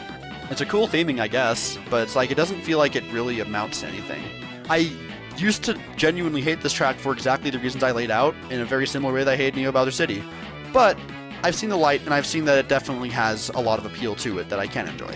But for a track as whimsy as Waluigi Pinball, you probably don't want to hear all this technical stuff. True! Get TJ out of here! Here's Salty DK Dan to tap into some of that core of what makes this track so beloved. Waluigi Pinball is epic and awesome, and thank you. For 2 different reasons. He's One, speaking. it's This is better. I like and this. 2, it's Waluigi. I may be biased though, because I really like Waluigi, and he's cool and awesome and long. But yeah, I just like how this course is so simple, yet it feels so overstimulating. It just tickles my brain in just the right way. Plus the song is a bop. If you're not into the song, then you're not a real human being that exists. You're some sort of shape-shifting monster of a thing. Hey, that's not me, brother. So, I'm bopping. Yeah. It's great. Chocolate Mountain is still. I didn't even notice that, by the way. That's crazy. Calamari, crazy. Waluigi Pinball, eh? Waluigi, if the track was called Wario Pinball, would anyone call it S2? That is a reality we'll never know, sausage. That brings us to Sydney Sprint. This is what a lot of people will consider one of their more favorite tour tracks. This is middle of the road for me. Sydney is a very cool... Hey, I agree! ...cool track the first few times you race it. But after a while, you begin to notice that races on it do tend to feel very similar. The first few times I played Sydney Sprint, I was like, wow, this is an incredibly unique track where it genuinely feels super exciting to go through. But over time, it just tends to get saturated and just feel very much the same song and dance over and over again. The music's great though, right? You have to, TJ, you have to mention the thing I like, otherwise the whole video sucks. TJ, come on. There's not a lot of shortcuts on it. I guess there's some cool set pieces you can trick off of. It's all right. Mention the thing it can give like. some good races. One thing I can say, I really do like the fact that it's one of the more narrow tracks in the game. I especially feel like before the DLC, Mario Kart 8 was in need of a lot more narrow tracks, and ones that don't feel like you're trapped in this box. It does a lot right, but it doesn't feel like it does everything perfect. I like playing on it. It's a good city track. Let's sax TJ. Don't do this to me, TJ. Don't. TJ, I'm gonna do it.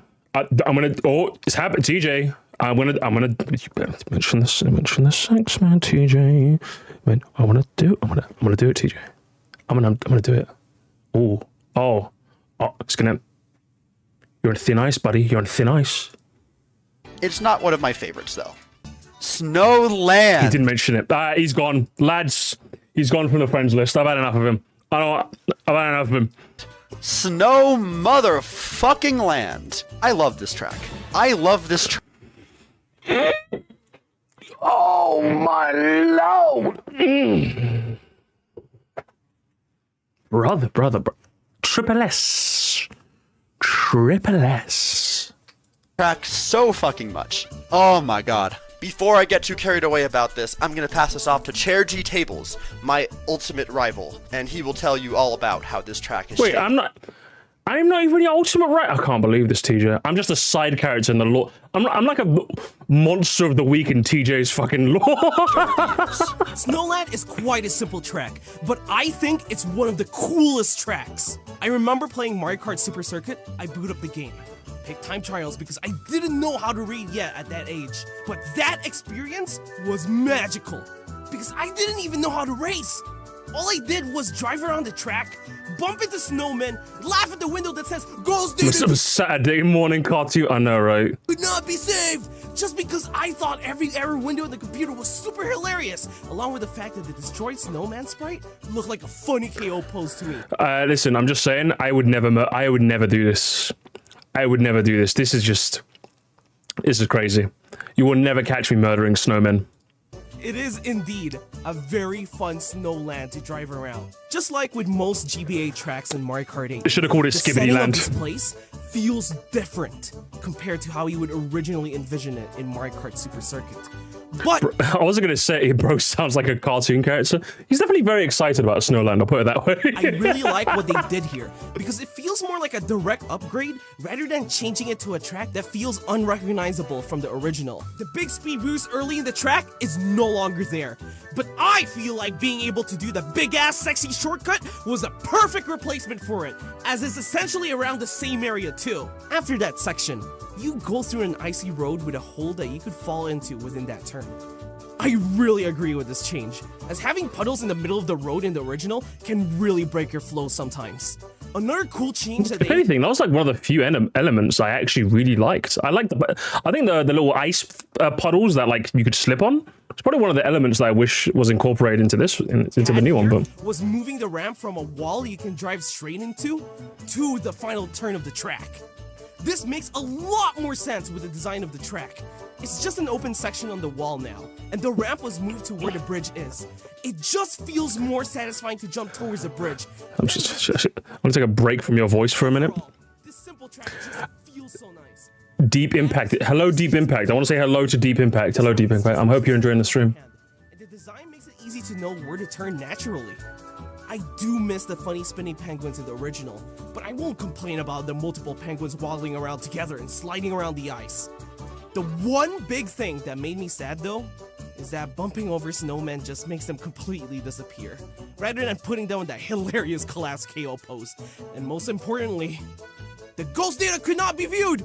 Doesn't show up anymore when you bump over them, because our technology is too strong now. That made me sad. So on the topic of GBA limitations, I've never been more happy to have you back, TJ. one thing that Super Circuit really has to its benefit is that because of this primitive technology, they really have to squeeze out some of the best just feeling track layouts in the series. But Snowland in particular takes it a step further. And I think it is on Snowland where we can really see that the Booster Course team's approach to track design is vastly different from the people who designed the Wii U version a decade ago. Because this version of Snowland is the first track in Mario Kart 8 Deluxe to introduce an expert shortcut that wasn't possible in the previous version of Mario Kart. And man, is it a cool one. As you just start this satisfying drift, then hop over this massive perilous gap, and then make it out the other side with only minimal adjustment needed to get you right back where you need to be. And I don't think I even mentioned the shortcut in my ranking. I do think it's cool. It's just not enough to like really affect my placement. I think it's a really cool shortcut though. Definitely one of the better ones in the series, for sure. I still think it's in service of an otherwise boring track. Despite this shortcut being arguably the biggest one in all of Mario Kart 8 Deluxe, it still doesn't completely kill the integrity of frontrunning. And I would argue that Snowland does this better than any other track in the game, because the moving item boxes are a dynamic element that stops item play from getting stale, and always makes you have to think on your toes about how you're going to approach a given situation. I'm thinking on my toes when I play Snowland as well, as in such crazy dynamic things like, when's the next track coming, and boy, do I even want to play another race? That's the kind of things that's going through my mind. What should I order on Uber Eats today? Should I get Wendy's again, or should I go classic and go KFC rice box? And it is for all of these reasons that it is a contender for my favorite track in all of Mario Kart 8 Deluxe. Unlike Mushroom Gorge. Mushroom George. Mushroom Gorge is such a weird case. I want to love this track so much, but its limitations cannot be ignored. Mushroom Gorge, don't get me wrong, Mushroom Gorge reinforces everything I said about TJ. Snowland. The fact that the gap jump is possible at all in Mario Kart 8 Deluxe is baffling to me. I would have never seen that coming in a million years. I thought Mario Kart 8 represented an era of Nintendo in which they no longer liked having fun, by which I mean they no longer liked having these really obscure expert shortcuts that like a few people will put in the time to master and that most casuals probably won't even know about. But they made the gap jump possible. And not only that, it's one of the most difficult shortcuts in the game, and it's always going to be way more stylish than anything that Hyrule Circuit could dream of. So with all this praise, why do I put it in C tier? One simple reason. The mushrooms? It was not designed for Mario Kart 8 Deluxe. Yeah. Mushroom Gorge in Mario Kart Wii, they went through the process of giving you complete and absolute control over every single aspect about how you hit a mushroom in Wii. In this game, the few like mushroom-esque elements they had in Mario Kart 8 Deluxe did not offer nearly that degree of freedom. And they tried to make up for it. The mushrooms are jank in this level. I do agree. They are very, very jank. C is harsh, though. I think it's harsh. By making it so that the mushrooms are just way bigger, making it so that as long as you're going in the general right direction that you'll be okay. But like, I'm not gonna lie, that trick doesn't really go very far. Not only that, Mushroom Gorge is home to one of the most unintuitive pieces of Mario Kart 8 tech in the entire game, which is known as a super bounce, where if you release a mini turbo right at the same time as you're hitting a mushroom, you get a massive speed boost. And this is a problem because not only is that something that you would never discover on your own, but it's something that is not accessible to some players.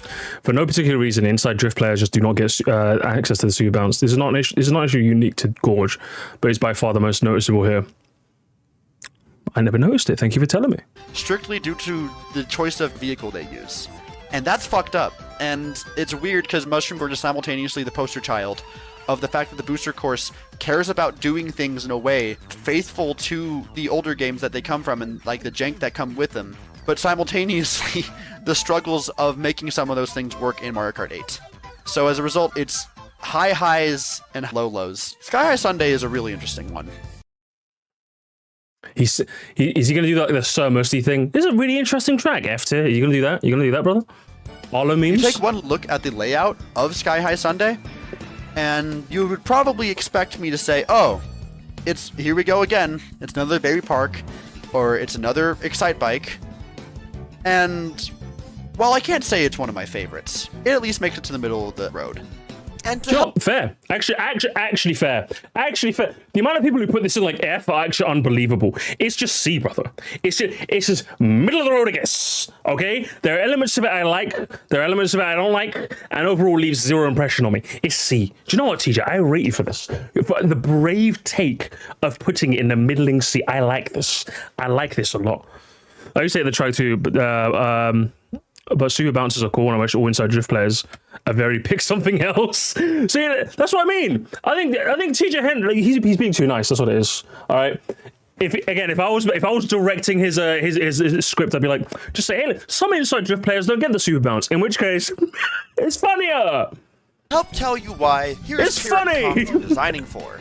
Of all the tracks, My that the logic booster is course people are going to get pissed at you anyway. You might as well piss them off even more. That's why I hate on Grumble Volcano all the time. I just don't like the track. I got no hard feelings, but everyone's like, and I'm like, yeah, fuck it. I hate it. I hate even more now. I hate the way that you walk, the way that you talk, the way that you dress. If I take a flight, it's gonna be the weird wreck. chimeras of 8 and Tour. Sky High Sunday is very clearly the one that's the most Tour coded. Now, Tour is barely a racing game. It's more like when you try to chain manuals in a Tony Hawk game to get a big combo and trick from one end of the course to another. And Sunday is perfectly built around that. Look at the way the coins are spaced. In most tracks, you would need to drift further out and take a less tight line in order to nab them. But nope, Sunday just says, eat 'em up, eat 'em up, eat 'em up. True. They're right in your lines. Right after every jump, there's a perfect trail of them in the center of this big turn. It's free. There's a section with jumps. Sorry, I just... Why did this guy sound the English voice over Nintendo Direct? He actually... But this sound, it's like the exact kind of like voice they would use, isn't it? Oh my god, that's amazing! He sounds like the kind of guy... He feels like he's about to say, Mario Kart 8 Booster Course Pass for the Nintendo Switch. He looks like he's going to say that. Oh my god, Designing for... You got a direct kind of voice. One right after the other. The big turn near the end is right after a set of item boxes, so you can combo right out of it. The only real flat stretches of the track are the starting line, which counts as a combo in Tour anyway. Is this one of your goats, Namsu? Designing for us and go, I love this Bowser Land video. Let me give him a score from 1 to 10. Where is he? Designing for, let's have a look. 66k. Okay, minus 1 point for having more subscribers than me. What have you got, brother? What have you got? My goat would never have a Pokemon video. He has a Pokemon video. Do you know what? Plus 2 points for that. So overall, you're plus 1. Yu-Gi-Oh video, that's another plus 1. You're appealing to my nostalgia. Hey, I'm just looking. A lot of Donkey Kong, that's plus 7 already. So overall, I think you're at a plus 9. Well done. See me after class, okay? For maximum praise. And the section in the middle where you're traveling uphill on these ice cream pallets, which you would have to plan to save a usable item for in Tour in order to extend your combo. Otherwise, every inch of Sky High Sunday is devoted to making you do something. If Designing for ever sees this, hello, I like your channel. Could you please say Mario Kart 8 Booster Course Pass for the Mario Kart 8 Deluxe Booster Course Pass Nintendo Switch system? Could you give me one of those, please? Thank you. All times. A perfect loop of items and coins and tricks to let loose with. A flawless burst of speed as you manage to score a perfect run with not just ease, but style.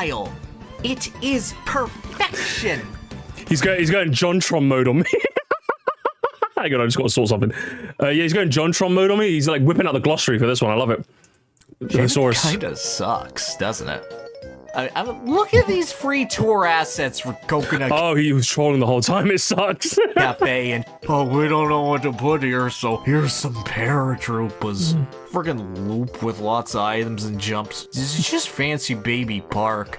I'll go baby park. This is Designing for literally got drunk as he recorded this. To be fancy. I go there because I enjoy human suffering. This isn't even good, Tony Hawk. It's not like Bowser's Castle 2T. is just, it's like the Sean Palmer of Mario Kart Tracks. Hey, hop off my goat, Sean Palmer. Okay? Leave him alone. I mean, who would ever want to play Sean Palmer? Hey, hop off my goat. I reckon someone would have to be pretty sad to have played and optimized Sean Palmer. Don't look at that! Stop! I feel like Sky High Sunday, even though it's very basic in design. Listen, he's my goat as well. Actually, I've never heard of the game, TJ. I'm gonna be honest with you. The item boxes are set up allows you to strategize kid. a bit. Like, you can go for the one extra item box in the ice cream cone that everyone goes for, or you can try to instead just try to get 2 different boxes in the same ring. The staircase is a little bit awkward, but like it still feels decently fun.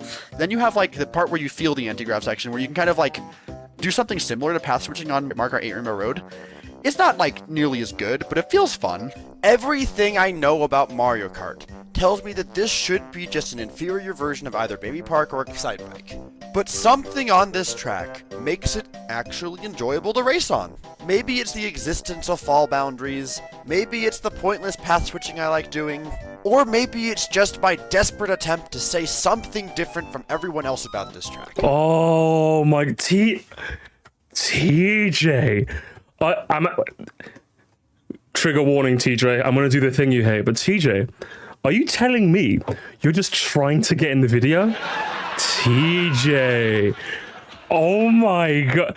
TJ, you can't do. You're being quirky to get in the Musty stream. I see you. He's a quirked up white boy with a lot of swag, eh? Crazy. But in my opinion, there is something here. It's not amazing, but it's passable. Much like Mario Kart Tour. And yes, Sean Paul. Nice. Listen, man, I think it's C because it's just C. You think it's C to be quirky. I don't know, TJ. Are we eating at the same dinner table? Are we cooking the same dish? I don't know. Quirky. We'll now get to London Loop. All right, gamers. I do have to go though. It's actually 9:30. It's actually 9:30, TJ. So while I've been having fun with this, I'm gonna watch the rest in my own time, and I'll make sure I leave a comment so you know I've watched it, because I'm bad at leaving comments. So what we're gonna do is that we're gonna jump to. You talked about Berlin Byways, Mero. You talked about Berlin Byways. Of all the tracks to talk about, Okay, let's get to Berlin Byways. Oh boy, Berlin Byways. This is my favorite city track. Hands down, not even a competition. I love Berlin Byways. Crazy. Actually crazy. Part of it has to do with the music, but part of me really likes just how much it feels like with Berlin Byways. You get much more of a thorough adventure through an entire city. Like this is a Woohoo Loop-esque track. This is what they were trying to do with Tokyo Blur, but that they actually succeeded with here. It's also another traffic track that actually handles it well by having some genuine... What's the show? Okay, someone just DM'd me right now saying, Musty, it's understandable that he thinks Berlin is here. He used to love doing... Okay, I got sent this image. Apparently, TJ used to love using one of these when he was a kid. So that explains why he likes Berlin Byways, chat. Really difficult turns to avoid them during, with like these medians that make the middle lane like harder to be in, obstacles on the side of the road. It has a decent balance of traffic and no traffic. It does a lot right, and I love everything about it. And the fact that they took the effort. TW98 called out Nintendo from the fact that it wasn't possible. They have these womps at the Berlin Wall section, where you can trick off of them, and TW98 makes a video calling out Nintendo for the fact like, oh, this is some lame Lakitu placement stopping you from taking a cool expert shortcut that could exist. Nintendo, in a future patch, then removed that Lakitu from the spot. And that is incredibly cool to me. Like, if that doesn't specify the degree of which Nintendo is willing to let you have fun with this booster course pass, I don't know what does. I think TJ Henry, literally 15 years from now. TJ, tell us the story again. Oh, okay, grandkids, calm down. I will tell you where I was when Nintendo removed the Lakitu in Berlin Byways. There's so much about Berlin Byways that I think it perfectly encompasses what the booster course does right. And yet despite that, it could apparently still be better? Apparently so. Take it away, Mero. You'd think considering Mario Kart Tour is a mobile... Hey, it's the one! It's the go! Fuck you, TJ, I'm using the soundboard. Fuck you! It's the go! It's the go! Let's go. Better? Apparently so. Take it away, Mero. You'd think considering Mario Kart Tour is a mobile game and Mario Kart 8 Deluxe isn't, porting its tracks over would be an improvement by default. And while a lot of people definitely enjoyed Berlin Byways, I can't help but feel disappointed. Yeah, what's this bumping ass beat? Mero's about to sell me car insurance with a beat like that. Its unique gameplay mechanic were left behind. Oh, City man. tracks in Mario Kart Tour are made up of 3 to 4 routes, with each route being considered a different track. Instead of choosing a route to remake, Nintendo took the course model and tried to create a path across 3 sections that includes as many areas of the model as possible. Sometimes this was done by retreading the paths taken in Tour, and sometimes they did their own thing. For Berlin Byways, they used Berlin Byways 2, then 3, then 1 as a rough guideline. And I think all 3... Have you been missold, PP? Sorry, I've got to be listening. Shut up. Would have done much better in the original. The first lap had a super interesting mechanic in Tour. There were alternating glider panels like in TikTok Clock, and players who chose to fly would swoop down to trick up the cars Subway Surfer style. This mechanic was replaced Subway Surfer's mentioned. Oh my god. With a straight line, nothing to do. Then there was this train that contained an extra item box, and while this is still an 8 Deluxe, it's not really worth getting due to the differences in controls and walls acting like walls. The second lap is all cars. While we saw the bomb car return for Wii Moonview Highway, the Piranha Plant car was not brought back for Tour Berlin Byways. Do you know what's probably going to be the most fun part about watching Mero's rankings? Is when she gets to like the Tour section, because there's probably going to be so much stuff about Tour. I still need to play. I need to do that before it shuts down. Seriously, I've been putting it off. What the hell is this? What the hell is this? Are you telling me I'm putting? But if you go watch my tier list, retroactively put this in F now. I can't believe this. They denied us Piranha Plant car. I don't even think that would have been that hard to implement. Like, you know what I mean? Like maybe the ink spitting Piranha Plants. Even then, you could have just taken a blooper like ink splot texture thing. Even that's a bit sus. But this is horrible. Are you kidding me? Just put a car. Just put the thing. With 3, which is disappointing again, and could have been a nice addition to separate it from the other traffic courses. The third lap features these wumps, which don't even fall until you pass them half the time. This is a really cool mechanic for a multi-lap track in Tour, now feeling pointless and wasted. While Nintendo did add this weird gap jump shortcut, it's very janky and clearly an afterthought. I think Berlin Byways would have TJ Henry destroyed with facts and logic. He was like, he's going to tell his grandkids, where were you when they removed that Lakitu? And America's just like, it's kind of mid though, isn't it? much better if they picked a route and made it 3 laps rather than trying to shoehorn everything together. Instead of getting the best of 3 worlds for Mario Kart Tour, we got a watered down, generic romp for the city. No wonder people seem to hate these so much. Oh! Hey, where's the video? Hey, brother, this is a teaser for your video. Where's the fucking video, Mero? Stop redrafting your video and stop fucking editing. Stop editing! Peach Gardens is interesting. All right. Okay, tell me you like Peach Gardens, because I got a dip soon. So tell me you like Peach Gardens at least. Peach Gardens is another S tier. Hey, TJ, I'm doing it again. TJ, fuck you. TJ, Henry, Yoshi, on the right side. We love TJ Henry Yoshi. I love him. He's my favorite. Do it again. Do the random applause thing again. Yeah!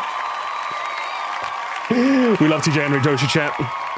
He loves Peach Gardens, and he definitely did not do that under duress. I can confirm that 100%. That was fun, though. That was fun to watch. Definitely, a lot of the chat was molding for the initial bits. But that's actually fun. I actually learned a bit. Most of your points, even if some I didn't understand, most of them were solid. I like that. That was a fun video. Do you know what? I was here, okay? Hang on. Well, TJ, you are an odd fellow. Can I spell, please? But I must say, you make a great tier list. Oh, there it is. I pressed cancel instead of submit. Do you know what? I'm leaving it. I'm leaving it there. I don't care anymore. I give up. Anyway, that was fun, chat. Oh, lovely. Lovely stuff. That was fun. That was fun to watch. I think we had a lot of fun. I had a lot of fun today, haven't we, chat? We had so much fun. A lot of fun. If I'm not pipeline, we'll get a rerun in Tour. Oh, it will. It will. But gamers, that's it for me. It's been 4.5. You've had enough of Musty today. You've had enough of them. I get a lot of his points. I'm just trying to compare to mine. So yeah, same. But then again, it's like imagine if I made a video on like Rainbow Six Siege and like TJ was watching that, he'd be like, "Brother, it's just a shooting game. What are you talking about?" You know? So it's like, I kind of get it. I kind of get it. You know, different strokes for different folks. Either way, gamers, I'll see you soon. Okay, I'll see you soonish. If I stream again this week, I'll probably be on Twitch. But I don't know. I'm a busy man lately. Have a good one, chat. Enjoy the rest of your week. If I don't see you, and if I do see you, nice to see you. Peace out. It's nice. It's a blast. I'm glad you enjoyed it. I'm glad you. Ty's commenting account used for commenting. I wish you a very merry commenting, and I thank all of you guys for being here. Have a good night. Goodbye.